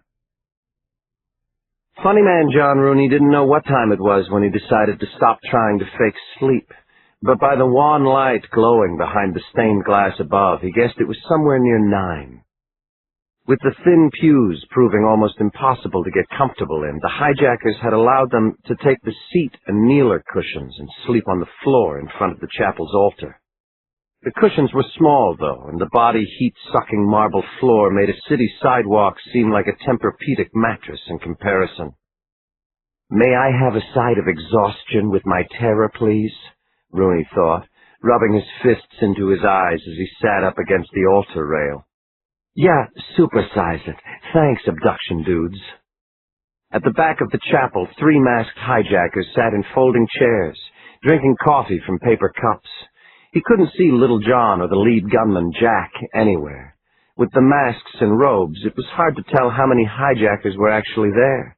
8, a dozen, maybe more. They seemed to work in shifts, everything very organized. Rooney watched with rising anger as one of them leaned to his side and lit a cigarette off a votive candle. A hand fell on his shoulder as Charlie Conlon sat up next to him. "Morning, kid," Conlon said quietly without looking at him. "That was brave of you to fight back like that last night." "You mean stupid," Rooney said, fingering the scab on his face. "No," Conlon said. "Ballsy. Thing now is to do it again, only at the right time." "You still want to fight them?" Rooney said. Conlon nodded calmly, and Rooney did a double-take at the star's patented steely-eyed squint. In real life, Charlie Conlon seemed to be an even bigger badass than the rock-and-roller persona that had made him famous around the world. "Yo," whispered a voice behind them. Source magazine dubbed Bubblegum Ho Mercedes Freer, who'd been released from the confessional the night before, sat up from where she'd been sleeping. "You bad boys gonna try something?" she said. Rooney debated letting her in on it, then finally nodded. "Just being prepared." "Amen to that shit," the singer said. "Check it. One of those G's is into me. He was talking to me through the confessional door last night. Skinny one with the shotgun, sitting in the middle up there. Yo, we could use that. I could play like I want to do him or something." Just then, Little John arrived from the back of the chapel with a cooler and a cardboard tray of coffees. "Rise and shine, campers," he yelled as he came up the aisle. "Asses into seats. It's chow time." A sudden booming, sustained sound started from Reverend Solstice 3 rows behind Rooney. At first, he thought the black minister was having a heart attack, but the sound turned into a note and soared, and Rooney realized that the man was singing. Amazing grace, how sweet the sound. Reverend Sparks, sitting next to Solstice, started singing in kind of backup. Rooney rolled his eyes. How absurd was this? But after a while, even he could see that the impassioned voices of the 2 men seemed to infuse a soothing warmth into the cold church. Other people began to join in, and when Rooney saw Little John shake his head in disapproval, he began singing along too. It got even more shocking when Mercedes Freer stood afterward and started singing Silent Night. Rooney's mouth gaped at the pure classical beauty in the girl's voice. The foul-mouthed tart could have been a soloist in an opera. Sleep in heavenly peace, she sang. Sleep in heavenly. The explosive, crisp snap of a gunshot replaced Mercedes' last note. There was a rumbling as everyone turned back in the pews toward the larger church where the shot had come from. The chilling reverberation of the shot pressed some reset button in the core of Rooney's mind. He felt his resolve go out like a hard-blown candle. God help us, he thought, feeling for the first time the true weight of that three-word plea. The killing has started. Chapter 58. What the hell is this? How could it have happened? With his back flat against one of the cathedral's sequoia-thick marble columns, Jack gripped his 9mm and listened closely. He'd been walking the perimeter when a figure in black had bolted out from the gift shop entrance. Thinking that the FBI's hostage rescue team had somehow breached the church's interior, he'd drawn his pistol and fired. They'd gotten in somehow, Jack thought. There had to be some angle he and the neat man had missed. He waited for the sound of a boot falling against marble, on whispered orders. He scanned himself for the red dot of a laser sight, which would mean essentially that he was dead. What happened? Little John said, arriving down the center aisle with two men at a run. A grenade was in one hand, his own 9mm in the other. Man in black just popped out of the gift shop. I don't think it was Will Smith. Think I hit him, though. Feds? Little John whispered, glancing up at the stained glass windows. How? I don't know, Jack said, peeking around the column. There's a body down by the baptismal font. I'll take that one. You guys check the gift shop. Shoot first. The men split up and rushed toward the front of the church. Jack swung his body out into the aisle, pistol trained on the figure prone on the marble floor. It didn't move. He tapped the warm barrel of his gun hard against his forehead when he saw who it was he'd shot. What have I done? Jack looked down at an elderly priest. Candlelight flickered in the dark pool of blood beneath his head. Shit. Little John almost ran into him. No one in the gift shop, he said. He looked down at the slain cleric and his still, saucer-sized eyes. Holy shit, he said. Jack crouched down on his heels next to the body and stared at the priest's dead face. Look what you made me do, he said angrily. Little John holstered his gun. What are we going to do now? He asked. At least the boys had his back, Jack thought, looking down at the innocent he'd just murdered. He had told them that killing might be a possibility, and still they'd all agreed. At least he'd have company in hell. We use it, he said. Didn't want to do this the hard way, but it's looking like we don't have a choice anymore. Use it, Little John said, looking down at the dead priest. How? Grab the good father's arms and legs, Jack said. I'm tired of all this waiting anyway. Time to speed up the clock with a little pressure. It's hardball time. Chapter 59. It was just past 9 when I arrived at the police do not cross barricade of the command center. Before I was tempted to construe that message as a standing order for me to return home to my family, I cut the Chevy's engine and opened the door. I shook my head at the ongoing life-and-death siege as I threaded my way through the growing media encampment, then was waved through each of the 3 checkpoints. Reflected in the graph-like black glass of the modern office building neighboring to the north, the spire of the cathedral looked like a stock that had spiked and was now plummeting. A couple of reporters were doing stand-ups for feeds into their stations. When there was news, the print reporters typed into their laptops, the TV folks did stand-ups, and the radio people filed, very loudly, over their phones. I had just turned away from the media folks and their bullshit when I caught the movement of the cathedral doors across Fifth. The doors were opening again. At first it seemed as if the figure that flew from the arched shadow was another person who'd been released. When I noticed how fast the black-suited man was moving, my pulse quickened. I thought maybe somebody was escaping. Then I saw the body go face down on the stone stairs without any attempt at breaking its fall, and I knew something was very wrong.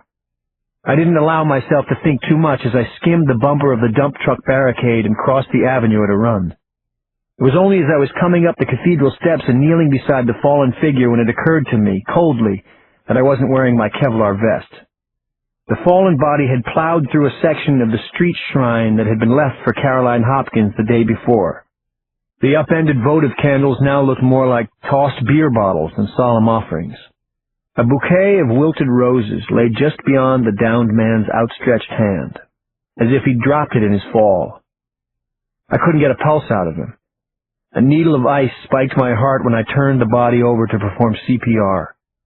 My eyes went from the priest's white collar to the hole in his temple to his open, lifeless eyes. I closed my own eyes and covered my face with one hand for a second. Then I turned and glared at the already closed bronze doors. They'd murdered a priest. ESU Lieutenant Reno was at my side. "Mother of God," he said quietly, his stone face faltering. "Now they're murderers." "Let's get him out of here, Steve," I said. Reno got the man's legs and I got his hands. The priest's hands were soft and small, like a child's. He hardly weighed anything. His scapular, hanging down from his lolling head, scraped the asphalt as we ran with the corpse to the police lines. "How come all this job is anymore is pulling out bodies, Mike?" Reno said sadly as we rushed past the barricade. Chapter 60. I heard a phone ring from the open front door of the command bus as I laid the murdered priest down on an EMS stretcher. I didn't need caller ID to figure out who it was. Instead of sprinting to grab the phone, though, I let it ring on as I carefully closed the priest's eyelids with my thumb. "Bennett!" I heard Commander Will Matthews bellow. A zombie stumbled past him without acknowledgement and made my way farther into the bus. For the first time, I didn't have any butterflies as I accepted the phone. Any latent fear that I would somehow screw something up. Quite the opposite. I was dying to talk to the son of a bitch. FBI negotiator Martelli must have sensed my fury. He grabbed my wrist. "Mike, you need to relax," he said. "No matter what happened, stay calm, unemotional. You go ballistic, we lose the rapport you've established. 33 people are still in jeopardy." Unemotional, I thought. The worst part about it was that Martelli was absolutely right. My job was to be Mr. Super Calm. It was like getting your nose broken and having to apologize for getting blood on your sucker-punching attacker's fist. I was really starting to hate my current role. I nodded to the comm sergeant at the desk. "Bennett," I said. Mike, there you are. Listen, before you guys get all upset, I can explain. Father Stowaway must have been hitting the house wine pretty hard yesterday morning because we told everybody to leave. He jumped out at the wrong time and tried to run for it. With that black suit of his, we thought he was one of you SWAT guys trying to crash the party. "So you're saying what? It was just an accident? Not really your fault?" I said, my grip threatening to pulverize the plastic cell phone. Exactly. One of those wrong place, wrong time deals, Mike. Not that there's any real big loss if you think about it. Fudge Packer takes a dirt nap. Way I see it, there's a lot of altar boys out there who'll be sleeping a little easier tonight. That was it, I thought. Roll or not, I was done listening to this monster. "You son of a bitch. You absolute piece of shit. You killed the priest." Do my ears deceive me? Or did I actually just hear a little real emotion? I was starting to think I was speaking with a voicemail computer there, Mikey. All that psychotherapy, all that calming negotiating strategy crap you've been spouting almost made me want to eat my gun. Finally, let's put it all out on the table, laddie. We want the money and to get away, and you guys want to blow our heads off with high-powered rifles at your earliest convenience. Jack laughed easily. We're not friends. If there were ever enemies on this earth, they're me and you. And you're right, Mike. We're sons of bitches. In fact, we're the evilest sons of bitches you ever had the misfortune to cross paths with. If we're willing to kill a priest over nothing, how much more willing do you think I am to body bag one of these worthless celebrities over 7 figures? Either kill us or get us our money. Just stop wasting my time. You sure you don't want to choose that other option? I said suddenly. What option is that, Mikey? Eating your gun, I said. Fat chance. I'm not that hungry. But you keep messing around with me, you better watch out. Before this thing is over, I might just decide to feed it to you. Chapter 61. A connection-cutting dial tone howled in my ear, just as Mike Nardi, the cathedral's caretaker, entered the trailer. "I'm afraid I have a confession to make," he blurted, looking out over the assembly of cops and agents. "There is another way into the cathedral." The FBI HRT commander, Oakley, stepped forward to handle this himself. "Tell us about it, Mr. Nardi," he said. The old man was seated in a swivel chair and handed a coffee. "The reason I didn't say anything before was, well, it's kind of a secret. Kind of embarrassing for the church, too. The only reason I'm even here is that Father Miller, the priest who was just shot, was a friend of mine, and, well, I have your word that it won't get out. The passageway?" "Of course," Oakley said immediately. "Where's the way in, Mr. Nardi?" "From the Rockefeller Center concourse," the caretaker said. "There's a passage that cuts under 5th into a, bomb shelter. Back in the 60s, Cardinal Spellman, God rest his soul, got quite, I guess the word is paranoid, after the Bay of Pigs incident. He was convinced New York was going to get nuked. So he allocated some funds for an undisclosed construction project. A bomb shelter was built off the Archbishop's crypt. With the Rockefellers' permission, an alternate escape passage was dug to the lower concourse of Rockefeller Center, where they now have shops and such. I've never been through the passage. No one has since they built it." "Why didn't you tell us this before?" I butted in angrily. "You knew we were looking for a way to get in, Nardi." "I thought things could be resolved peacefully," the caretaker said quietly. "Now I know otherwise. Poor Father Miller. He was a good soul." One thing I loved was when citizens decided to manipulate the police for their own political reasons. I was about to tear into the old man for obstructing justice when Oakley cut me off with a shake of his head. "Do you think you could show us the way in, Mr. Nardi?" Oakley said calmly. "Absolutely," the caretaker said. Oakley called into his radio and ordered half of his commando team to the command center. Finally, some action, I thought. Finally, a break for the good guys. I was sick of talking, too, just like Jack. "Going somewhere?" Oakley said, eyeing me with surprise. "With you," I said with a tight smile. "You never know when you might need to negotiate." Chapter 62. After 20 minutes of weapon loading and intense strategy briefing, I joined a dozen Joint Task Force FBI and NYPD commandos. We followed the caretaker, Nardi, into 630 Fifth Avenue. I was all but swimming under a borrowed night goggle headset, heavy vest, and tactical shotgun. Only the occasional creak of a combat boot could be heard as we moved quickly through the red marble chamber of the Art Deco lobby and down the stairs. Commander Will Matthews had cleared the street concourse below at the beginning of the siege, and it was a little creepy as we trooped through the silent, deserted mall-like corridor. There were Christmas decorations and lights blinking through the plate glass of upscale clothing stores, toy shops, and a food court, but the aisles and tables were empty. It reminded me of an old horror movie my son Brian had made me watch with him the Halloween before, about people running away from zombies in a mall. I quickly dispelled the déjà vu when I remembered the title, Dawn of the Dead. Nardi stopped at an unmarked steel door beside a Dean & DeLuca gourmet food store. He removed a prodigious ring of keys from the pocket of his rumpled slacks. His lips moved as he sorted through them, in prayer or counting, I wasn't able to tell. He finally selected a large, strange-looking key from his ring and handed it to Oakley. "That's it," he said, crossing himself. "God bless you." "Okay, everyone," Oakley whispered. Radio's off and my team in front. Make sure the suppressors are screwed down tight. Have your night goggles ready for going in lights out. Single file, space yourselves out. Listen for my signal. He turned to me. Mike, last chance to go back. I'm all in, I said. Chapter 63. There were metal flicks of weapon safeties being released, and then a slightly louder one as Oakley turned the lock. The door made a loud creaking groan as it swung in. We stared over the barrels of our weapons into an unlit, concrete-lined corridor. Mom always said if I played my cards right, I'd make it to Fifth Avenue, Oakley whispered as he flipped down his night goggles and stepped into darkness behind his MP5. When I turned down my goggles, the lightless tunnel went to an eerie lime green. 20 feet in, we had to duck under a thick bank of rusting iron cable ducts. Another 30 feet after that, we passed along a tea-kettle-hot steam pipe that was as big as the side of a gasoline truck.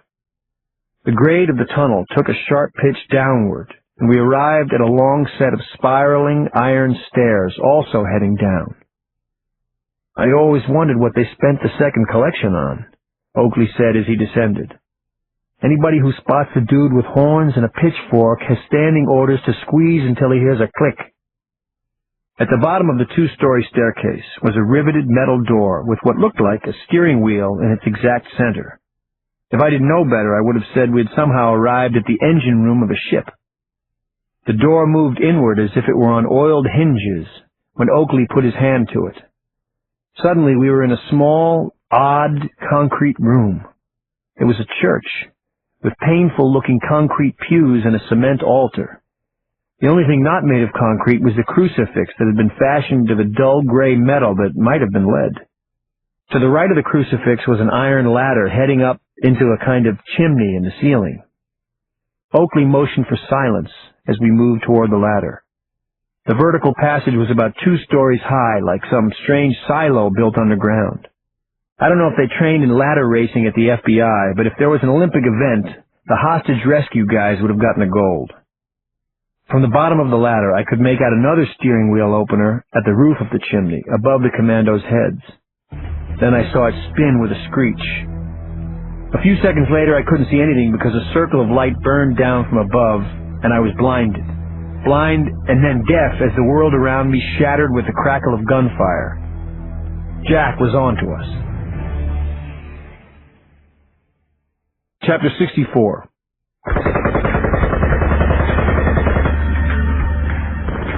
I reared back from the chimney. I tore off my night vision goggles. Bullets pocked holes in the concrete floor as gunfire rained down into the cramped slot. It was a miracle I wasn't hit as I pulled the jumping, falling, and sliding members of the retreating tactical team away from the kill zone base of the ladder. The blue-white flashes from the continuing gunfire pulsed like strobe lights as team members performed CPR on their fallen brothers. I heard Oakley swearing and counting heads as I flicked my MP5 to auto and jogged back to the chimney. Then I shoved the machine gun up into the hole beside the ladder, one-handed, and pulled the trigger. The MP5 jumped like a jackhammer in my hand until I heard a click. I don't know if I hit anything, but it seemed momentarily to stop the attack. A second later, there was a loud whistling clang, and a smoking canister landed at the base of the ladder. Then another. I pulled my windbreaker up around my face as acrid smoke burned my eyes and lungs. "Tear gas!" I shouted. "Fall back!" I almost tripped on a fallen cop behind me. "Hit!" he said in a whisper. I lifted him up into a fireman's carry and headed back for the door we'd come in through. I banged one of my shins on a stair of the spiral staircase and felt blood seep down into my boot. I nearly brained myself and the cop I was carrying when I ran into one of the iron ducts near the tunnel entrance. It was surreal back out in the corridor of the mall. Under the blinking red and green holiday lights and sappy Christmas music, the blood and filth on our guys looked like makeup. I laid the man I had carried out onto the polished marbled floor of the concourse. Then I gasped as I stared into his lifeless blue eyes.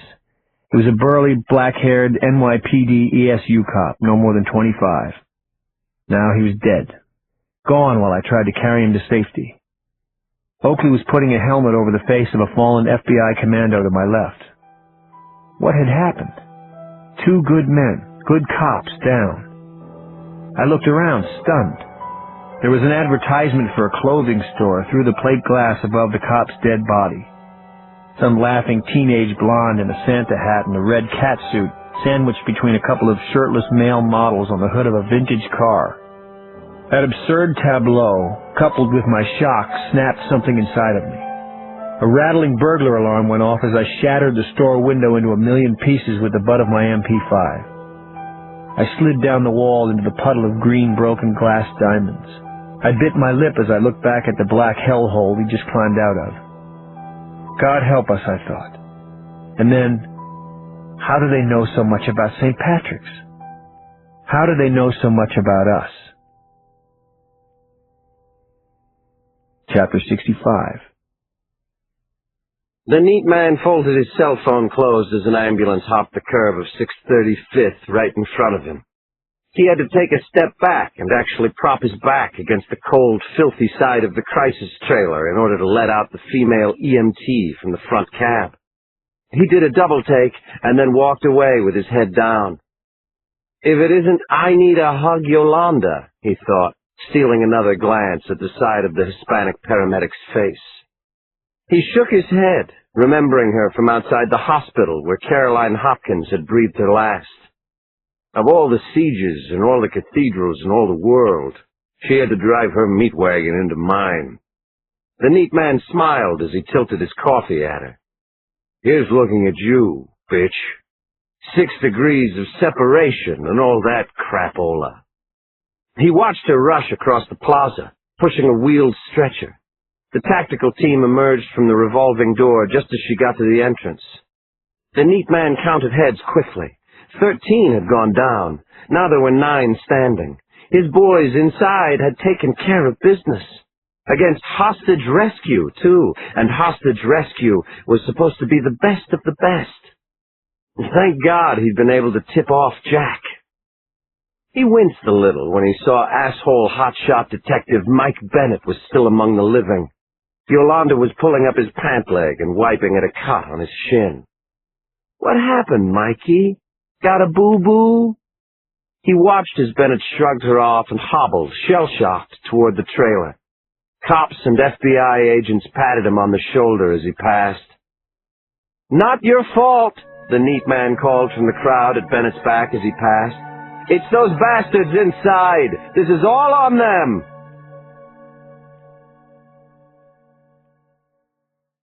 Chapter 66. This was a tragedy. The first one for the good guys, thought Jack as he looked down on a fallen pal. The prone, bleeding hijacker rested his head against a false stone casket and moaned as Jack violently slammed the concrete lid to the bomb shelter shut. Learning the existence of the secret escape tunnel from the cathedral's crypt was one of the major factors that had swayed him and the neat man to finally go through with the hijacking. It was how most of them had snuck in, and the way they were thinking of getting out. Jack rubbed at the bridge of his nose and closed his eyes as panic began to bulge in his chest. Had to calm down. He wasn't allowed to panic. He'd allowed for this, remember? Practically expected it. It would still work out. He took a breath and let it out.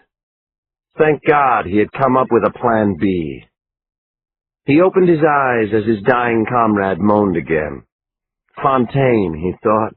You unlucky son of a bitch. Calm down now, Jack said as he unseamed the man's brown robe with a K-bar knife, then freed the Velcro straps of his bulletproof vest with a loud rip.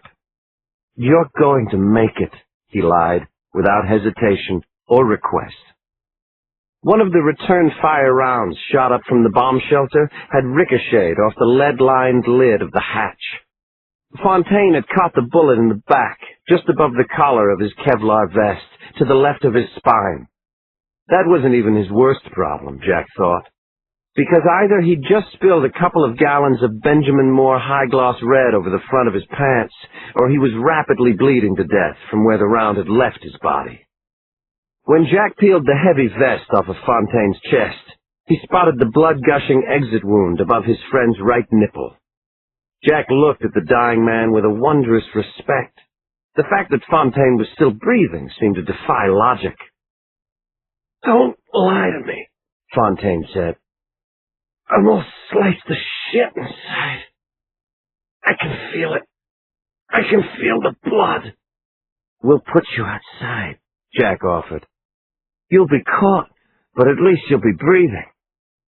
Yeah, right, Fontaine said. They'll patch me up so I can be good and healthy when they put the needle in me. Besides, they ID me.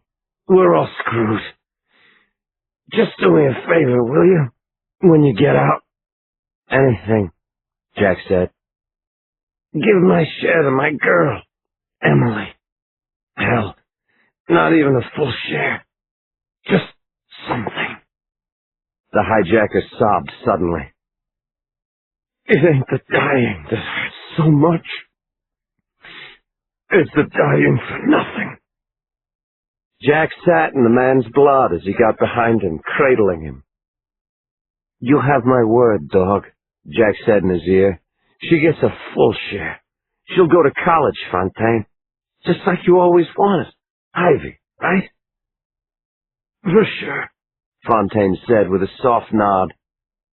She got 1,500 on her boards. I ever tell you that? Only about 1,000 times, Jack said, chuckling into his buddy's ear. Knocking up her worthless mother was the only thing I ever did right, Fontaine said, smiling. He seemed peaceful now, as if he were drifting off to sleep after a hard day's work. Jack saw a final tension jolt through the dying man, followed by a palpable slackening. Fontaine was gone. They had lost a good man. Jack was dry-eyed as he stood and handed his K-bar to one of the hijackers who had watched it all. Cut his hands and his head and bag him, he said. We take them with us. We can't take the chance they'll identify him. Chapter 67. But I want to be the car. I have to be the car. 5-year-old Trent Bennett whined across the Monopoly board. 9-year-old Ricky, sensing trouble, immediately snatched the piece off the go square and clutched it to his chest. Trent started to cry. Brian Bennett rolled his eyes.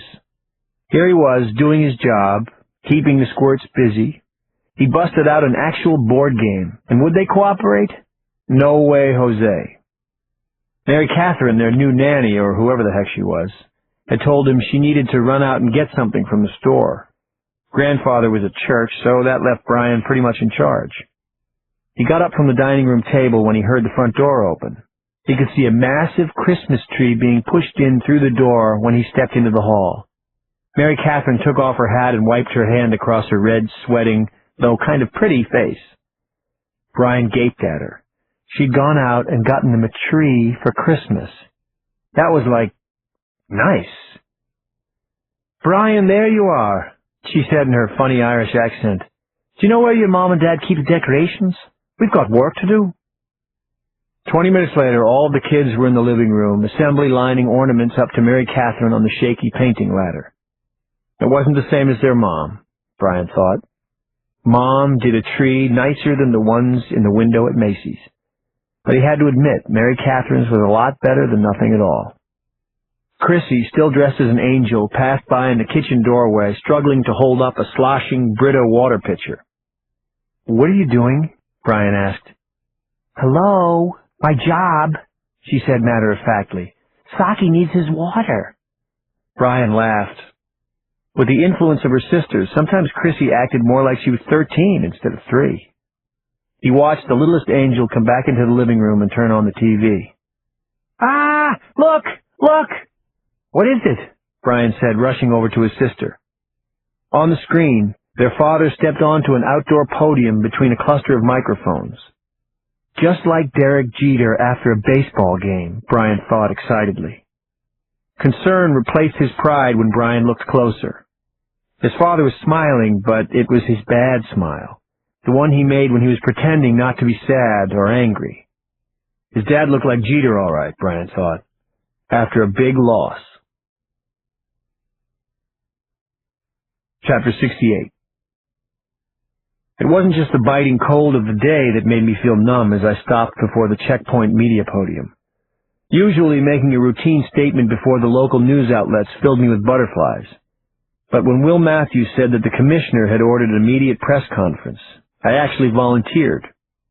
I knew those murdering bastards inside were watching, and I wanted them to see me, to hear what I had to say. I looked out over the avenue-filling clutter of national network and worldwide press cameras and gazed dead ahead into the black lens of the camera in front of me. Within the past hour, I said, a rescue attempt was made to free the hostages. Gunfire was exchanged and 2 men, an FBI agent and an NYPD ESU officer, were slain. 2 other officers were wounded. Names will not be released until the families are notified. A concentrated wave of motion and sound swept through the newsies. Starving wolves just tossed prime rib. Why was such a rash move authorized? A male network reporter with chief executive hair called out from the front ranks.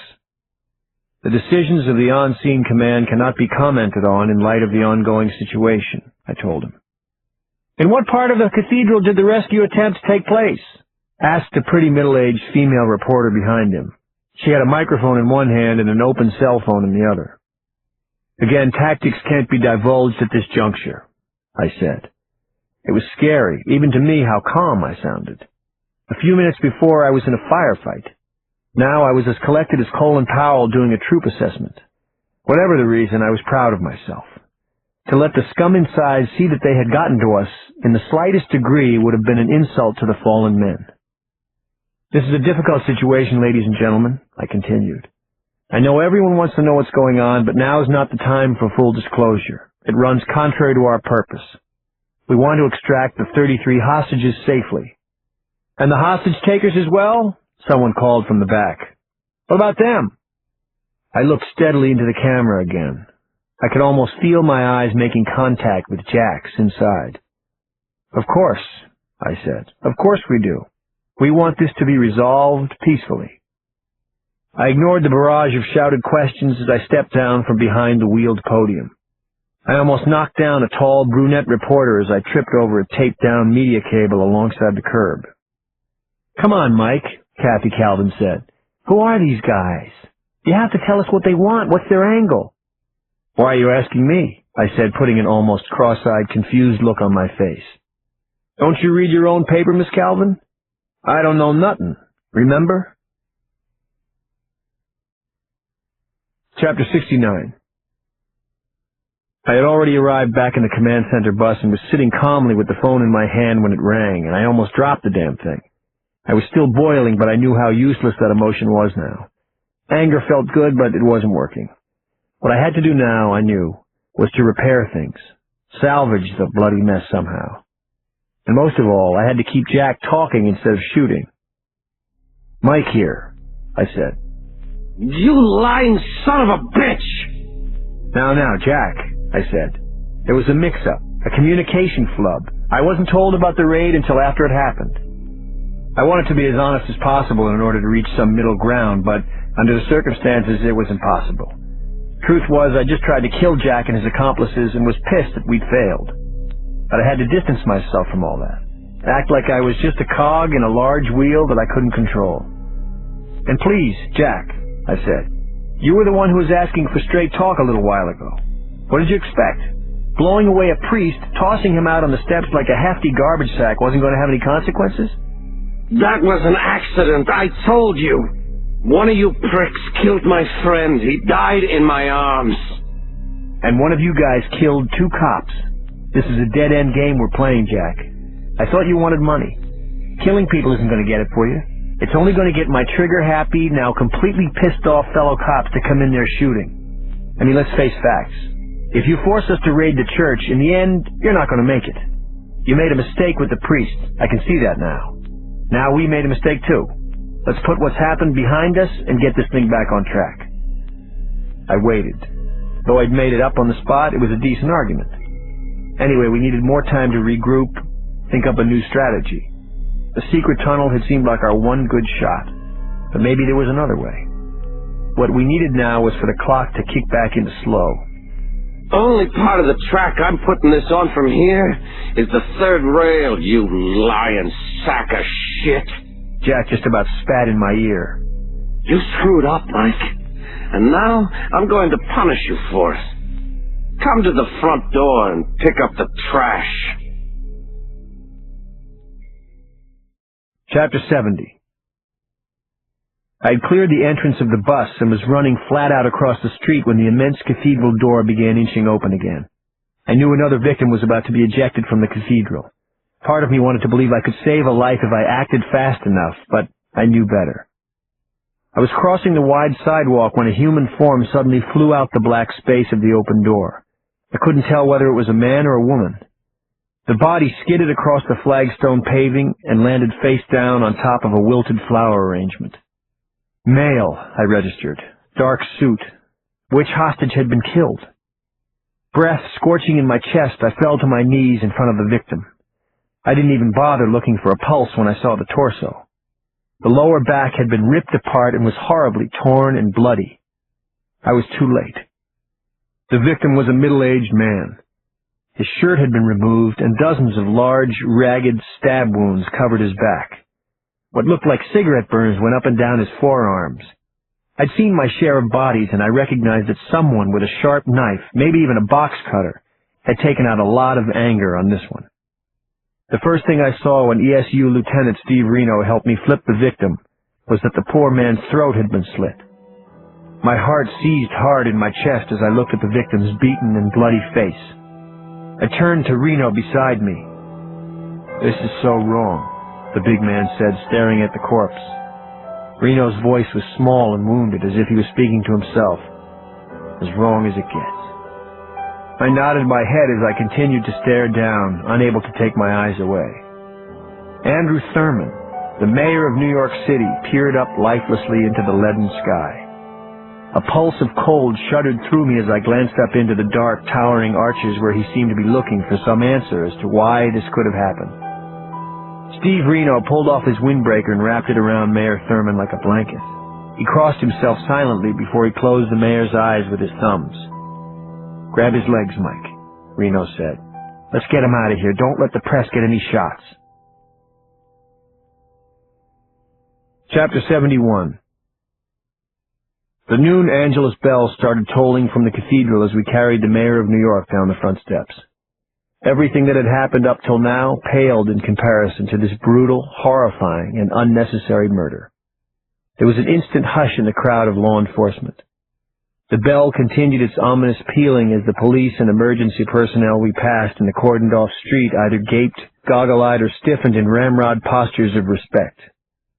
Cold violently kneaded my stomach as I remembered how police and firemen stopped and stood in the same reverential way in the World Trade Center rubble whenever a service member was brought out of the pile. I looked up at Rock Center's glorious 70-foot Christmas tree right after we laid the slain mayor on an EMS stretcher. The hits just kept on coming, didn't they? Enough, I thought. What the hijackers had done was precedent-setting in the Savage Department, but I had to get myself beyond shock. It was time to put up the wall and focus, get out ahead of this thing, figure Jack out somehow. Why the mayor, I thought, staring again at his badly tortured body? Was Jack so overwrought by the death of one of his fellow hijackers that he'd chosen the mayor as the one victim who would make us the angriest? Or was the whole thing another ploy to push our buttons, to get us to react in a certain way? Was this murder actually a clue for us? Our first? Why did they pick Andrew Thurman as the one to die? As I was trying to figure it out, a captain from Midtown North came down between the white wicker angels and rows of poinsettias and grabbed me. Borough Commander Will Matthews had moved the command center to an office in 630 Fifth, the Rockefeller Center building to the west, directly across from the cathedral. He wanted me to report there immediately. I ran all the way, and I don't know what I expected when I stepped into the boardroom of the second-floor office. But it wasn't that Commander Will Matthews would be the lowest-ranking cop in the room. Normally I would have been a little rattled to receive NYPD Police Commissioner Daley's curt nod of hello, a second before Bill Gantz, the special agent in charge of the FBI's New York office. But my shock reserve was bone dry that afternoon. I just nodded back at both of them. "Afternoon, Detective," the commissioner said. He was tall, aristocratically handsome, and seemed more like a banker than a cop in his broad pinstripe navy suit. Some said with his tailored clothes and his Columbia MBA, he was just another glory hound, far removed from the rank and file. This was the first time I'd gotten close enough to make any kind of judgment. We just heard about the... My God, I can't believe I'm saying this. The mayor's murder, Daly stammered. He seemed genuinely upset, and that touched me. You've been speaking to the individuals responsible. What do you think this is all about? Frankly, sir, I said, I can't get a beat on them. It looked like a straight-up money deal at first, a group of professional criminals trying to pull off an audacious mass kidnapping. But then for some unknown reason they shot a priest. I guess you could chalk up shooting the tactical team officers to defense, but what they did to the mayor shows a great degree of rage. Maybe at first it was for money, but now, since they see how surrounded they are, they're losing it. Do you think all or part of this might have something to do with the personal grudge against the mayor? Gant asked. With his basset hound eye bags, the short FBI chief looked like the antonym of Daly. Pudgy and pale in a dark Sears single-breasted suit, Gant could have been a bartender at a funeral. I don't know, I said. It's possible. You don't know too much, do you? Gant came right back at me. You think I volunteered for this detail? I said, unclipping the crisis phone off my belt and sliding it across the boardroom table at him. Be my guest, pal. Step right up. You guys sure showed him how it was done down in Waco. And minutes before, I'd thought I was in a place beyond anger. I guess not. I'm sorry, Gant said, backing away from the crisis phone as if it might bite him. That was a cheap shot. Yes, it was, the commissioner said, eyeing the FBI leader like he was looking for a soft place to hit him with a billy club. Detective Bennett is going above and beyond in this case, and he's staying on it. Is that clear? Screw what they said about the commissioner putting on airs, I thought, hiding a smile. They were wrong. Gant looked taken aback, but he nodded in agreement.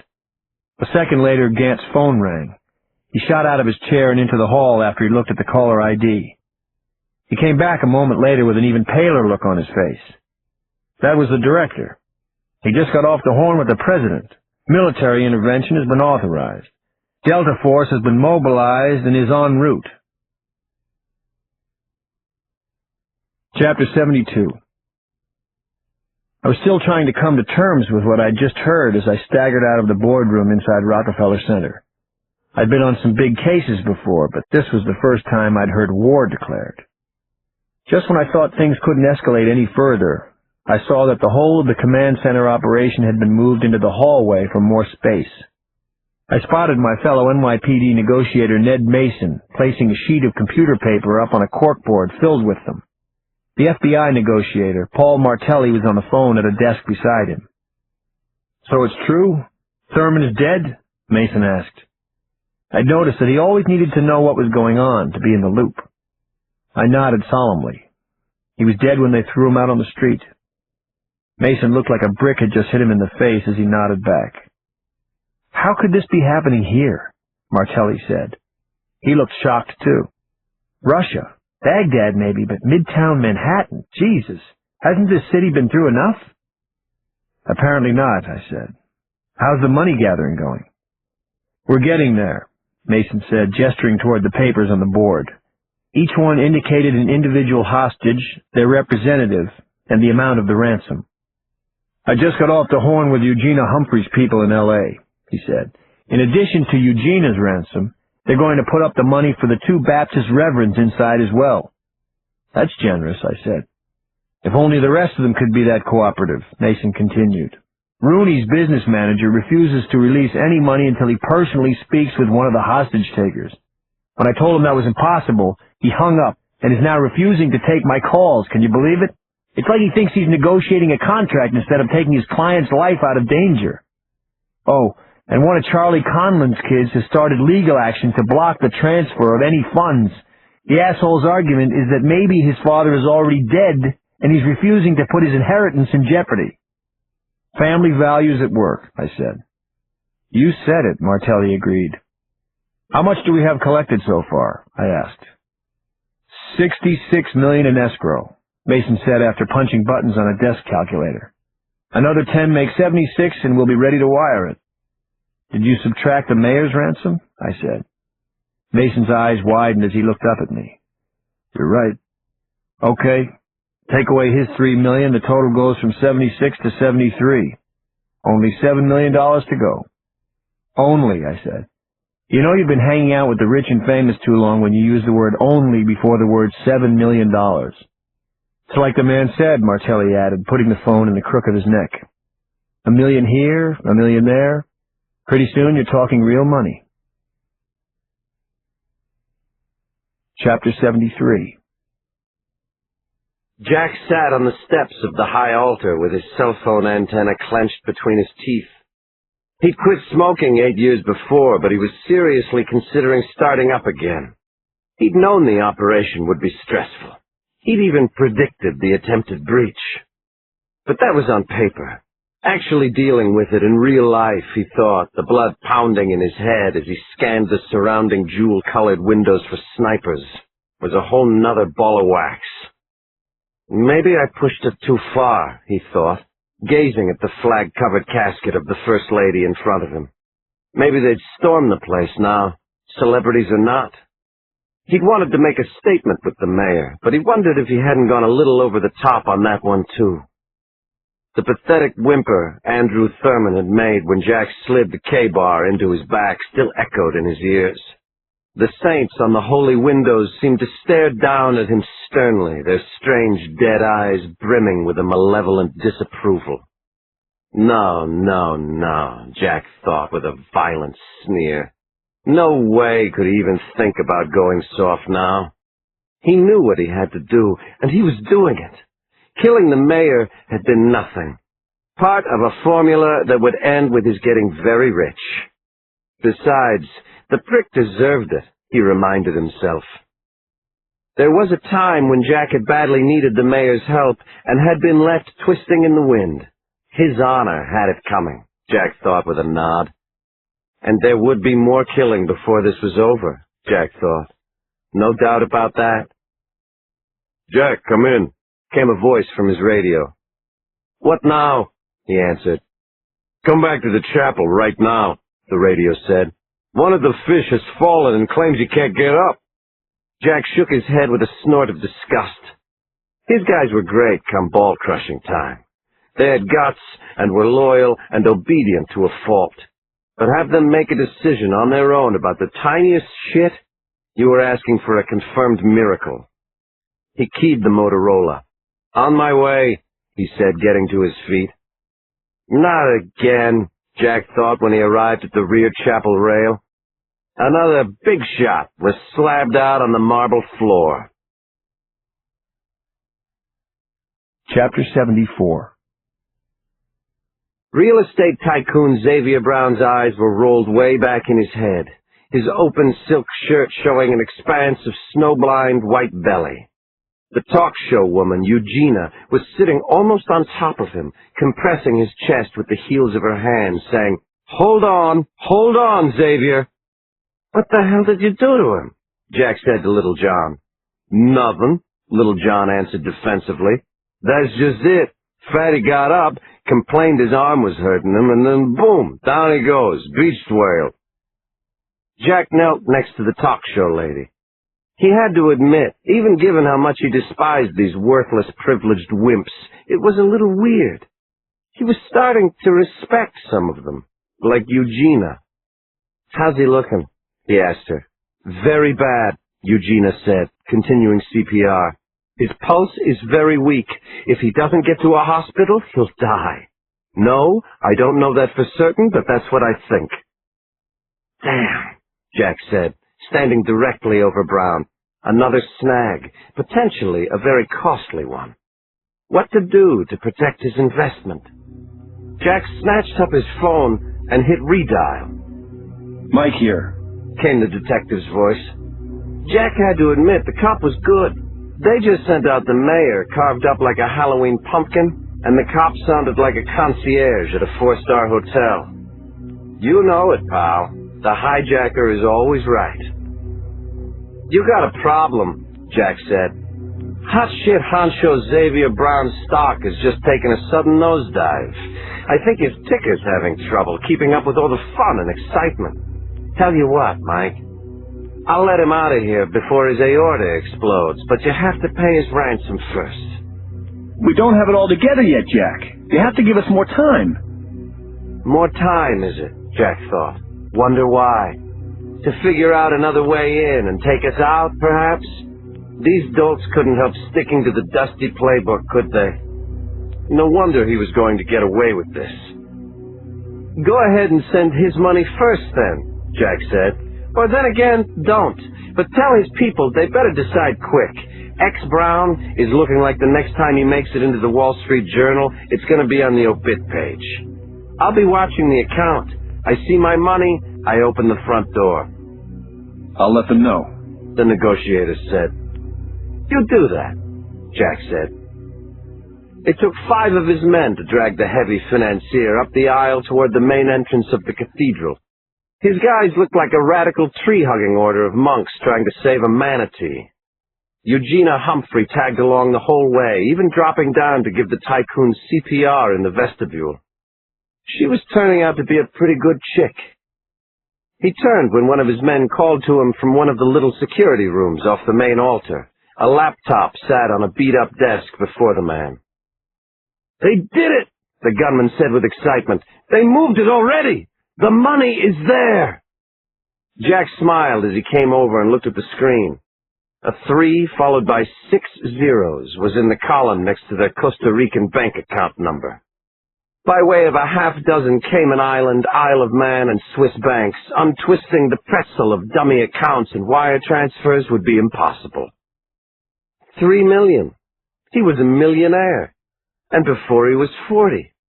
He was almost giddy when he lifted his radio. Release the fat man, he said. Chapter 75. Jack was so juiced by the progress, he helped pass out lunch to the hostages himself.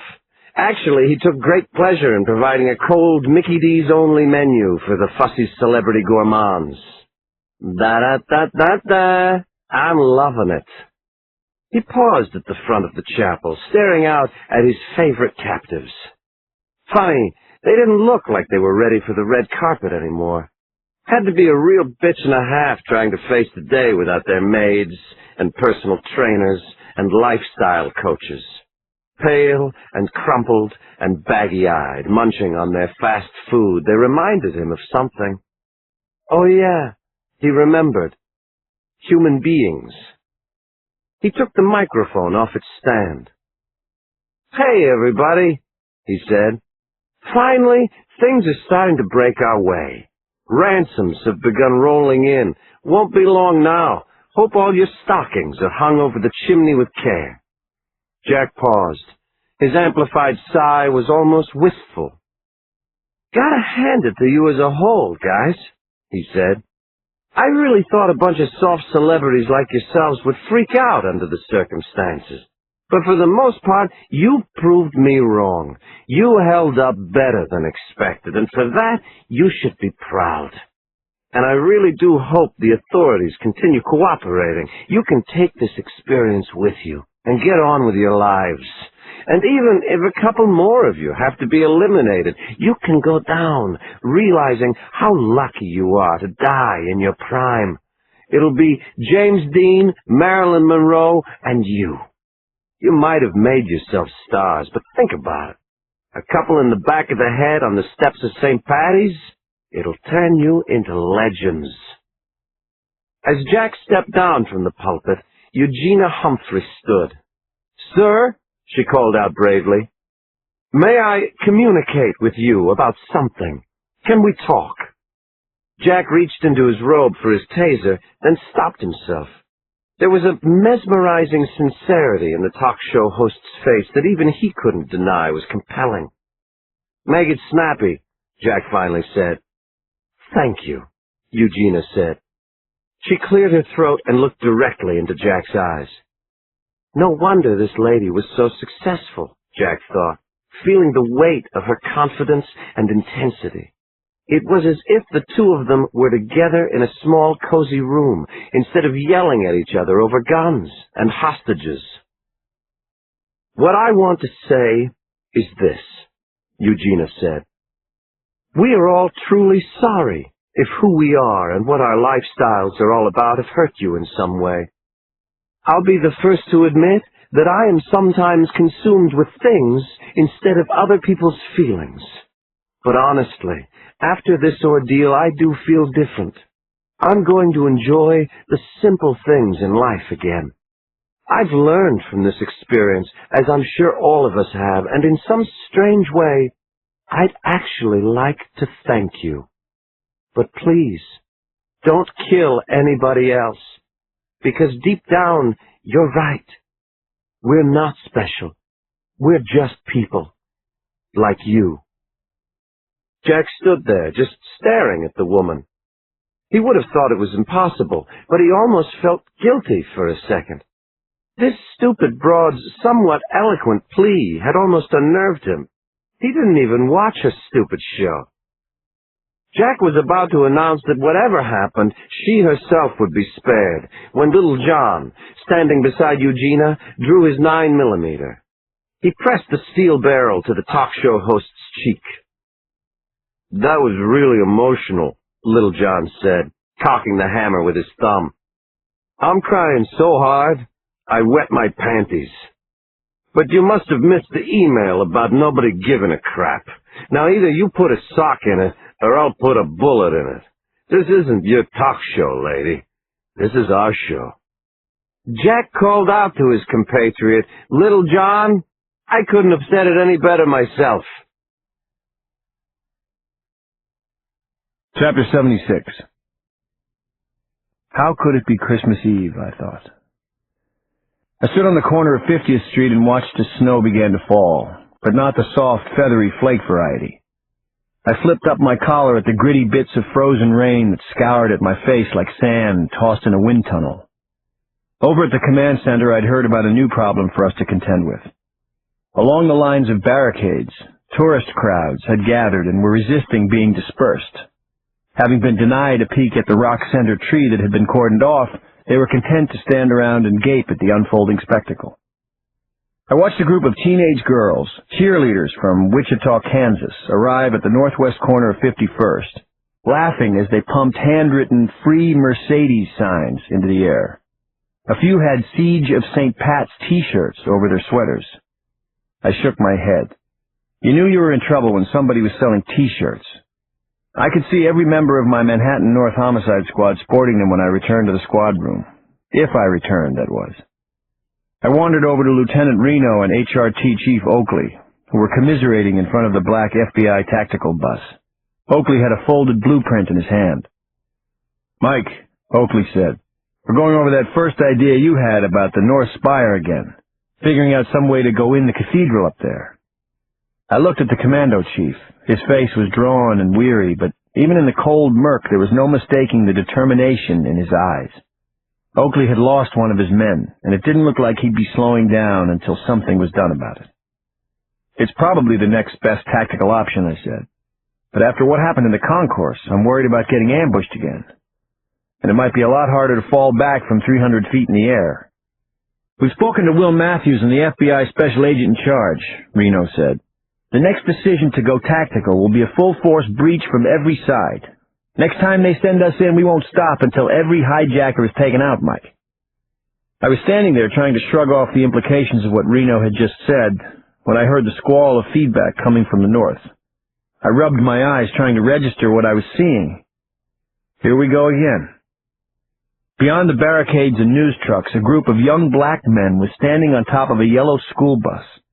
A short boy tapped at the microphone stand in front of him. "1, 2, came his amplified voice. Then there was a pause, and he started singing the song, "I Believe I Can Fly."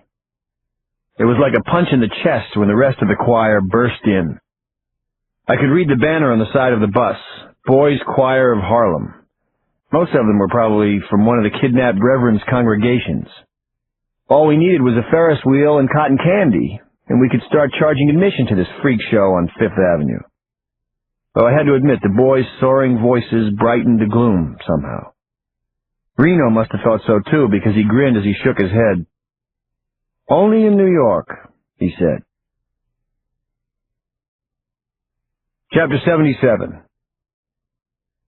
A makeshift mess hall for the army of law enforcement had been set up right in the main lobby of Saks Fifth Avenue. I went in through the revolving doors under the neon snowflakes to grab a quick bite to eat. The Four Seasons restaurant's recent offer of hostage meals had been rejected by Jack, so they had given the food to us instead. Christmas music blared down from the garlanded speakers as I spooned duck prosciutto and turkey hash onto my daisy plate. It wasn't the continuing surrealism of the siege situation that was alarming so much as the fact that I was starting to get used to it. I could hear that the boys' choir still believed they could fly as I came back out onto the street. I brought my food past the animatronic Santa in Sack's plate glass window and back to the trailer. I was on my second bite of tuna tartare when the crisis cell rang on my belt. What now, I thought. What's your pleasure, Jack? At your service, of course. Mike here, I said. How's it hanging, Mickey? Cold enough for you? It's kind of toasty in here. For a moment, I thought of the various strategies I could use. I could go passive or aggressive, ask some questions to feel out his present mood. I was tired of strategies, though. Jack was the one toying with us, and I was sick of pretending it was the other way around. At this point, I was sick of talking to Jack, period. And it didn't matter what I said, did it? Killing the mayor was a mistake, I said, lowering my plastic fork. You wanted us to believe you're a psychopath, not to be trifled with? Well, you did a good job. Only that just makes storming in there more of a foregone conclusion, which, according to you, blows up the cathedral, which will kill you, which makes spending all that money kind of hard. So, you really are crazy? Help me out here. I'm having trouble keeping up. So glum, Mick. It's like you're giving up, but it's only the third quarter. Check it out. You finally started paying. That was good, real good. Now all you have to do is come through with the rest of the do-re-mi. Then it will get real interesting, I promise. How do the bad guys get away with it? So stick with me here. Reach way down deep. Oh, and by the way, before I forget, there'll be another celebrity body at midnight. Jack, listen, don't do it, I said. We can work something— Shut up! I immediately stopped talking. I'm tired of your bull, my friend. The delays, the stalling. You guys took your best shot and missed. And now it's time for you to pay for messing with us. Piss me off a little more, and instead of one dead celeb, I'll make things so bad, Prada will be coming out with a body bag this season. You receiving my transmission loud and clear, Mike? I repeat, there will be another famous body at midnight. No more easy ones, like the worthless mayor, either. I've already made my selection. You'll like this one. Oh, and stop that singing right now, or I believe I will kill all the female hostages. Chapter 78. With another block of excruciating downtime in front of us, I grabbed the opportunity to hand over the crisis phone to Ned Mason. Then I headed uptown to see Maeve. I noticed a change when I came into her room. The sheets were different. Flannel, new and crisp. There was a vase full of fresh flowers, and she was wearing a new bathrobe. They were nice additions, so why did they creep me out? Maeve was awake, watching CNN, which now had ongoing coverage of the siege. Whatever happened to the Yule log? I found the remote and clicked off the set before I took her hand. Hey, you, I said. I saw you on the tube, Maeve said, smiling. You always look so handsome in that suit. Whose christening did you wear it to? Shauna's? Chrissy's, I said. Chrissy, my wife said with a sigh. How is my little peep? She came into the nest the other night, I said. I forgot to tell you. I forgot to tell you a lot of things, Maeve. My wife raised her hand and put her finger to my lips. I know, she said. I shouldn't have been so concerned with my stupid job. I wish— She stopped me with a hurt look. Please, don't wish, she said quietly. It hurts more than the cancer. I knew full well how dedicated you were to your job when we first met. It was one of the reasons I married you. I was so proud seeing you speak to the press. By God, you were inspiring. Who do you think inspires me? I said, tearing up. No, not on these nice new sheets. Wait, I have your present? We always exchanged gifts on Christmas Eve, usually around 3 a.m. after putting together a bike or a train set or some other god-awful toy. Me first, I said, taking a wrapped box out of the bag I had stashed in the trunk of my car. Allow me. I tore off the paper and showed Maeve the portable DVD player and the stack of DVDs I had gotten her. The movies were old black and white noirs, Maeve's favorites. So you don't have to constantly watch the idiot box, I said. Look, double indemnity. I'll sneak us up some atomic wings. It'll be just like old times. How awesomely devilish of you, Maeve said. Now mine. She produced a black velvet jewelry box from under her pillow and handed it to me. I opened the box. It was an earring, a single gold hoop. I used to wear one back in the late Guns N' Roses 80s when we first met. I started to laugh. Then both of us were laughing hard, and it was wonderful. Put it in. Put it in, Maeve cried through her laughing fit. I maneuvered the earring into the latent hole of my left ear. Miraculously, after 2 decades, it slipped right in. How do I look? Totally tubular? Like a well-dressed pirate, my wife said, wiping a rare happy tear from her eye. Arr, matey, I said, burying my face in her neck. I backed away when I felt her stiffen. Then I shuddered at the distant look in her eyes. Her breathing became irregular, as if she was hyperventilating without any hesitation. I blasted the nurse's button 6 times. I've spilled the water from the spring, Mother, I heard my wife say in the Irish accent she'd fought so hard to erase. The lambs are all in the ditch. Every last one. What was happening? Oh, God, no, Maeve. Not today. Not now. Not ever. Sally Hitchens, the head of the nursing department, came rushing in. She shined a light into Maeve's eyes and reached under her robe for her pain pack. Doctor upped her meds this morning, Sally said. Maeve closed her eyes when the nurse put her hand on her forehead. We have to watch her closely until she adjusts. Can I speak to you a second, Mike? Chapter 79. I kissed the top of my wife's head and followed Sally out into the hall. The nurse looked directly into my eyes. Bad sign. I quickly thought of the unsettling difference in my wife's room. The nice new sheets, the fresh flowers. Some kind of preparations were being made. No, not acceptable. We're getting very close to the end now, Mike, she said. I'm sorry. I'm so sorry. How long? I said, looking at the hall carpet first, then back up at Sally. A week, the nurse said gently. Probably less. A week, I said. Even I knew I sounded like a spoiled child. It wasn't the nurse's fault. The lady was an angel of mercy. Impossible as it is, you have to prepare yourself, Sally said. Didn't you read the book I gave you? She'd given me Elizabeth Kubler-Ross's famous book on death and dying. It described the stages in the death process: denial, anger, bargaining, depression, acceptance. I guess I'm stuck in the anger part, I said. You're going to have to unstick yourself, Mike, the nurse said, annoyed. Let me tell you something. I've seen some cases in this place that, I'm ashamed to say, haven't affected me all that much. Your wife is not one of those cases. Maeve needs you to be strong now. It's time to deal. Oh, and Mike, love your earring. I closed my eyes and felt my face flush red with anger and embarrassment as I heard the nurse walk off. There was something unending about the pain I felt pass through me then. It seemed incredibly powerful, as if it would burst out of my chest like a bomb blast, stop the world, stop all life everywhere. It passed after a moment when I heard someone in one of the other rooms click on a TV. Apparently not, I thought, as I opened my burning eyes and headed for the elevators. Chapter 80.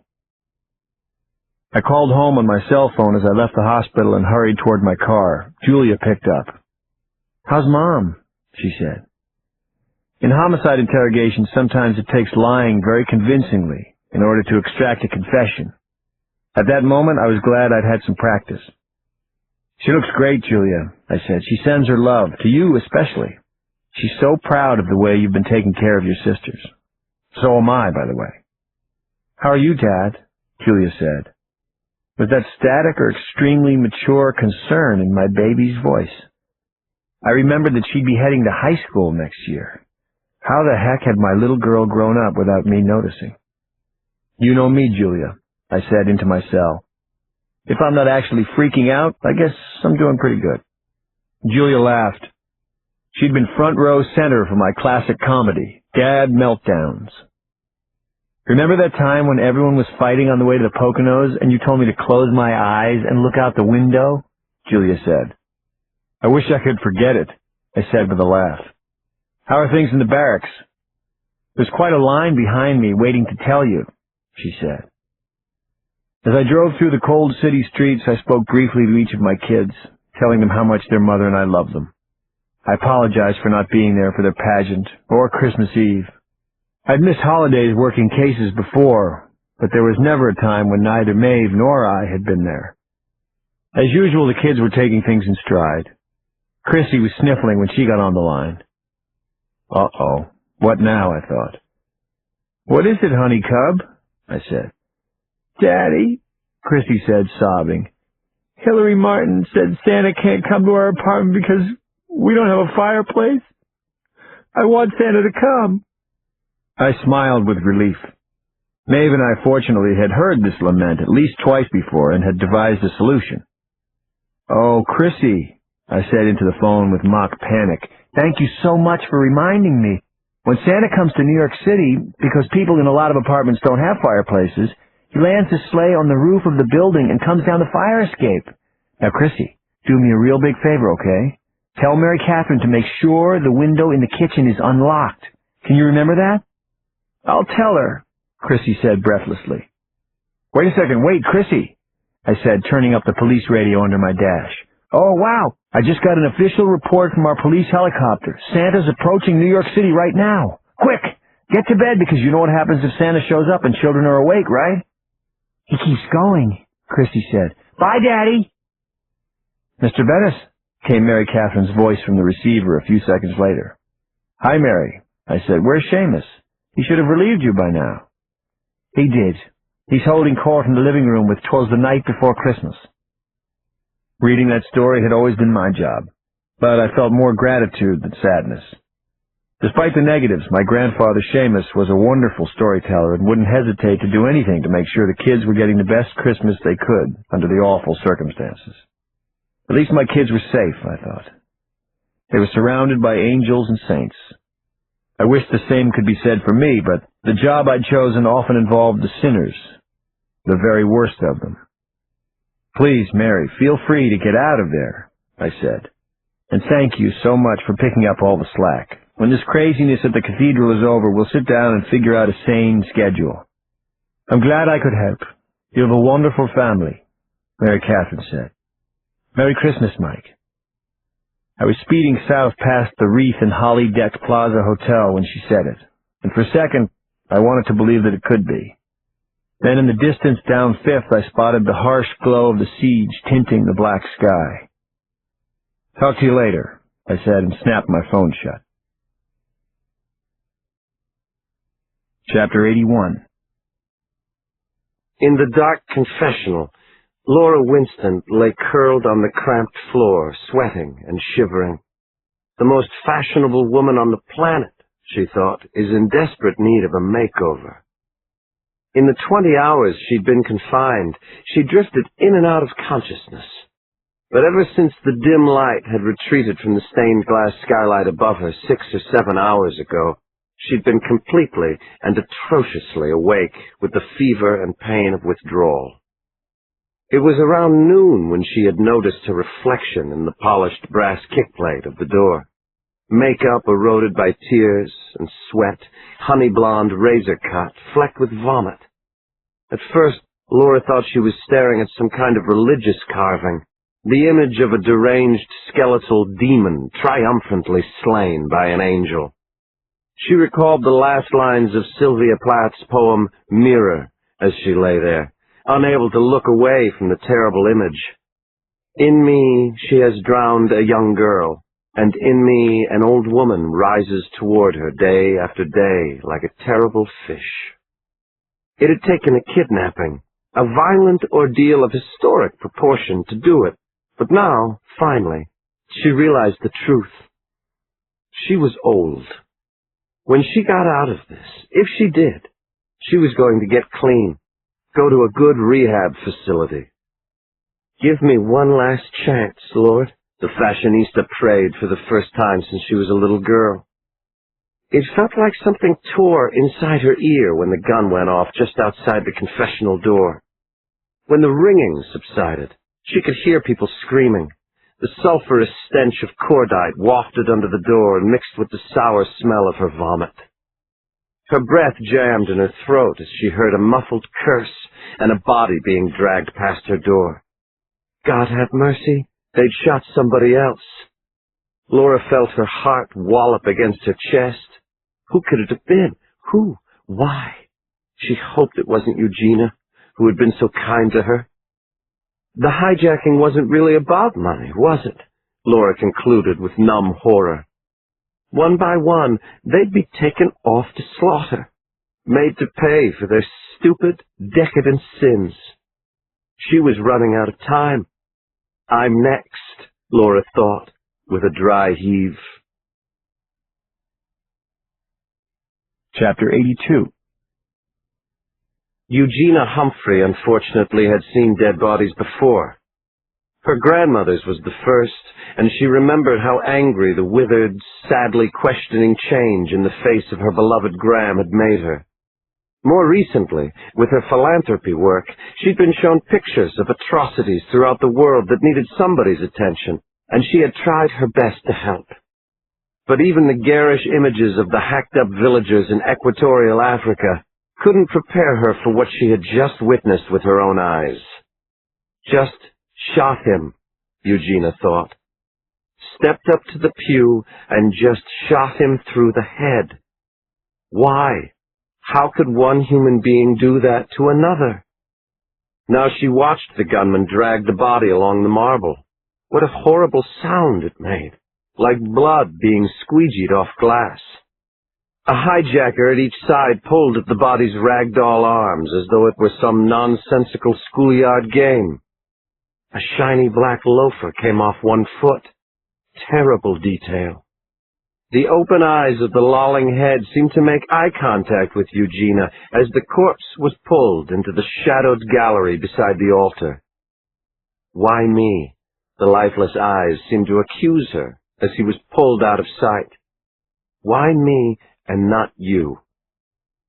They just killed my dear friend, Eugenia thought. And then she began to sob uncontrollably, and she knew she would be changed forever by this. Chapter 83. As I came through the checkpoint, I felt a hard punch right to my heart. I could see Oakley and a couple of more ESU cops running like madmen across Fifth toward the cathedral steps. That could only mean one thing, I thought, angrily racing ahead to catch up. I checked my watch. What the hell? Jack had said midnight. It was only 10:30. I was already at the ambulances in Rock Center when Oakley and the other cops arrived with a suit-clad body. I couldn't see the face as the medics scrambled desperately over the victim on the stretcher. Who the hell was it? Who had they killed now? Why do it before the deadline? After a moment, the paramedics stopped. One of them turned away with tears in her eyes. The oxygen mask she was holding fell from her fingers, unheeded. She sat down in the gutter, and the flashes from the news photographers outside the cordon and in the windows of buildings overlooking the cathedral rudely invaded her grief. I felt my heart flash freeze when I finally saw who it was, the latest murder victim. I remembered other times I'd experienced this same awful shock, with Belushi, Lennon, River Phoenix. John Rooney, the movie star comic, lay sprawled on the stretcher, eyes and mouth wide open. What felt like a slow electric current crept along my spine. Another person slaughtered for no good reason, just for show. I glanced back at the crowds and press, straining to see past the barricades. I almost sat down next to the grieving paramedic at the curb. How the hell were we expected to go on with this? I remembered how my kids had worshipped Rooney. Maybe they were watching the live-action DVD he'd been in only last Christmas. Rudolph. Right now. Who would be next, I thought. Eugenia? Charlie Conlon? Todd Snow? Rooney had millions of fans, many of them children. Being such a star, he'd become part of the country and the world's consciousness. And those bastards had just erased him and all the warm feelings he'd miraculously been able to generate. I glanced back again at the cathedral, the crowd stretching beyond it, the microwave towers of the news vans. And the first time I wanted to pack it in. I ached to just take the phone off my belt and walk away, find a subway, go lie in my wife's room, holding her hand. Maeve could always soothe me somehow. My God! Oakley cried in outrage. How the hell are we going to deliver this bombshell? First we dropped the ball with the mayor, now we let poor John Rooney get killed? Then it dawned on me. There it was. That was the whole point. I suddenly understood why the hijackers were wiping out celebrities, one grueling murder at a time. They wanted things to go slow, methodically slow. That way, the crowds would gather. That way, the media, along with the rest of the world watching at home, would come together to put the pressure on so that this thing would be resolved. But the pressure wasn't on them, I realized. It was on us. Someone had finally done it. Someone had devised law enforcement's worst nightmare. As time went by and the bodies piled up, we looked worse and worse. It made any decision to breach the cathedral in a rescue attempt almost impossible.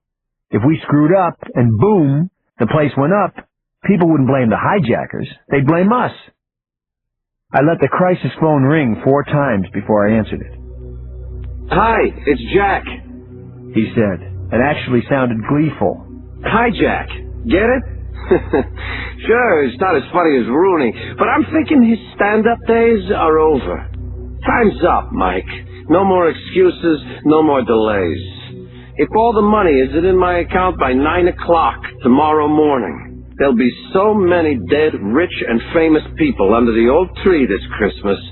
Santa will have to leave all the presents in the fireplace. Chapter 84.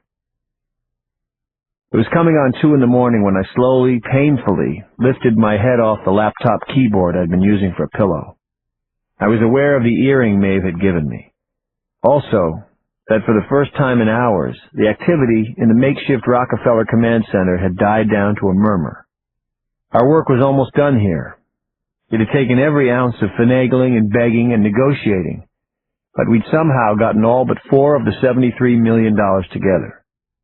Delta Force had arrived around midnight and was working with the FBI and NYPD tactical people, trying to find some weakness, some helpful detail that had been overlooked. I'd heard that a mock-up of the cathedral was being built at an army base in Westchester to assist the commandos to plan for a breach. As a kid, the thought of ever seeing soldiers patrolling the streets of New York was ridiculous. A scene from a B science fiction movie. Seeing the soldiers on the perimeter of Ground Zero and watching the F-14s buzzing the Midtown skyscrapers as they flew air cover after 9/11 still didn't seem real to me, but it was. I sat up as an Army general came past my desk. Seeing combat boots on NYC ground, twice in one lifetime, I thought as I watched the officer and his entourage enter the command boardroom, seemed unfair. "Why don't you take a breather, Mike?" Paul Martelli told me with a yawn. He'd just come back from catching some sleep. "Nothing going on here for a little while." "We're coming down to the end of this thing," I said. "I don't want to be missing if I'm needed." Martelli patted me on the shoulder. "Listen, Mike," he said, "we all know about your wife, your family situation. I can't even imagine the stress you're under. We'll call you the second something develops. Now get out of here. Go be with your family.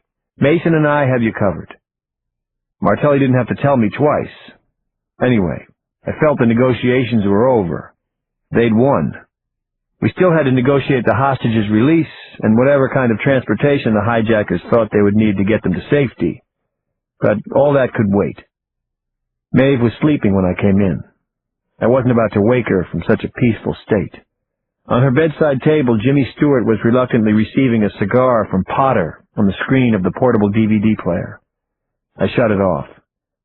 I stood there staring at my dear, sweet wife, the treasure of my life. I smiled as I remembered our first date. I had just taken my finger off the bell to her apartment when she threw open the door and kissed me. There was a flash of her honey-brown eyes, the spiced sweetness of her perfume, and without preamble, soft lips hit me, and my heart smacked against the back of my chest like a handball. "Thought I'd save us a little awkwardness later," she'd said, her smile beaming as I stammered a little, reeling against her threshold.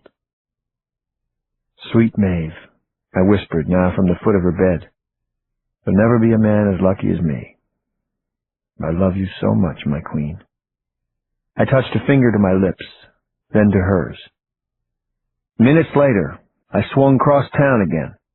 There wasn't a soul on the windswept streets. Even the homeless had gone home for Christmas, I guessed.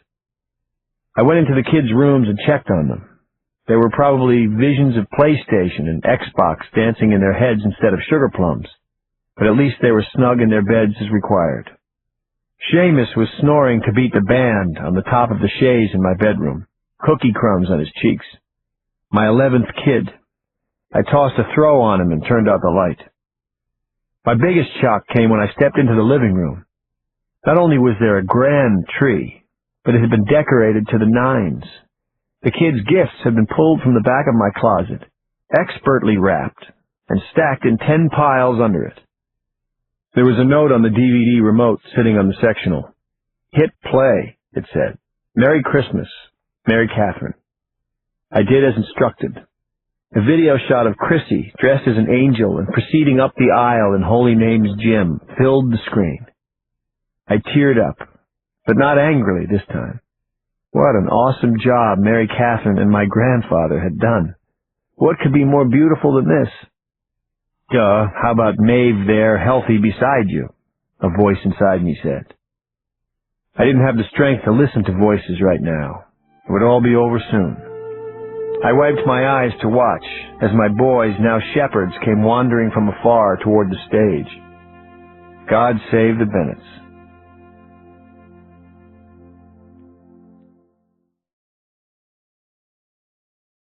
Chapter 85.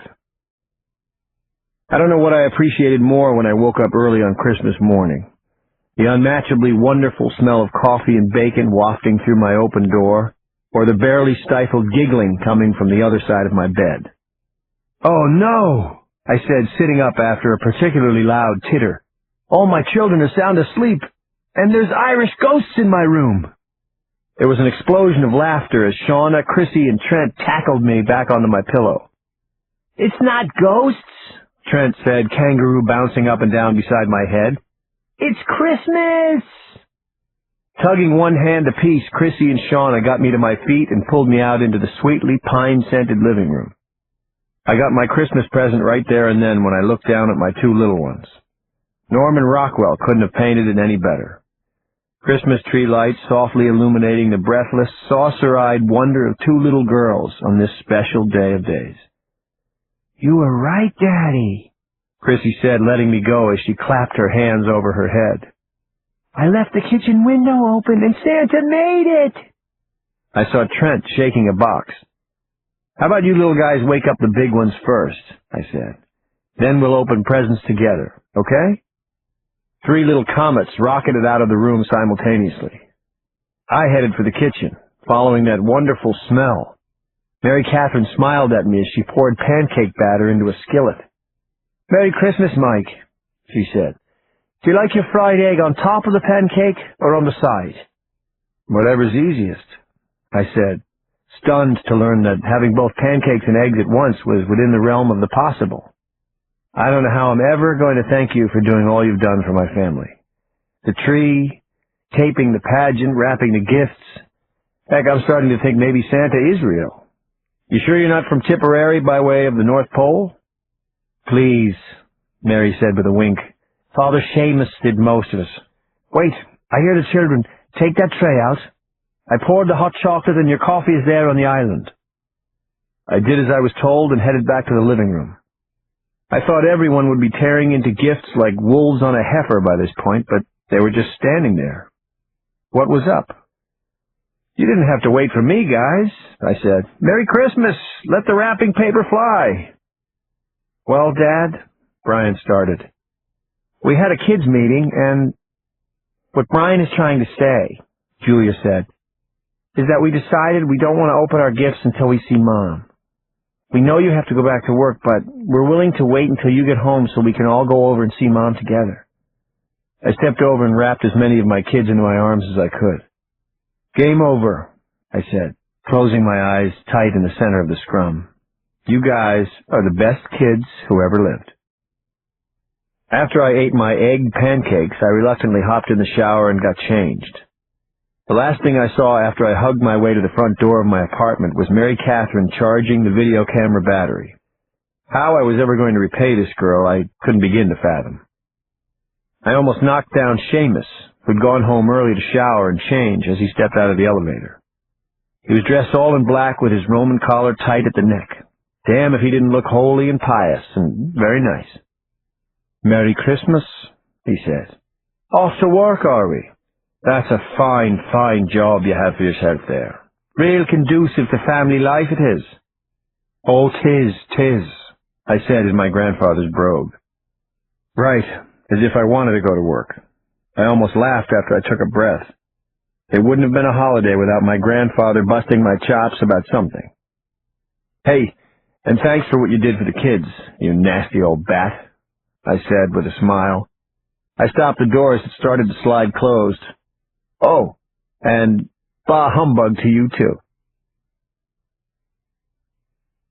Chapter 86. Inside the semi-darkened cathedral, Eugenia Humphrey woke on a hard wooden pew. She sat up, rubbing the cold out of her arms. She widened her eyes reluctantly and let out a breath of disappointment as she eyed the cathedral's all-too-familiar stark stone. Finally, she turned her head toward the votive candles that had given her a sense of peace and hope over the last 48 hours. The rows of golden light were gone, she saw immediately, every flame completely snuffed out. She'd had some pretty bad Christmases before, she thought, closing her eyes again, but this was worse than getting re-gifted. Though she knew it would be painful, she couldn't help thinking about what she would have been doing back home at this very moment. She could almost see her husband, Mitchell, coming into the bedroom of her cozy penthouse apartment above Wilshire Boulevard with a heaping breakfast tray just for the two of them. Because of the occasion, the chef and nutritionist would have the day off, and Mitch's diet be damned. Blueberry pancakes, apple smoked sausage, pecan bacon, oversized mugs of Kona coffee. After they ate heartily, they'd do their exchange. Because they had unlimited resources, it had come to pass over the years that even very expensive gifts, such as diamonds and new cars, had become impossible to believe as it was. Well, boring. She and Mitchell had come up with a new strategy that had proved to be joyful and meaningful for them both. They were each allowed to spend up to $100, and the idea was to purchase the most beautiful or meaningful objects they could find. It stressed simplicity, got them back down to the basics, plus it was just fun. One year he had bought her a dozen perfect red roses. The effect was to make her really look at the flowers, actually see their elegance and richness and fleeting beauty in a way that she hadn't since she had received her first bouquet. This year, she'd gotten him a $21 watch she'd found at a pharmacy she'd done some stealth shopping in. It was a retro design, quite simple, a circular white face with regular black numerals.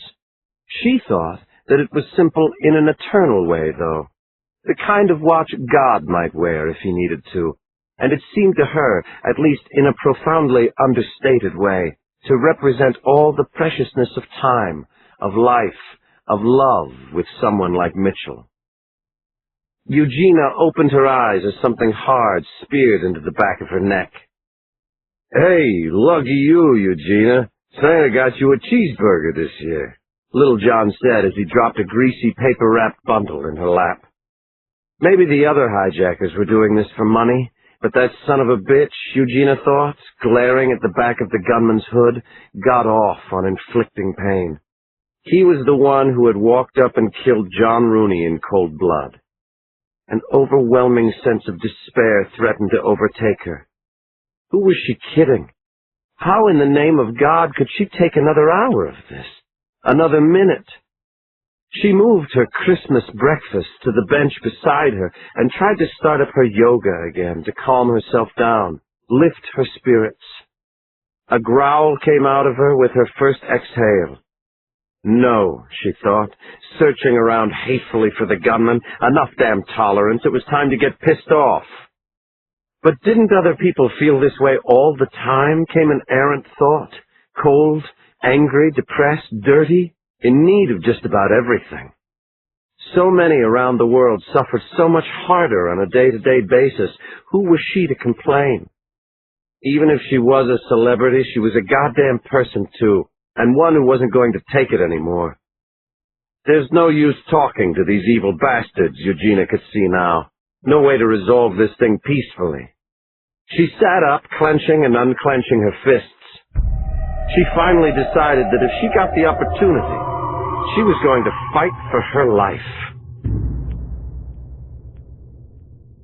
Chapter 87.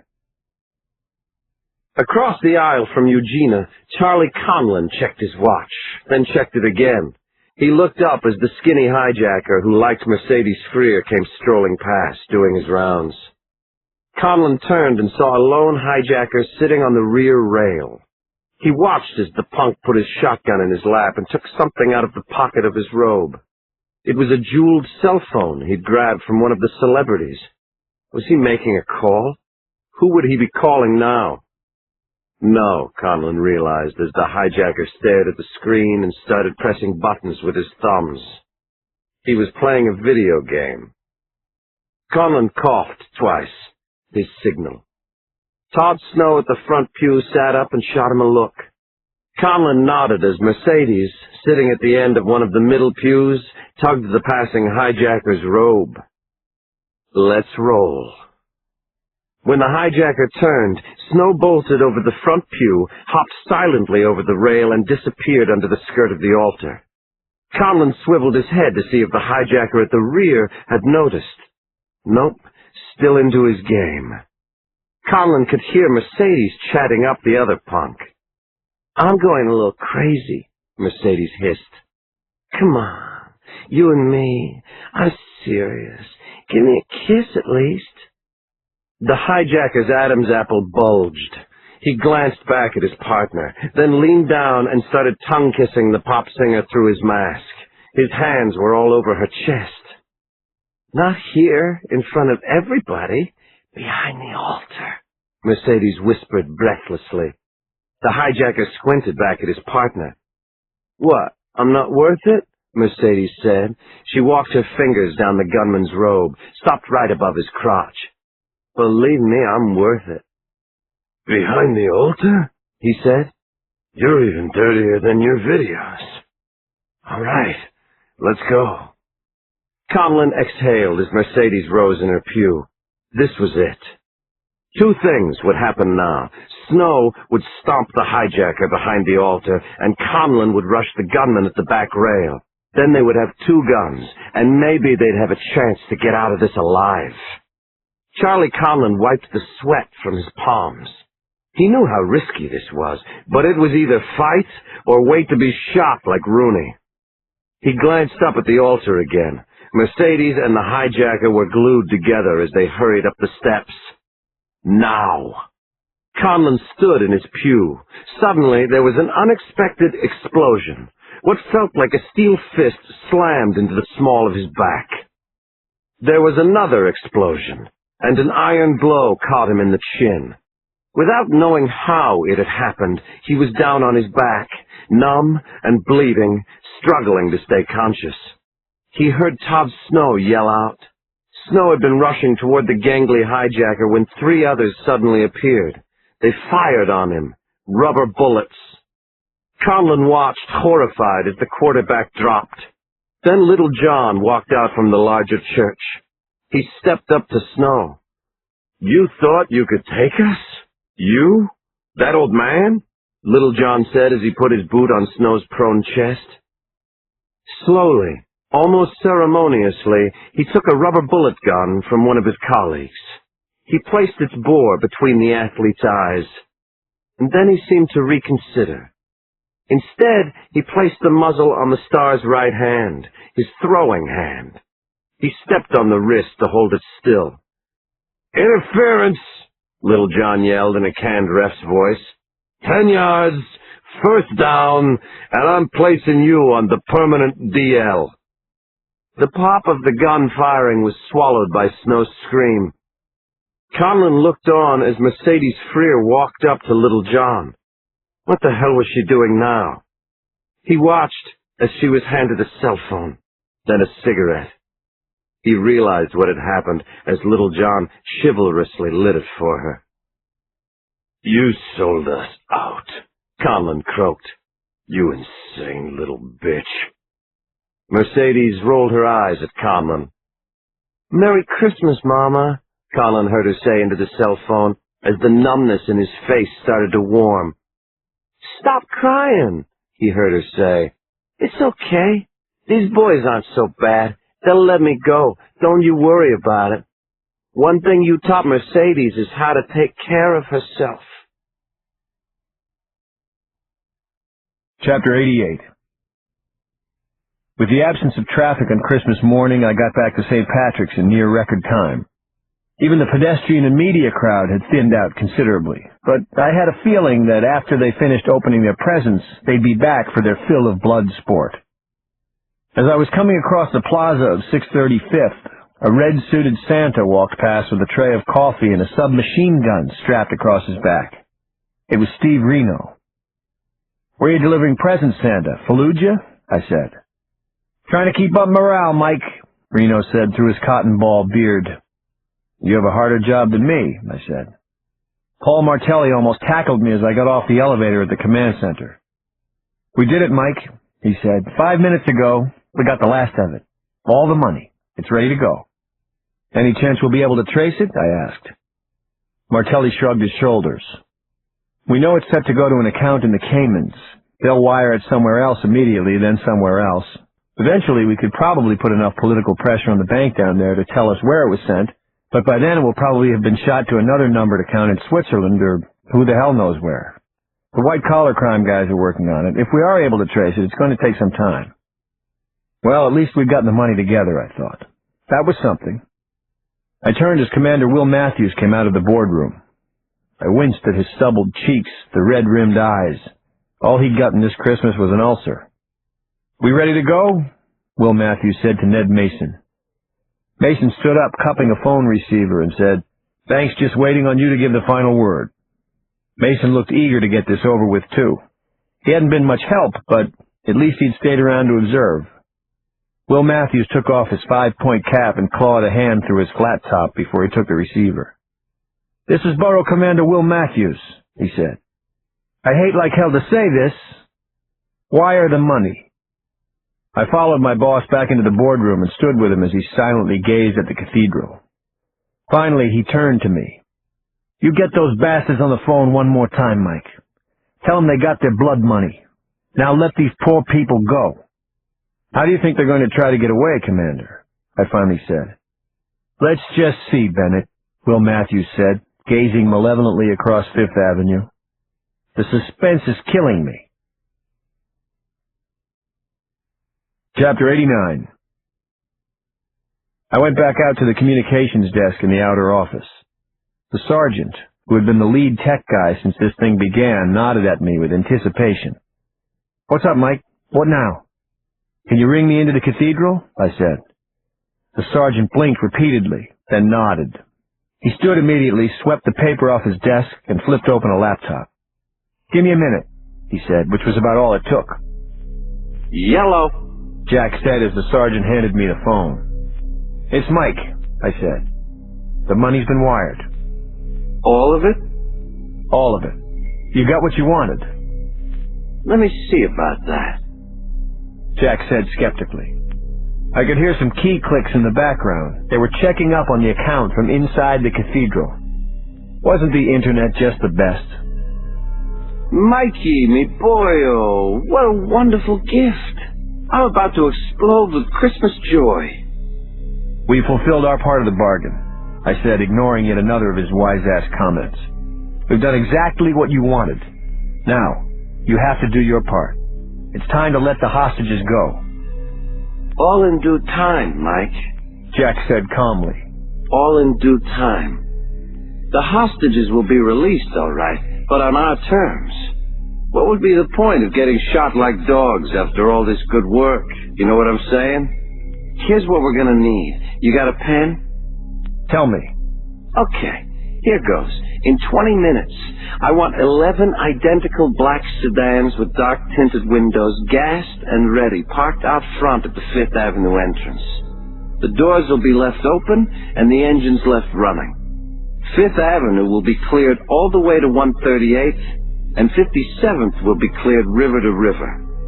It goes without saying that any effort to stop and detain us will result in a vast amount of death. If all our demands are met, the remaining hostages will be released unharmed.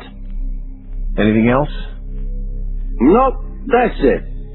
Arrivederci, Mikey. It's been a real hoot. I almost couldn't believe it when I heard a dial tone in my ear. That was it? All they wanted was 11 cars? Where did they think they were going to drive? Mexico? Behind me I heard the borough commander speaking into his radio, telling the task force cops to clear 5th and 57th, and to block the side streets off. He got on another radio and told the rooftop snipers to get ready. When they come out, we'll take them down, he said. Anyone who has a clear line of sight has a green light. Roger that, came back one of the Delta Force guys. Oh, and I want GPS on those sedans, Will Matthews told one of his captains. Bennett, Will Matthews told me. Get up on the roof and into a helicopter in case we have to pursue. Not exactly overjoyed about heights, I can't say I was extremely psyched about the task, but I nodded okay. As I stepped into the elevator headed to the roof, I couldn't imagine how the hijackers were planning on getting 5 steps out of the cathedral without getting massacred. I hit the button for the top floor. Guess we'll find out soon enough. Chapter 90. I don't know how gung-ho I would have been to climb into a helicopter that was on the ground, never mind 50 stories up.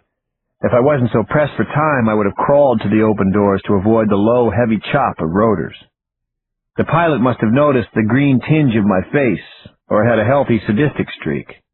The second I was strapped in, the aircraft dropped off the side of the building, express elevator down, leaving my stomach back on the 51st floor.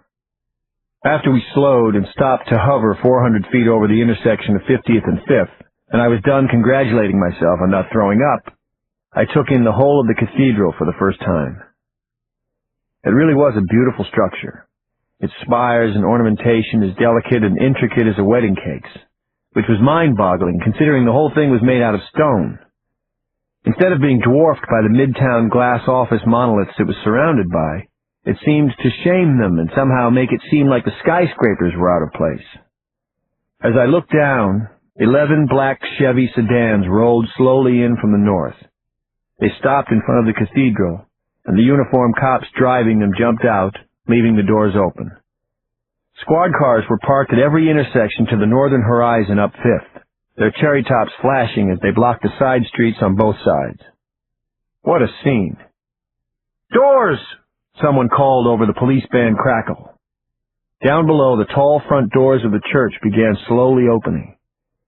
A figure in a head-to-toe brown hooded robe and ski mask stepped out and stopped beside the stair railing. I stared at the lone figure, waiting for just about anything to happen next. Despite the fact that I was one of an army of cops, I was strangely anxious. One thing these sick puppies had taught us was that they were capable of anything, at any time. There was a frenzied spattering of police radio chatter from my headset as another subject, dressed in the same brown robe and ski mask, stepped out a moment later. Was it the hijackers? What the hell was going on? I twisted toward a flash of movement by the church doors. A second later, my jaw dropped harder than the helicopter had off the roof. Spilling out of the cathedral, walking in 2 straight lines down toward the waiting sedans, was a group of 30-odd people, all dressed in brown robes, all wearing ski masks. There was no way to tell the hostages from the bad guys. Chapter 91. "Does anybody have a shot?" Will Matthews cried out over the radio. There were maybe 30 figures in brown robes out in front of the bronze doors of the cathedral now. They were moving slowly down the steps toward the waiting sedans. "Hold!" called a voice. "We're scanning with radar for concealed weapons." On the roof of Saks, I saw a sniper set down his rifle and raise what looked like an extra-long pair of binoculars. He lowered the binoculars finally and called into his sleeve. "Stand down," he said. "We have no shot. Heat signatures indicate they all seem to have weapons on them. We have no safe shot. We can't tell who's who." My earphones almost fell off as I shook my head. Jack and his hijackers had done it again. They'd anticipated how dangerous it was for them to get from the church to the cars. They'd anticipated our next move and somehow disguised everyone. Our snipers didn't have a shot. Down below, the brown-robed mass of people was climbing into cars, 3 and 4 per car. After a moment, the tinted windowed doors started to close one by one. That was that. Another golden opportunity lost, or taken away from us. The bad guys could be the drivers in each car, or they could be in the back seat holding a gun on a hostage in the driver's seat. There was no way to know. I noticed for the first time that from the windows of the buildings on both sides of Fifth, citizens and media people were watching, transfixed. From where I was, it almost looked like a ticker-tape parade, only with celebrity hostages instead of sports or war heroes. I stared at the idling cars. The big question remained, how did the hijackers think they were going to get off the island of Manhattan? With the strange way things were winding down, I was beginning to believe that nothing short of a bloodbath would resolve this. It wasn't just air sickness that made my stomach roll a few seconds later. "God damn it to hell!" I heard Will Matthews cry over the radio. "Bennett, don't lose them!" When I glanced at the pilot beside me, I noticed that it was a woman beneath the aviator glasses and helmet. I knew I was in for it the second I saw her cocky smirk. "What are you waiting for?" I said. And we fell. Chapter 92. We stayed at a low hover over the convoy of black sedans. The whirling edges of the rotor couldn't have been more than 20 feet from the smooth glass and ornate stone building facades on either side of the avenue. I swallowed hard. Driving a car in this city was nerve-wracking enough for me.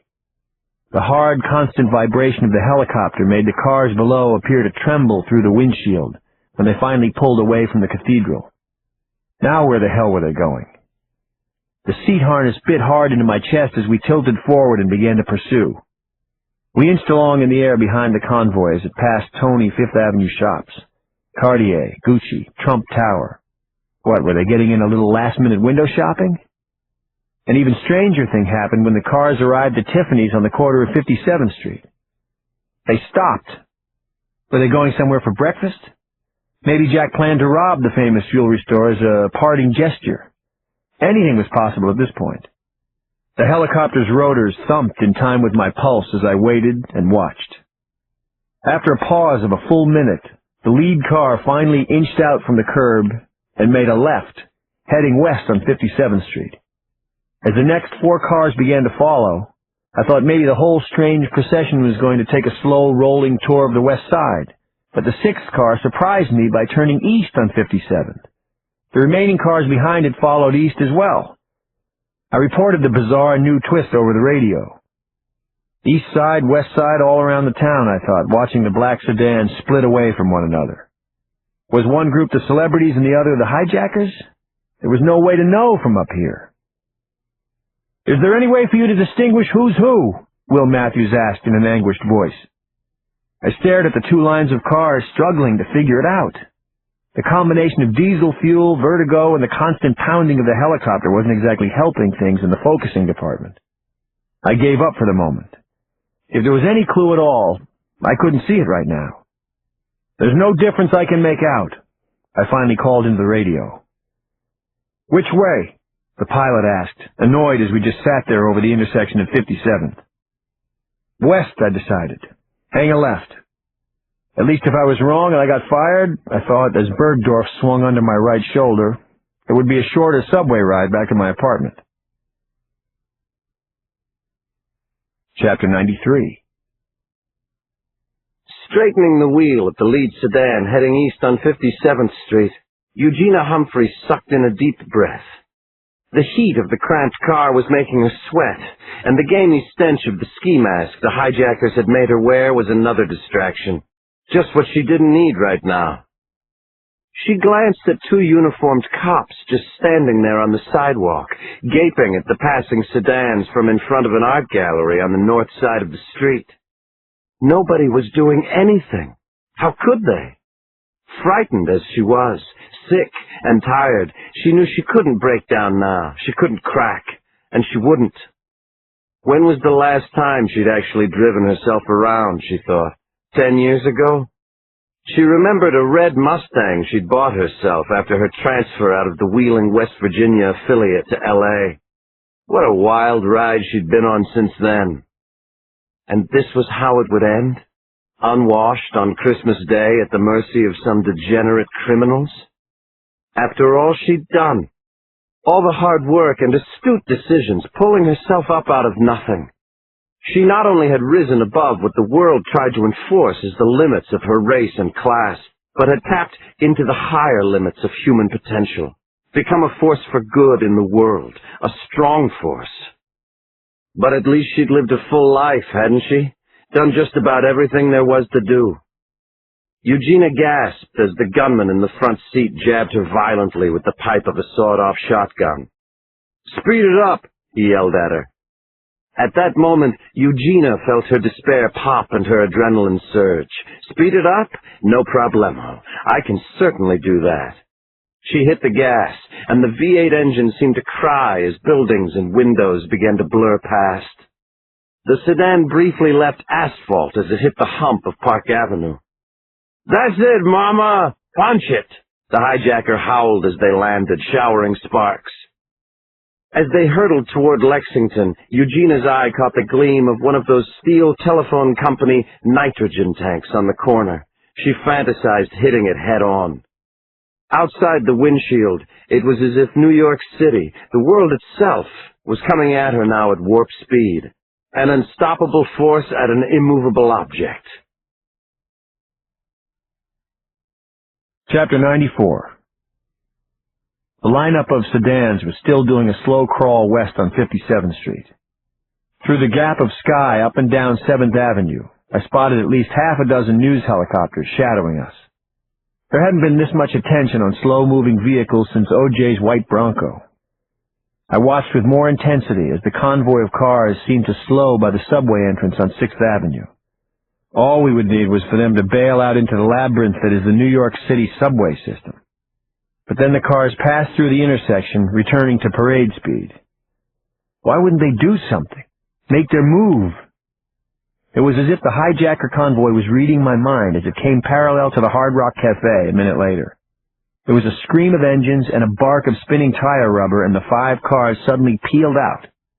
The cops, blocking the intersection at Broadway, looked like stunned NASCAR spectators as the vehicles rocketed past them. The sedans seemed to be drag racing as they shot across 8th. By the time they hit 9th Avenue, they looked like they were taking a shot at the land speed record. The turbine of our chopper had to kick it up several notches just to stay on them. I thought this sudden need to be somewhere in a hurry a tad peculiar, since they were speeding toward a dead end. There was maybe 2 blocks of Manhattan left. Then what? I could feel the blood leave my face as I watched the sedan scream down the final slope of street headed directly toward the Hudson River. Would they try to ram one of the barricades?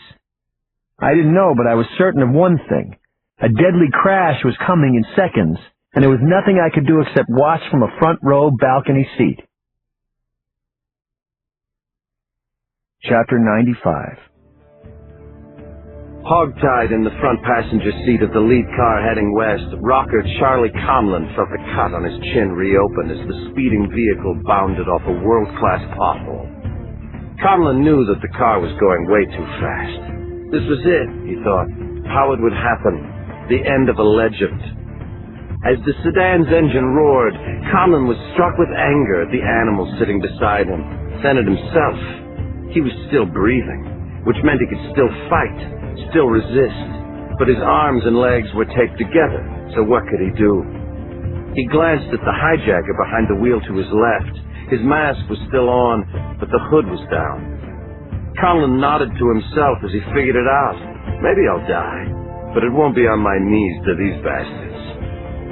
The car had just lifted off from a steep crest along 10th Avenue when Conlon leaned over and bit down into the driver's ear. The horrified scream the hijacker made almost drowned out the engine. What this worthless vermin had put them through, Conlon thought, tasting blood.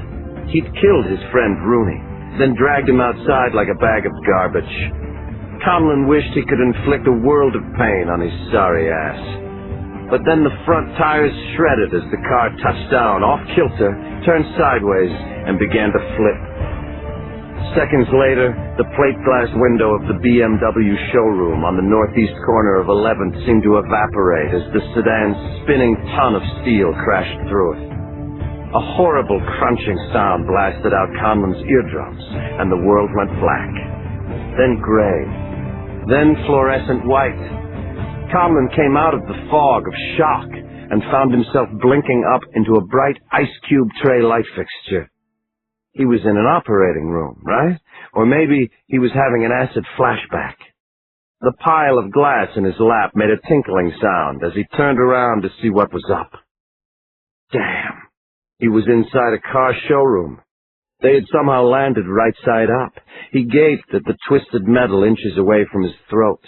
The sedan was now a convertible since the roof had been ripped away. When he looked out the hole in the shattered windshield, his first thought was that the hijacker driver, who was hunched over one of the showroom motorcycles, was trying to escape. Then he noticed one of the handlebars was sticking out the middle of the hijacker's back. "One down," said Charlie Conlon. "That's for John Rooney." He turned toward the back seat next. The rest of the passengers looked to be all right. Todd Snow undid his seatbelt, crawled across broken glass, and ripped at the tape on Conlon's wrists. They stared as the third passenger in the back seat took off a ski mask. "Great job, fellas," Mercedes Freer said with a big bleached-out smile. "You saved us," she grinned, just before Todd Snow punched out the two-faced diva's front teeth. Chapter 96. Blinking Christmas lights strung on the fire escape of a brownstone tenement streaked past the copter's window as we hurtled toward the car dealership that the lead sedan had just plowed into. I gawked from above at shattered glass and ripped metal, spinning police lights, running cops. Another day, I thought, struggling to absorb the insanity I just witnessed. Another war zone. I turned to my left away from the milling chaos at the dealership just as the 4 remaining cars hit the emptied intersection of the West Side Highway near the Hudson. They hadn't slowed. I thought that they were going to try to turn at the last second and smash their way through the roadblock. The cops manning the barricade must have thought the same thing because 3 or 4 of them dove out of the way. But we were all wrong. The world seemed to gray out as I watched helplessly. The adrenaline and sleep deprivation, the caffeine overdose and stress finally took their toll. I thought I was hallucinating. The black sedans didn't swerve left or right. It was like they were on rails as they rocketed dead straight for the fence bordering the Hudson River. Even from inside the chopper, I heard the front tires of both cars explode like pipe bombs as they struck the high concrete curb before the fence. The sedan seemed to crouch down and coil. Then they bounced high and hit the fence. Chain links parted like wet tissue paper, and suddenly the cars were in the air above the icy river. It sounded like sheet metal landing on concrete when they both hit the water simultaneously, upside down. I don't know what I had been expecting before that, but it wasn't mass suicide. "They're in the water," I heard on the radio then. "All 6 cars are in the East River. It's totally insane. This can't be happening. But it just did." I thought the report was from a cop watching on the ground beneath me, until I realized they were talking about the other cars, the ones that had headed east. The hijackers had crashed all the cars into 2 rivers. The helicopter was already swinging down toward the water as I pointed. We got there just in time to see brake lights disappear under the surface. "As low as you can go," I yelled to the pilot as I popped my harness and the latch of the helicopter door. Frigid wind howled into the cabin as I leaned out above the choppy gray water. "And radio the harbor unit," I said. Then I was free-falling. Chapter 97. The water wasn't so bad, if you were one of those Coney Island polar bear people, maybe. The temperature, or lack thereof, went through me all at once like an electric shock. Then I bobbed in the ice water, but my feet finally found something like a bumper, and I turned myself down into the all but lightless, polluted water, reaching forward with my hands. I don't know how I found the door handle in the opaque water, but I did. I pulled hard, and the door swung open, and a form brushed by me. And another. I was out of breath and heat by the time the third and fourth shadow bobbed past me toward the surface, so I kicked up off the sunken car's roof. My clothes felt like they were made of lead, frozen lead, as I dog-paddled. I counted 12 people floating in the water. They'd taken their masks off, and I recognized most of them as the VIP hostages. How many had gotten into each car? Were they all safe now? "Is there anybody else stuck in the cars?" I yelled to Kenneth Rubenstein, who was flailing in the water beside me. He stared at me as if I were speaking Chinese. He was in shock. I decided I could do no more, except try to get everyone on the surface out of the water. That's where the helicopter pilot came in. She was amazing, the best. Using the skid like a gaff, she managed to lift our gasping hypothermic butts out of the drink and pop us on a nearby dock. An army of burly sanitation workers had arrived from their truck depot beside the river, and they dragged us inside a thankfully warm building. A blanket was thrown over my back. The hulking sanitation worker gave mouth-to-mouth to a pale, middle-aged woman for a moment before she stiff-armed him in his hairy chest. I realized it was the fashion magazine editor Laura Winston. A young woman beside her started vomiting all over herself. The reality TV wild child Linda London. It was maybe a half an hour later when I received a call from Commander Will Matthews. All the remaining celebrities who'd gone into the East River had been plucked out of the water and were accounted for. The VIPs were bruised and wet and still in shock, but it seemed as if everyone would survive. The hijackers, though, were glaringly unaccounted for at both crash sites. Whether they were drowned in the cars or still back at the cathedral had yet to be determined. Before I hung up, Will Matthews ordered me to go to the crash site at the car dealership up the block to see what the hell was going on. Why not?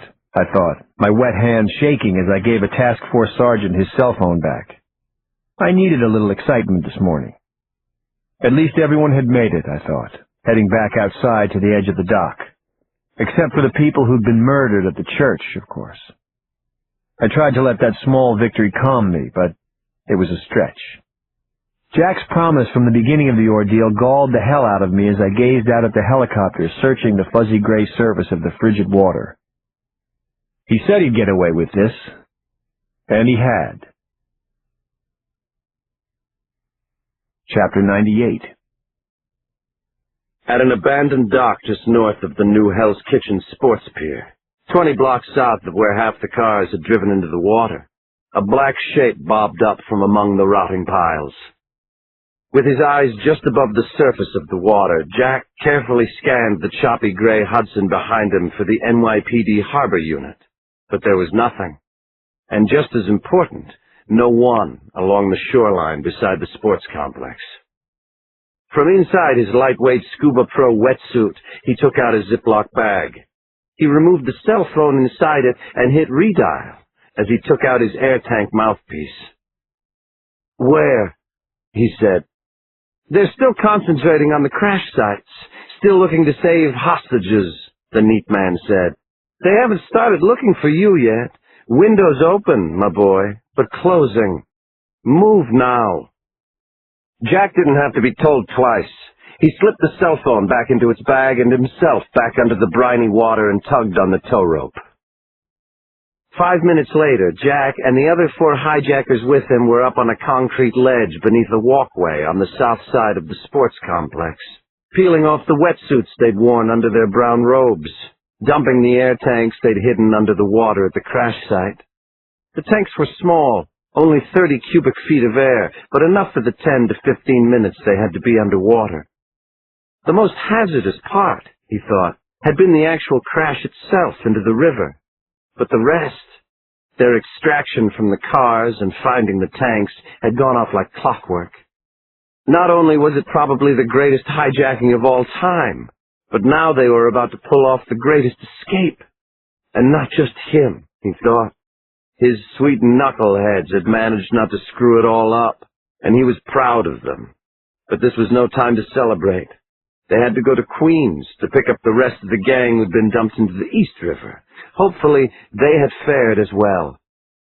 Jack glanced up at the busy West Side Highway. He smiled as he noticed his pulse racing. He'd seen his share of action, but none of it compared with the razor's-edge euphoria he was feeling now. Nothing even came close. If they hadn't lost Fontaine and Jose, this job would have been perfect. He turned and looked back as the last member of his crew shed his wetsuit, revealing a track outfit beneath it. Just do it, right? Now they looked like everybody else coming off the sports pier. Yuppie office mates who decided to spend Christmas playing and partying instead of with their corny-ass families. Okay, ladies, Jack said to his men with a wink. Let's move 'em out. We're almost home. We won the Super Bowl. They had to keep themselves from sprinting as they climbed the short fence and came out alongside the main building, waiting at a light to cross. Jack swallowed hard, his blood going as cold as the water they'd just climbed out of as a police car with its sirens screaming approached from the south. He started breathing again when it blew right past them, speeding uptown. No doubt heading back to 57th, where they'd started their little Dukes of Hazzard stunt. It was 35 minutes later when they were in a van picking up the rest of the hijackers by the dock of an abandoned bottling plant in Long Island City. Little John grinned triumphantly as he and the other 5 men threw themselves in through the sliding door to backslaps and high-fives. What the hell took you so long? The big man said, accepting an ice-cold Heineken that Jack handed him from a cooler. Where's Jose? He lost it as we were coming across 11th Avenue, Jack said, punching his hand into his fist. Jose's gone. Little John looked down at the van floor, ruminating. What about his prince? He said after a moment. Jack smiled. Remember we told him about the need to not leave any evidence? He said. Well, the crazy mother said he wasn't taking any chances. So he spent the last month and a half burning off his fingertips with a Zippo. To Jose, Little John said, lifting his beer bottle, happy again. That gato had some balls. And Fontaine, Jack said, remembering his friend who'd been downed in the firefight in the crypt. He glanced at the man's hands in the ziplock sitting on ice beside the beers. Kinda looked like chicken wings. What do we do now? Little John said. I don't know about you, but after 3 days wearing the same drawers and that little dip in one of the most polluted rivers on earth, Jack said, I could go for a hot shower. And some hot you-know-what, too, one of his compadres called to Howells as the van slipped onto the BQE. I met after that, Little John said. We stick with the plan. 2-3 months of waiting to make things look good, and then it's a one-way first-class trip to Costa Rica. So they'd really done it, Jack thought, grinning at the sound of the Arriba, Arriba, Andale calls in the van. It was hard to believe. They'd held the world off. The next part was a joke, incredibly easy. They just had to sit back and wait, and not spend their millions.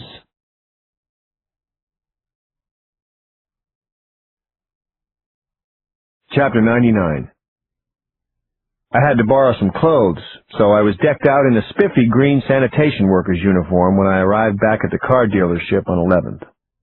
It looked as if 2 medical examiners in white Tyvek suits were playing a game of tug-of-war as they attempted to remove a brown-robed hijacker from the handlebars of a motorcycle. Only after an ESU cop arrived with some bolt cutters did they finally manage to pull the motorcycle out of the dead man's chest. Over by a pulverized soda machine, one of my favorite rock singers of all time, Charlie Conlon, and Giants quarterback Todd Snow were being interviewed by detectives from the Major Crimes Unit. They didn't look like they were much in the mood for autographs. From the look of the shredded car, I was surprised the only injury I saw was a black eye and a fat lip on the pissed-off-looking pop star Mercedes, who stormed by with an EMS medic and not a word of thanks to anybody. I knelt beside what was left of the hijacker as the assistant MEs laid him onto the showroom carpet. I borrowed a pair of rubber gloves and slowly pulled off his mask. The back of my fist flew against my forehead when I uncovered a second black rubber mask beneath it. A skin diving mask. That's how they did it. How they had gotten away. They'd used scuba diving equipment to escape under the water. I borrowed a phone and told Will Matthews about my discovery. After some choice expletives, he called in more harbor units from Jersey and the Coast Guard. After I hung up, I pulled off the hijacker's rubber mask. The deceased was a Hispanic man in his late 30s, early 40s. Nothing in his pockets. A 9mm Beretta pistol in an underarm holster, but the serial number had been filed away. I groaned when I looked at his hands and saw his fingerprints were gone too. I'd seen similar prints on the hands of crackheads, ridges melted down to a nub from holding too many hot pipes. No, I thought, these bastards weren't going to disappear without leaving me at least one lead. I found Lonnie Jacob, a crime scene investigator I'd worked with several times. I showed him the jacker's hands. Think you can get anything? I said. Maybe a partial, Lonnie said skeptically. I'll have to work on him back at the morgue. I really doubt we'll get anything, though. This dude did not want to be identified. What's up, Mike? Commander Will Matthews said moments later as he came across the broken glass toward me. You transferring to sanitation on me? Thought I'd put out some feelers after this home run, I said. We did all we could, Mike, Will Matthews said, staring at the carnage all around us. That's the truth, and it's the story I'm sticking to. I advise you to repeat after me during the impending shitstorm. Will do, I said. We did all we could. Happens to be the truth. Now get out of here and see your family. My driver's outside waiting for you, Will Matthews said. That's an order. A cold wind was whipping down 57th when I stepped outside. I'd hardly noticed it before, but this Christmas had turned out to be one of those stainless steel-colored December days when you have the feeling winter will never end. As I got into the back of the cruiser and my thoughts shifted toward my wife, I decided I didn't want it to. If Maeve wasn't going to see another spring, why the hell should anybody else? Chapter 100. Some say nothing compares to Christmas in New York, but I'd never seen the city look grimmer. After I got home and changed, I drove my brood to the hospital. I couldn't see the wreaths and lights anymore, only the endless gray corridors of blank windows, the grimy concrete, the steam rising from the broken streets. Some Irish writer once referred to Manhattan as a cathedral, but as I stopped our van in front of the hospital, it looked more like a sad construction site to me, cluttered and cold and pitiless. I had to hold myself up against the van's doorframe in order not to fall over from exhaustion as Mary Catherine fed my kids out in their good clothes, clutching their brightly wrapped presents. Even the stern nurses, stuck there on Christmas, seemed teary-eyed as our cosmically sad procession passed through the lobby to good old 5. Wait a second, I said, patting my pockets as we approached Maeve's corridor. The pageant tape, I forgot to... It's right here, Mike, Mary Catherine said, handing me the small plastic case. I was about to thank her yet again for being such a lifesaver. Au pair, I thought. Was that Gaelic for fairy godmother? She would have had a cheerier Christmas in Afghanistan than here with my crew, but she jumped right in up to her neck. Give my love to Maeve, the amazing young woman said quietly. I'll be in the lounge if you need me. Go. I could see Seamus kneeling beside Maeve in her wheelchair when we turned into her corridor. A lump formed in my throat when I saw the open Bible in his hand. I stopped when I watched him make the sign of the cross on her forehead. Last rites, I thought. How was I going to get through this? Today of all days. Somehow Maeve was smiling when I knocked on the doorframe. She was all dressed up as usual, this time a red Santa hat replacing her Yankees one. Seamus closed his Bible and hugged me hard. "God give you the strength, Michael," he said in my ear.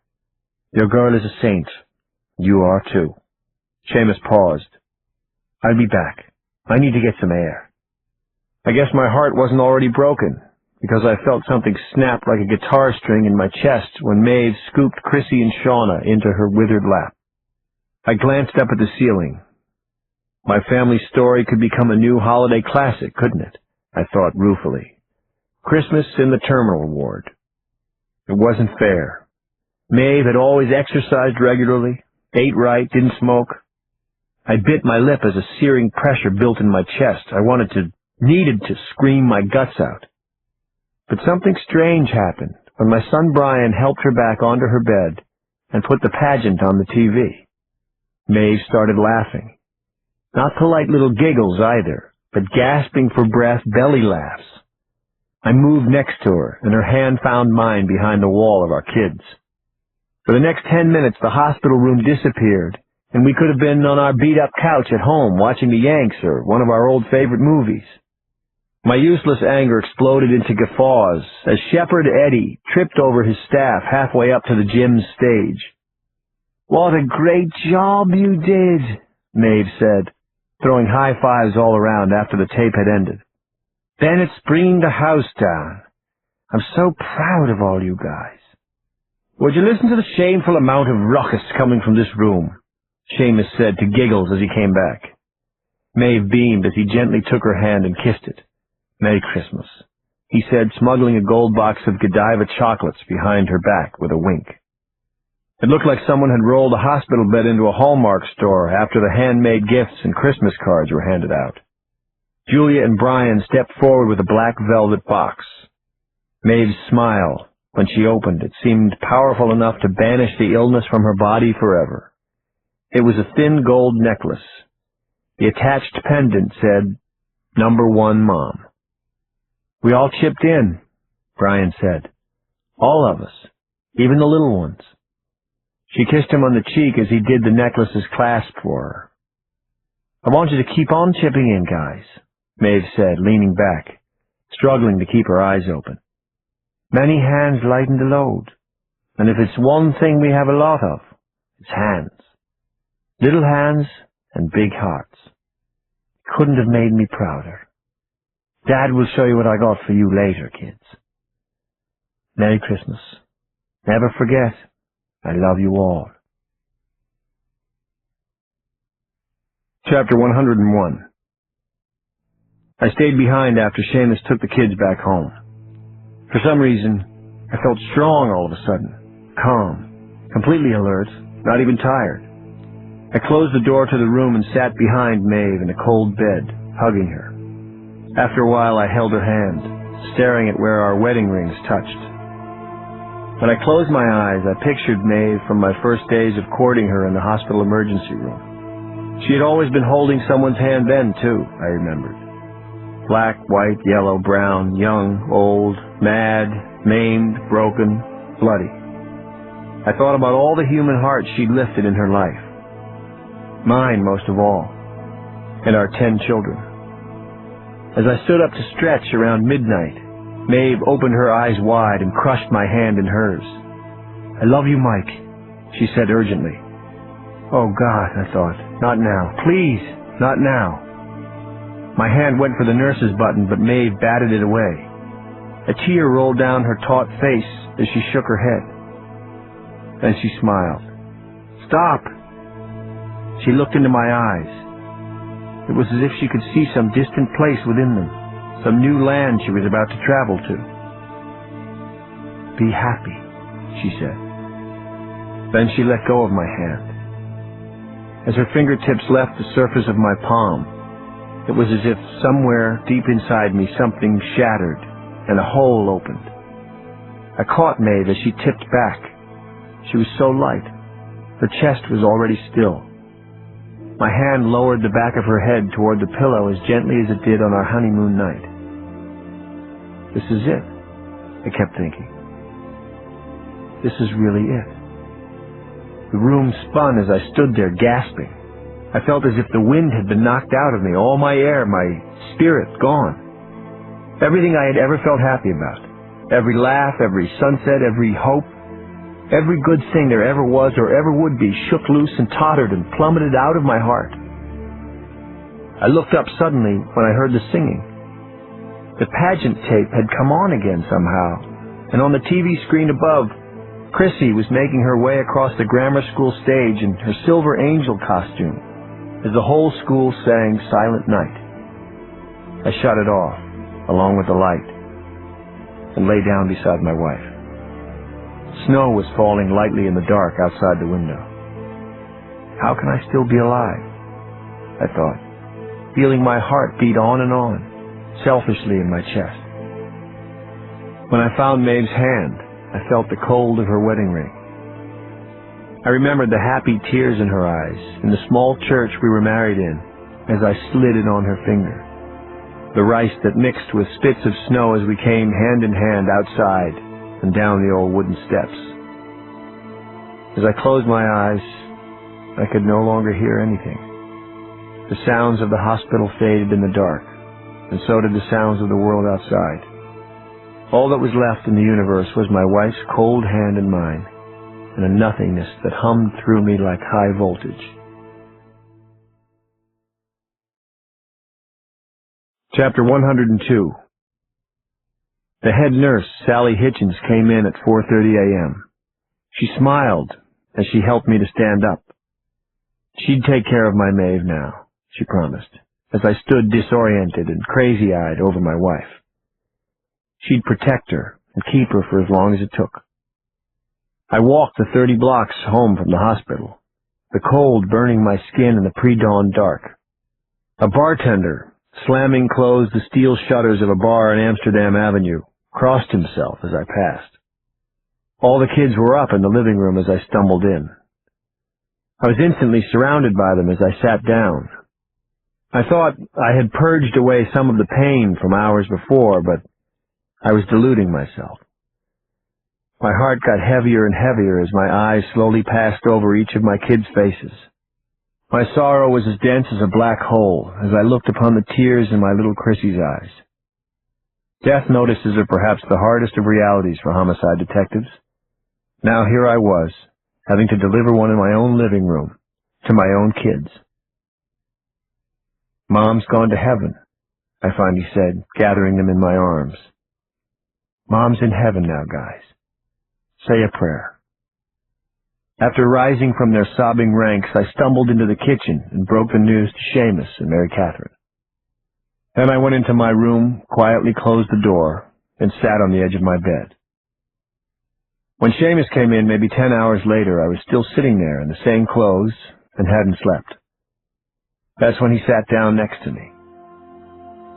When I lost your grandmother, he spoke very quietly. I was ready to murder. The doctors who told me she was gone, all the people who came to her wake, even the priest at her funeral made me unbelievably angry because of how lucky they were. They didn't have to go home to an empty apartment. They didn't have to listen to the roar of silence as they took down her abandoned things. I even seriously thought about picking up the bottle Eileen had pulled me out of, but I didn't. Do you know why? I shook my head. I had no idea. Because of how insulting it would have been. Not to Eileen's memory, I realized, but to Eileen herself. That's when I realized she hadn't really left for good. She'd just gone on ahead a little. One thing Eileen had taught me by her example was that you get up and you put your clothes on and you do what you can do until the day you don't get up. I guess what I'm trying to say is that Maeve isn't really gone. She's just ahead waiting for you, Mike. That's why you can't shut down. We Irish don't always succeed, but we're pretty decent at grinding it out. Grind it out until you're dead, I said blankly after a moment. Gentle words of inspiration from James Bennett. You're the new Deepak Chopra. Ah, sweet undiluted sarcasm, Seamus said, punching my knee softly as he rose. That's the lad. Maeve would be proud of you. Music to her Irish ears. So after I took a shower, we made arrangements.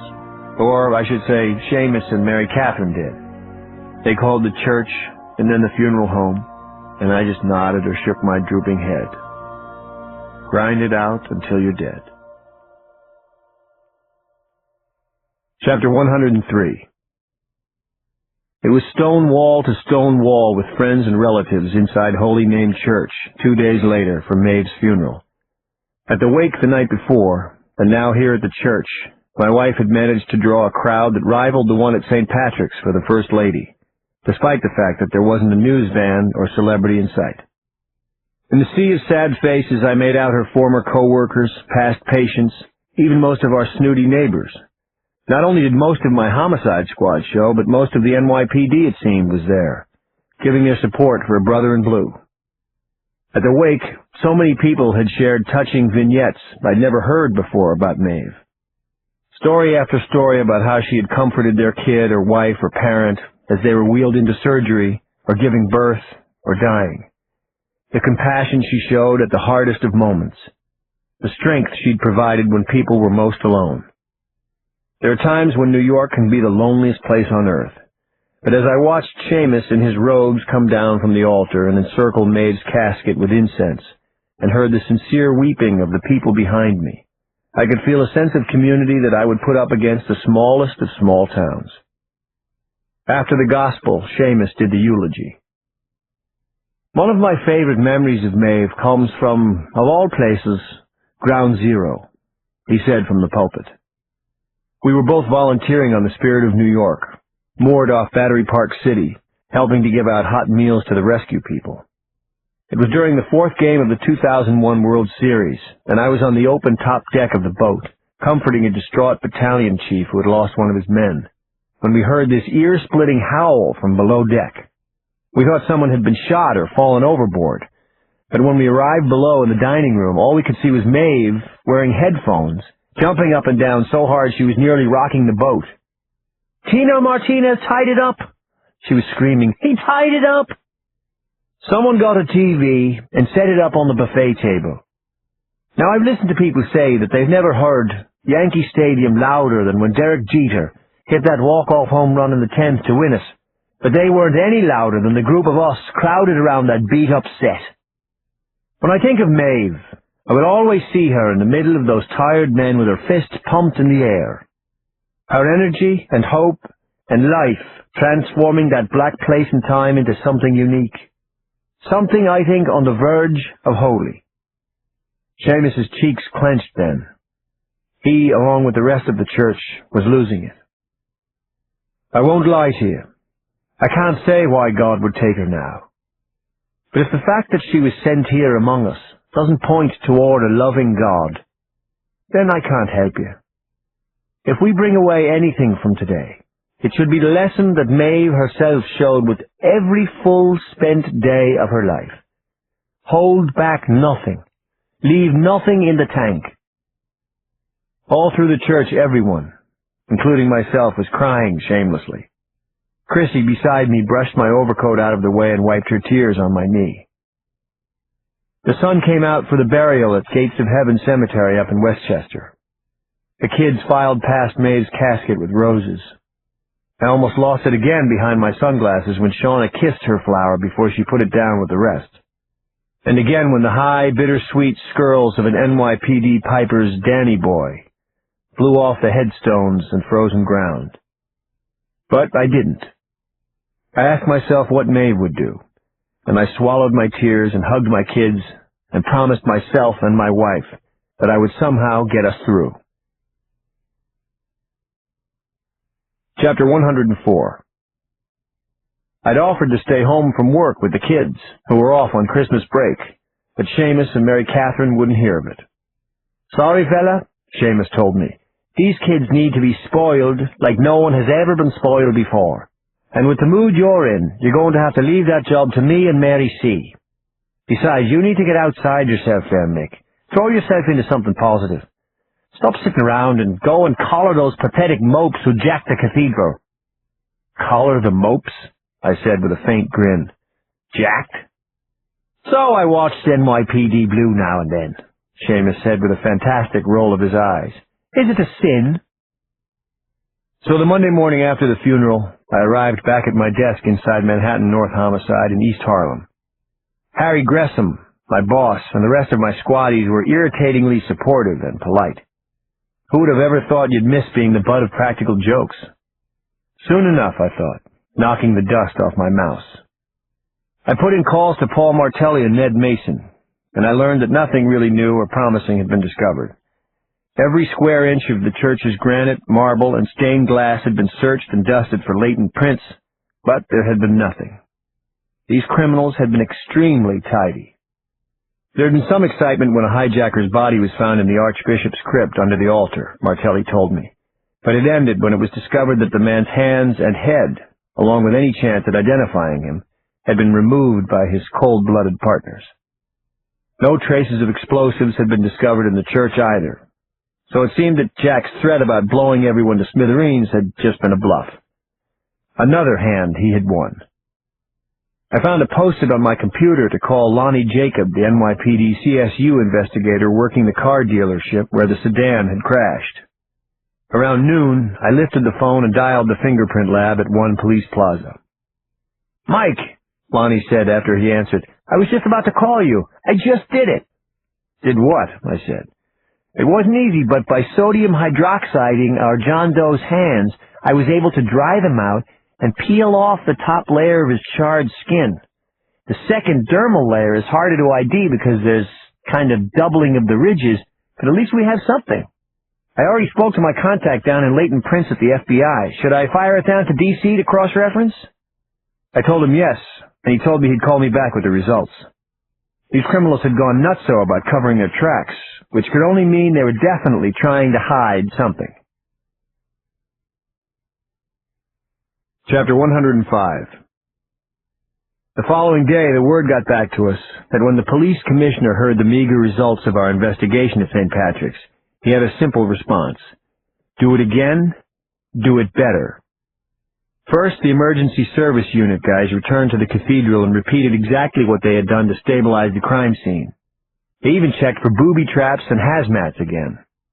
NYPD detectives, along with the crime scene unit, CSU, not CSI, did another thorough search for evidence like latent prints and fibers.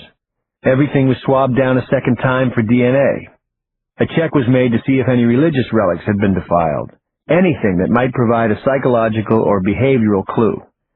Everything that could be checked was examined a second time. Bloodstains, hair, fibers, and threads, loose glass from windows, bottles, eyeglasses, firearms, tool marks, evidence of flammable liquids, controlled substances found anywhere, but especially in the Archbishop's crypt, where the hijackers hid out before the attack. 2 patrolmen were stationed at St. Patrick's solely to act as messengers to get possible evidence to the labs as quickly as possible. And after 3 more exhausting days, the end result? Not a clue about Jack and his team. Chapter 106. I felt too cooped up sitting in the squad room, so I decided to go for a ride one morning. I smiled, looking out at the chaotic hustle and bustle of loud vehicles and even louder pedestrians surging around St. Patrick's when I pulled up on 5th Avenue in front of it. Our city had survived riots, blackouts, 9/11, Mayor Dinkins, and now this, I thought, as I headed up the cathedral steps. The church was closed to the public for repairs. The uniformed Midtown North cops stationed at the door stepped aside when I showed them my tin. I walked up the center aisle and genuflected before sitting in the front pew. I sat looking out on the solemn, austere, empty church. You'd think I'd be sick of churches by this point, but for some reason, I felt comforted just being there in the candle-scented darkness. I felt oddly consoled. My high school graduation from Regis had taken place here. I smirked remembering how wretched at Greek and Latin I'd been. One thing, though, perhaps the only thing I picked up from the Jesuit priests who taught us was their stress on the importance of reason. Time and again they preached the necessity of using our God-given rationality in order to cut through to the essence of things. I guess it was the reason I chose philosophy as my major when I went on to Manhattan College, a small, very fine school in the Bronx. and the ultimate reason I had become a detective, a need to get at the truth. I stared up at the main altar, thinking about the case. We knew the when, where, what, why, and how. The only thing left was the who. Who would have done it? Who was capable of the brilliance and the brutality? Men with a lot of will, for one thing, I decided, and men not afraid to use extreme violence as a means to a selfish end. They'd killed 5 people during the siege. An ESU officer and FBI agent had been shot in the tunnel firefight. A priest had been shot in the side of the head by accident, according to Jack. John Rooney had been executed at point-blank range. Interviews with the hostages who had witnessed it confirmed that. Finally, I thought about the mayor. Why had they stabbed Andrew Thurman to death? The cigarette burns over his arms meant that he'd also been tortured. These men were nothing if not efficient. Why change their killing method for the mayor? It would seem that shooting a man, however unpalatable, was better than stabbing him, right? Why get personal with the mayor? I laid my hands against the polished wood in front of me as I squeezed the rail hard. There was a reason. I just didn't know what it was. Yet. I stopped by the row of votive candles at the Lady Chapel before I left. I lit one for each of the souls that had perished here, and an extra one for my wife. The dollar bills made a shuffling sound in the silence as they dropped into the offering box. Angel wings, I thought, stifling a tear. I hunched onto the velvet kneeler, closed my eyes against my clenched fists.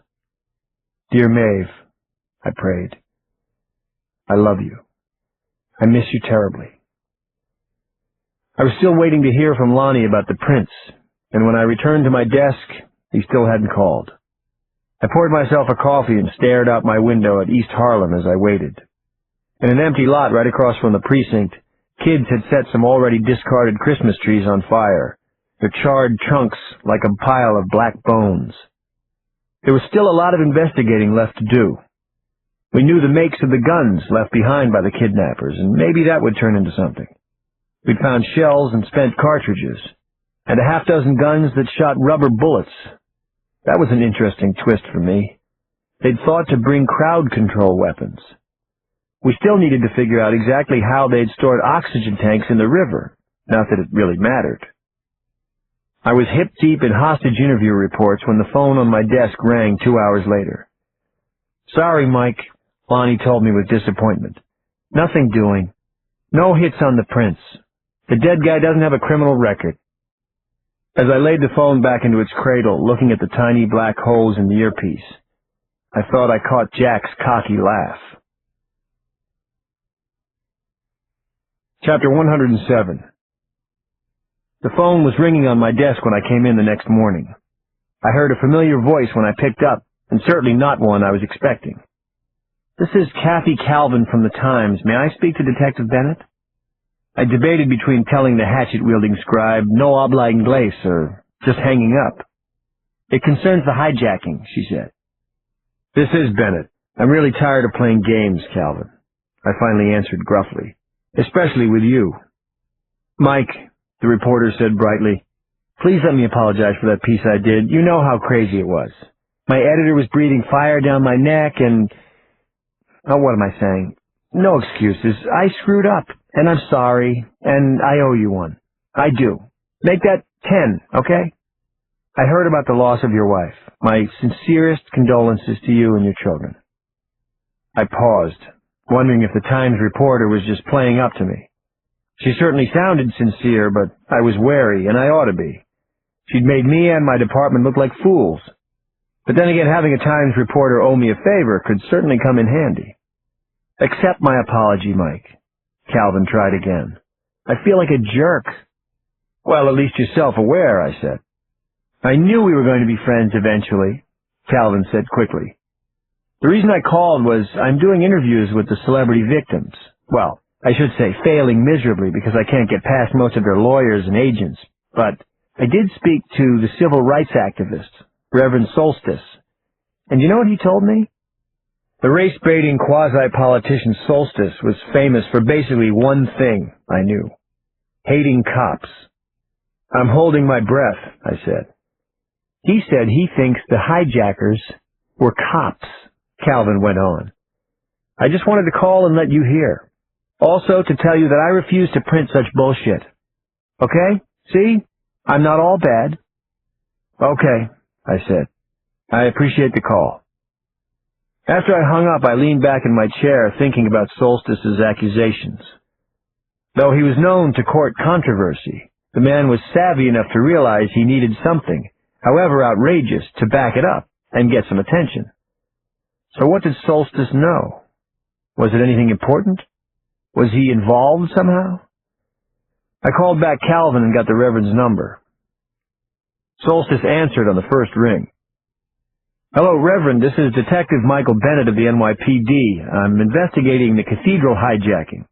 I hear you have an insight into the case. I'd like to hear it. Ha! Solstice said forcefully. Insight my butt. I know what you're doing, what you're trying to pull. It's starting already. What is it you think I'm starting exactly, Reverend? What you punks are best at, the cover-up, sweeping the truth under the rug. Listen, man, I know. I've been inside. I know cops. Only pros like you could handle us the way you did. Oh yeah, and then everybody just conveniently gets away. Just missed him, I bet. You cops pulled this off and now you're covering it up, same as it's always been. Could that be true? I sure doubted it. But Solstice had raised two serious questions. How did the hijackers know so much about siege tactics? And how did they always seem to know what we were going to try next?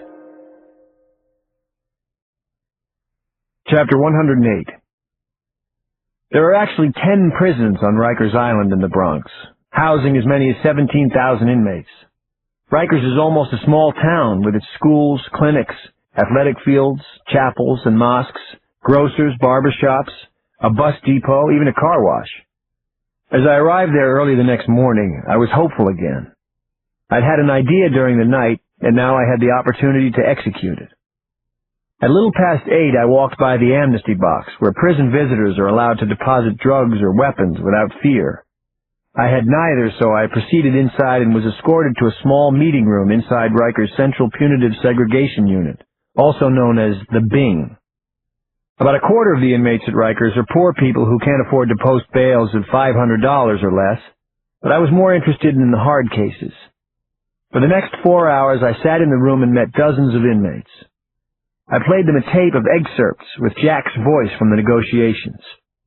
Maybe somebody would recognize Jack from a previous stay at Rikers or one of the other prison facilities around New York. But not Angelo, a burglar with an exaggerated shoulder curl like a boxer always ready to fight. Not Hector, a gang player with 2 tear tattoos at the corner of his right eye, signifying he'd killed 2 people so far in his 21 years. Not JT either, a white thug from Westchester with a serious drug habit who was a walking Merc manual on pills and meds. Or Jesse from 131st Street in Harlem, placid face with one lazy eye, soul patch under his lip, inside Rikers for alleged felonious assault. In fact, not any of the 79 inmates who came to see me in the cramped meeting room space had anything for me. How depressing was that? Until my 80th visitor, Tremaine, a skinny, older guy, maybe 40, though he looked 50, at least that. He said he thought maybe he'd heard that voice before, Jack's voice. Don't know for sure, but maybe. On the way back from Rikers, I called One Police Plaza and told Lonnie to run the prints from the dead hijacker through the city, state, and national law enforcement employee records. It was an hour later when the fax rang back at my office. The cover sheet told me it was Lonnie, but the results. It seemed like a month before the second sheet hummed out of the machine. I lifted it up slowly, careful not to smudge the ink. It wasn't a smiling ID picture of the dead hijacker that I couldn't tear my eyes away from, so much as the captioned information underneath it. Surprise, mixed with a sick, guilty feeling that washed through my stomach like battery acid. Unbelievable, I thought. I took out my cell and speed-dialed Commander Will Matthews' office. "This is Bennett," I said when I had him on the line. "I think we got him." Chapter 109. It started to snow as we crossed over the city line, racing north on the Sawmill River Parkway. Myself and an 8-vehicle convoy of FBI sedans and NYPD ESU trucks had already passed over the Harlem River, and we were now speeding through the Westchester woods. But it wasn't to Grandma's house we were going. We took the exit for Pleasantville and rolled west toward the Hudson. At the very bottom, alongside the wind-scoured river, we stopped before high, harsh, gray concrete walls decorated with razor wire. A barely legible sun-faded sign was bolted to the rock. Sing Sing Correctional Facility, it said. Nope, not Grandma's house, I thought. The big house. Infamous Sing Sing. Up the river. There was a distinct chill in the air as I got out and stood next to the prison walls. It was as if cold emanated from the place itself. I felt it get even chillier when an armed guard in what looked like a miniature airport control tower above the wire swung his sunglasses in my direction. The barrel of the M16 he carried across his chest seemed the only gleaming object for miles.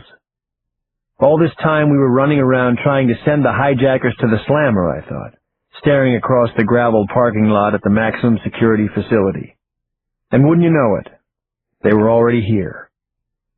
The print of the deceased hijacker in the car dealership had belonged to Jose Alvarez, a corrections officer who'd worked at Sing Sing prison until 6 months ago. A call to the warden's office revealed that a dozen men on the prison's 3 to 11 tour had staged a sick-out the week of the hijacking. Suddenly, so many things made sense to me. The tear gas, rubber bullets, and handcuffs, the street lingo mixed with quasi-military terminology. The answer was right there in front of us, but it had taken Reverend Solstice's suspicions and the memory of a prisoner at Rikers named Tremaine Jefferson, who had previously served time at Sing Sing, to set it free. Prison guards, as well as cops, were capable of handling crowds and containing people professionally, and capable of being efficiently violent. "Ready, Mike?" Steve Reno asked as he stepped in front of a dozen ESU SWAT cops. "I've been ready since the minute I got to St. Pat's that morning." Our suspects were inside the prison on duty. To arrest them, we were going to have to go in, enter the belly of the beast. Though jail is one of the least favorite places cops like to find themselves, I was looking forward to this. I was especially looking forward to matching Jack's face to his wise mouth. I was psyched, completely fired up. Though the wind cutting off the choppy water was like a Mach 3, I was actually smiling. "Let's go meet Jack," I said. Chapter 110. We had to cross a footbridge bonneted in razor ribbon just to get to Sing Sing's main gate. Though none of us was too happy about it, because firearms are under no circumstances permitted in maximum security facilities, the dozen of us cops and bureau agents had to check our weapons at the window of the arsenal before being buzzed inside.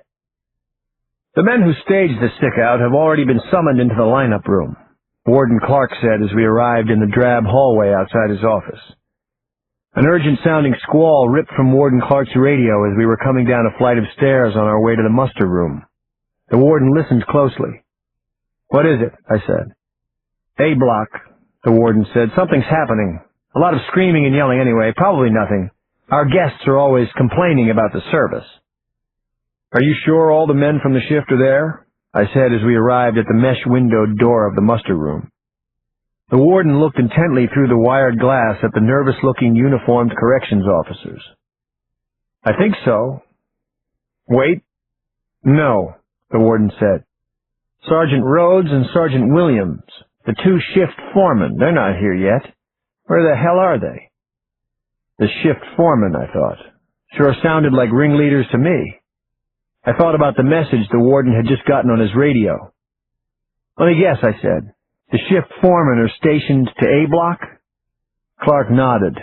"Our largest maximum security building," he said. "We have to go in there," I told him. "Now." Chapter 111.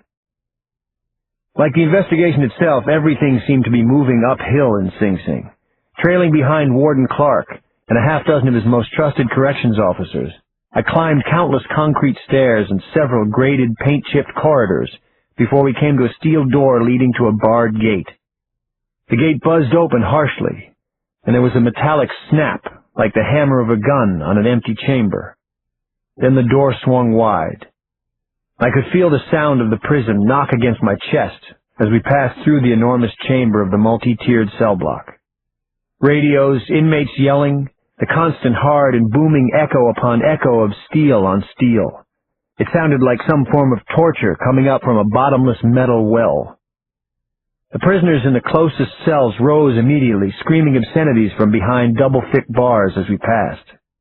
All along the double football field length of the building, I could see the glint of mirrors held out between the steel forest of cell bars. I hope to hell we didn't get gassed, a nasty soup of wine and feces hurled down by an inmate. "Let's check the gym before we go upstairs to the different galleries," the warden yelled above the racket surrounding us. We were buzzed through another locked door at the block's opposite end. There was no one at any of the weight room benches or pull-up stations. No one on the basketball court. No one hiding behind the stands. Where the hell were they? Had Jack and Little John gotten away again? How did they stay a step ahead of us? I was leading our group back out onto the bottom level of A block when I was shoved from behind. I went down. The weight room's steel door boomed to a close as I skidded my palms and knees against the concrete floor. I turned to see two of the warden's most trusted corrections officers smiling above me as the warden and Steve Reno and the other cops, sealed in the gym behind, began pounding on the steel door. I noticed that one CO was gargantuan, the other short and stocky. Way to go, Professor Bennett. They fit the physical description of Jack and Little John. That's because they were Jack and Little John. The one and only Jack had a black riot baton in his hand. He spun it easily between his fingers. He had close-cropped curly brown hair and a permanent sneer. A tough guy for a tough job, right? Hey, Mikey. Long time no talk. How could I not recognize that voice? No wonder Tremaine Jefferson had. So how come you never call anymore? I thought we were buddies. Hey, Jack, I said, feigning courage I wasn't really feeling. Funny, you didn't sound like a midget on the phone. Jack chuckled at that one. Still a cool customer. If he was worried about whether help was on its way, he was hiding it well. You made another mistake, Mike. Only this one's kind of fatal. Coming into a man's house uninvited. You thought I wouldn't anticipate you might find us?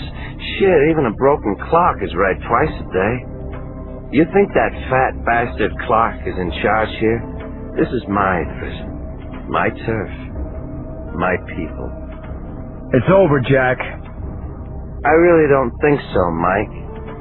Think about it. We got out of one fortress. We can get out of another. Especially now that we have hostages.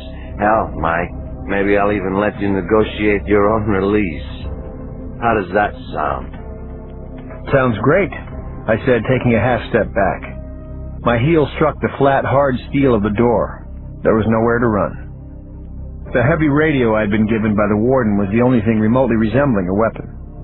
I hefted it as Little John pulled his baton out with a sickening smile. The bastard had a face as repellent as a stink bug's. Why don't we just talk about this for a second? I said as I reared back, then hurled the radio. Roger Clemens would have been proud.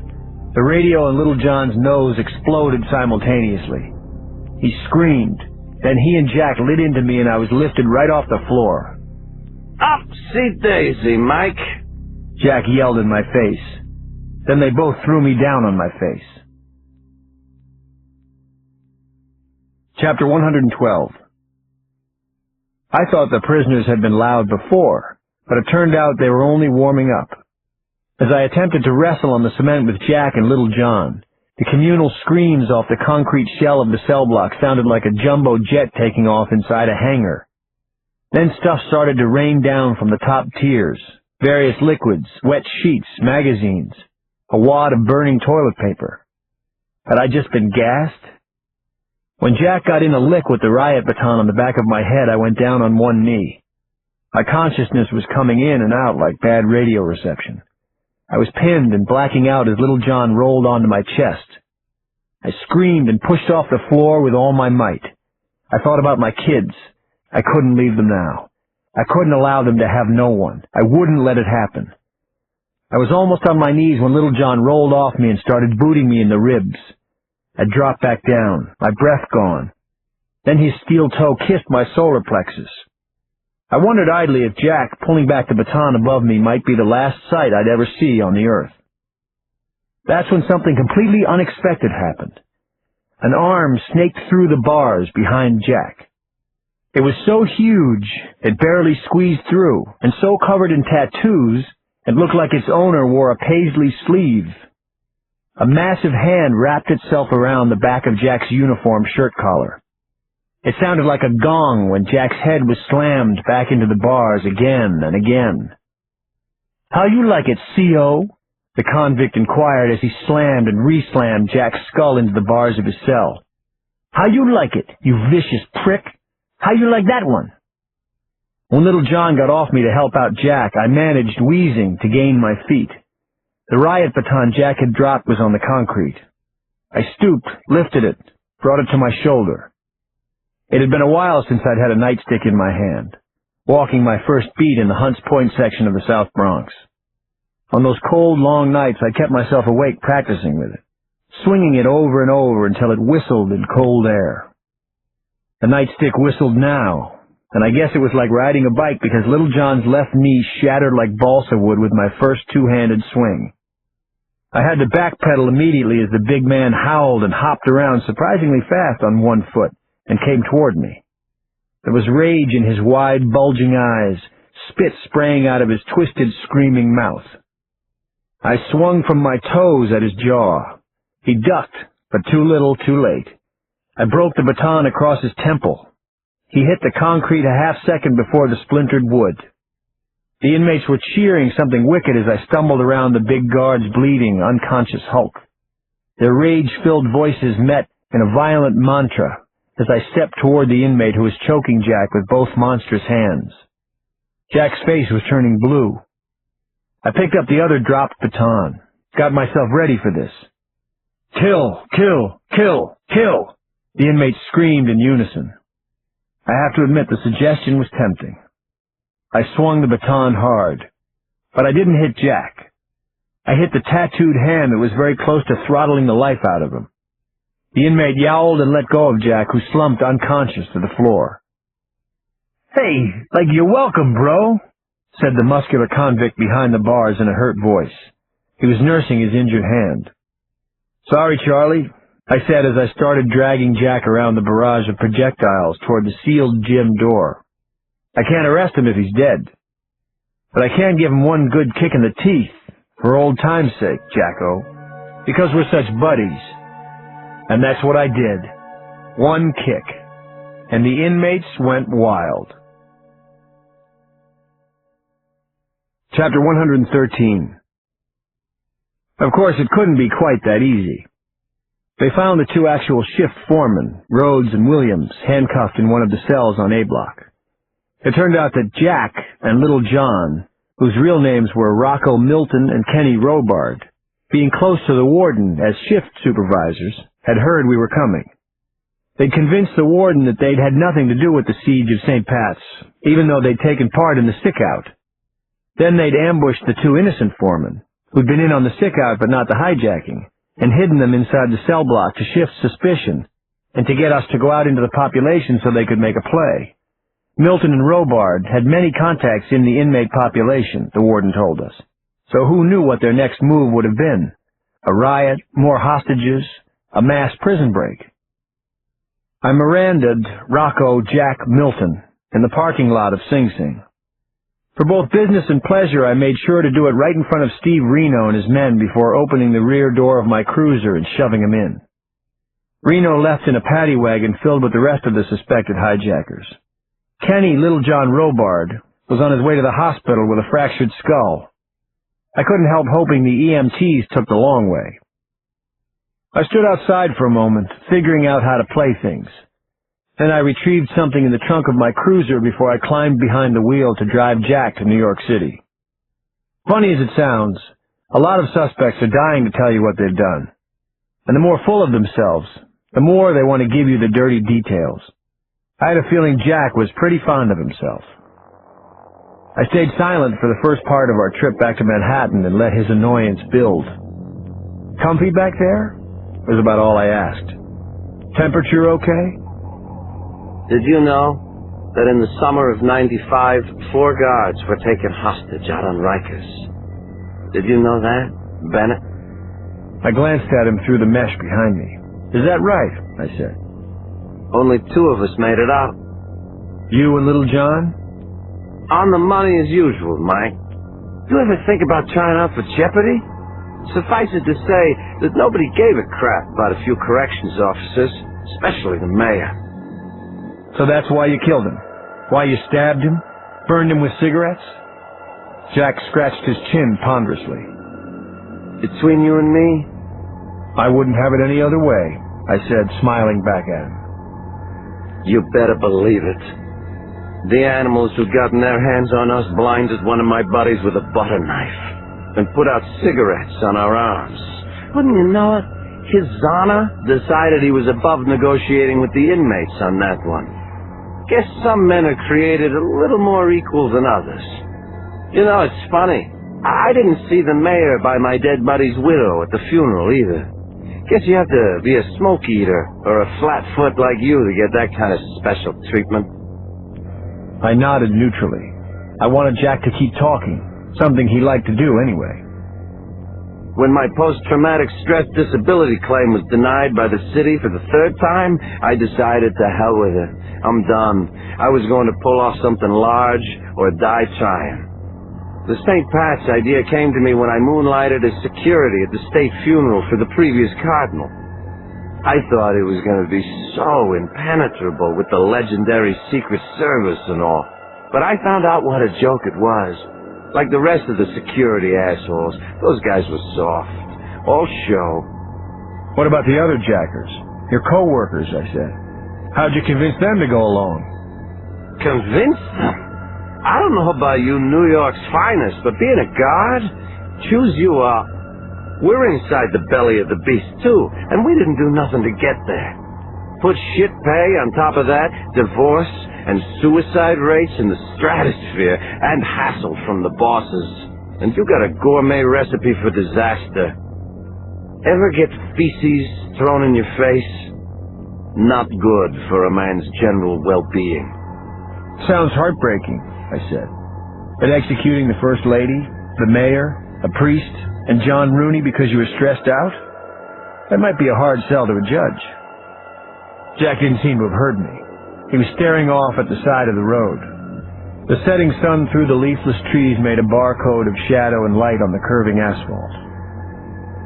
We did it for each other, he said quietly. Go ahead and put us back in jail. Won't matter. I've already been there for the last 15 years. Guards do life, just like prisoners. Only we do it in 8-hour shifts.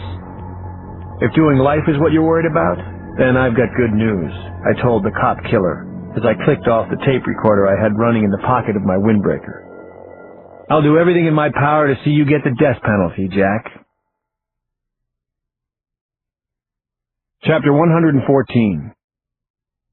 It was 8 o'clock and dark when I pulled to the curb down the block from a small house on Delafield Avenue in the posh Riverdale section of the Bronx, just a few blocks from Manhattan College, where I'd learned to reason, analyze, and be a better person. 5 minutes before, we had finalized our plan at a rally point in a parking lot of a food emporium 2 blocks away. Steve Reno and his guys were already set up in the neighborhood. We had the house surrounded and wired for video and sound. It was time to pick up the final and most putrid bag of garbage. The inside man. The one Jack called the neat man. According to one of our snipers perched on the backyard wall, our suspect was inside on the ground floor right now, finishing up dinner with his family. Prime rib of beef with the works. Brown gravy, mashed potatoes, white asparagus, reported the sniper. Car coming from the south, I said into the radio as a blue Lincoln passed my position.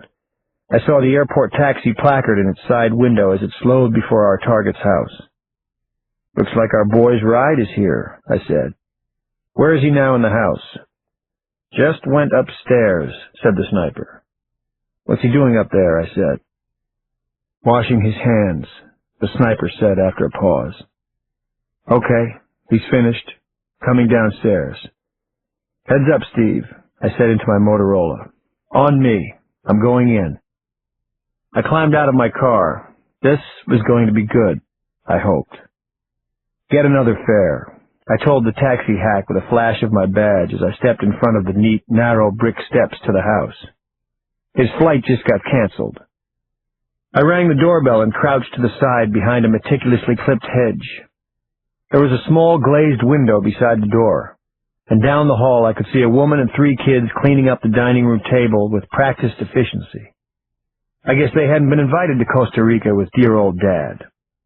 A form passed the window and I drew my Glock. Then the front door opened slowly. Struggling with a bulky carry-on and a black Toomey suitcase, Paul Martelli had a puzzled expression as he watched the airport limo pull away down the block without him. That's when I stepped out of my spot behind the hedges. "Paul, how are you?" I said. "Funny seeing you here like this.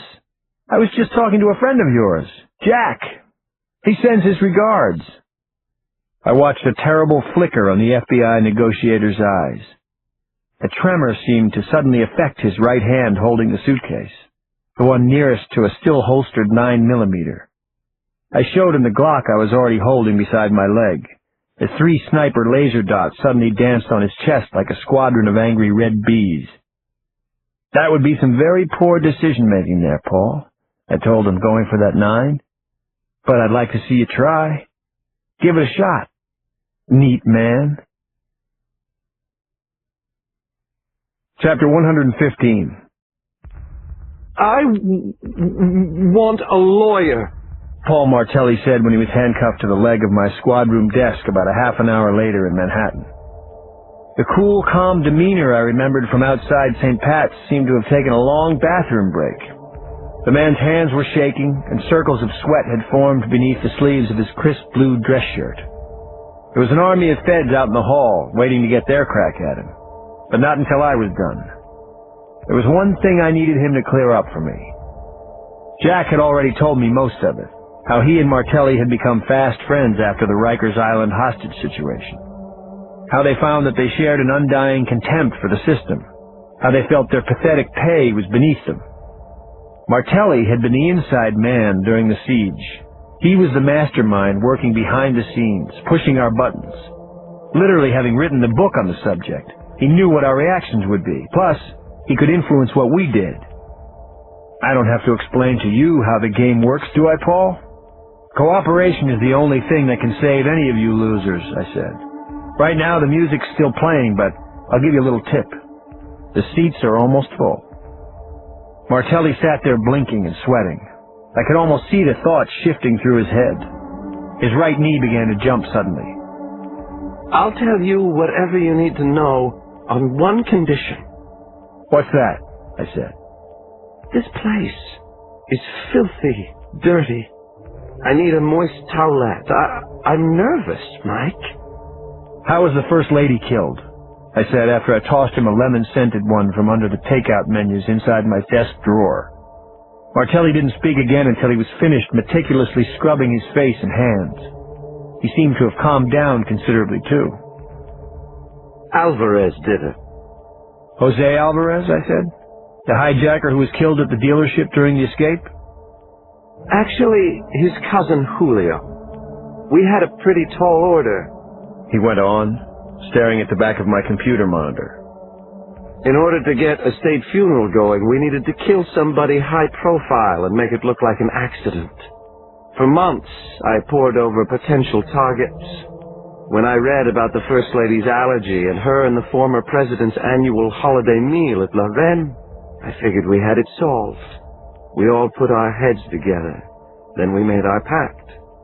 Julio quit his guard job and got a prep cook job at La Reine. When the president and the First Lady came in, he put peanut oil in her foie gras in the kitchen." "So it was all over money?" I asked the FBI agent.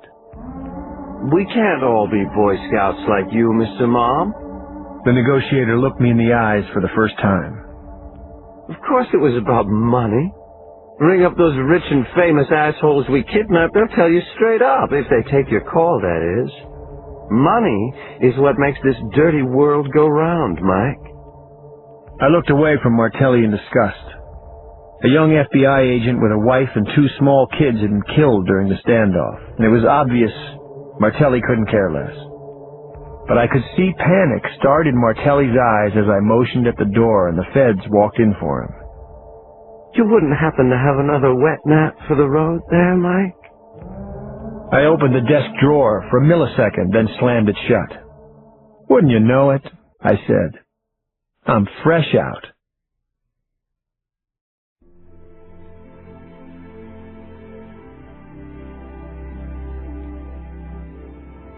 Epilogue. Saints. Chapter 116. Though it was freezing cold and windy, the sun was shining as we Bennetts resolutely made our way through the stone-walled entrance to Riverside Park on Saturday morning a week later. Beyond the bare trees, the Hudson River, our river, as Maeve used to call it, looked like an endless field of molten silver. It didn't take very long for me to find the orange Tate stake. My darling wife and I had carefully placed it at the edge of a meadow overlooking the water just 3 months before. I put down the oak sapling I was carrying on one shoulder and lifted the stake. I glanced at my oldest son. Brian nodded and stabbed the spade he was holding into the earth. We all took turns. I had to help with Shauna and Chrissy, but Trent insisted on taking his turn by himself. I finally placed the sapling into the hole we'd made. Then I got down on my knees and started pushing the dirt back in with my hands. Pretty soon I had a lot of help. All of us were down on the ground, hands buried in the fresh dirt. I stood up finally, staring at the baby tree silently, feeling the cold, moist wind on my mud-covered hands. A tugboat, chugging lazily north on the river, seemed to be making the only sound on the earth.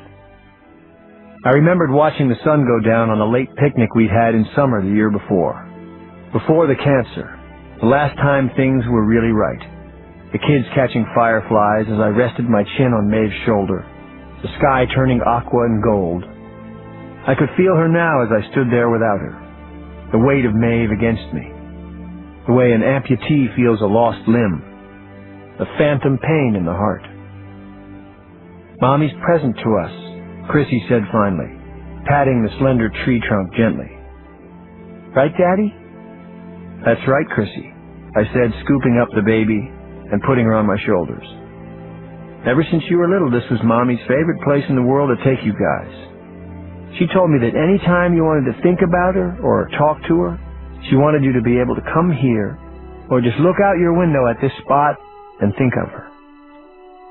I held Julia and Bridget's hands and gathered our family in a circle around the small tree. I was aware of the single earring I still wore in my left lobe and would always wear, whatever the fashion, whatever my age. Mom brought us all together, I said, looking at my kids' faces one at a time. So as long as we stay together, she'll always be with us. I felt more than heard Chrissy start to cry as we were leaving across the grassy meadow. I lifted my daughter down from my shoulders and cradled her in my arms as she cried. What is it, honey? I said. Baby Pete misses Mommy, Pete, she said inconsolably. So much. So much. I know, I said, trying and failing to dry her tears and mine at the same time. The wind picked up, drew lines across the still river, painting icicles on our wet cheeks. Daddy Pete does too, I said.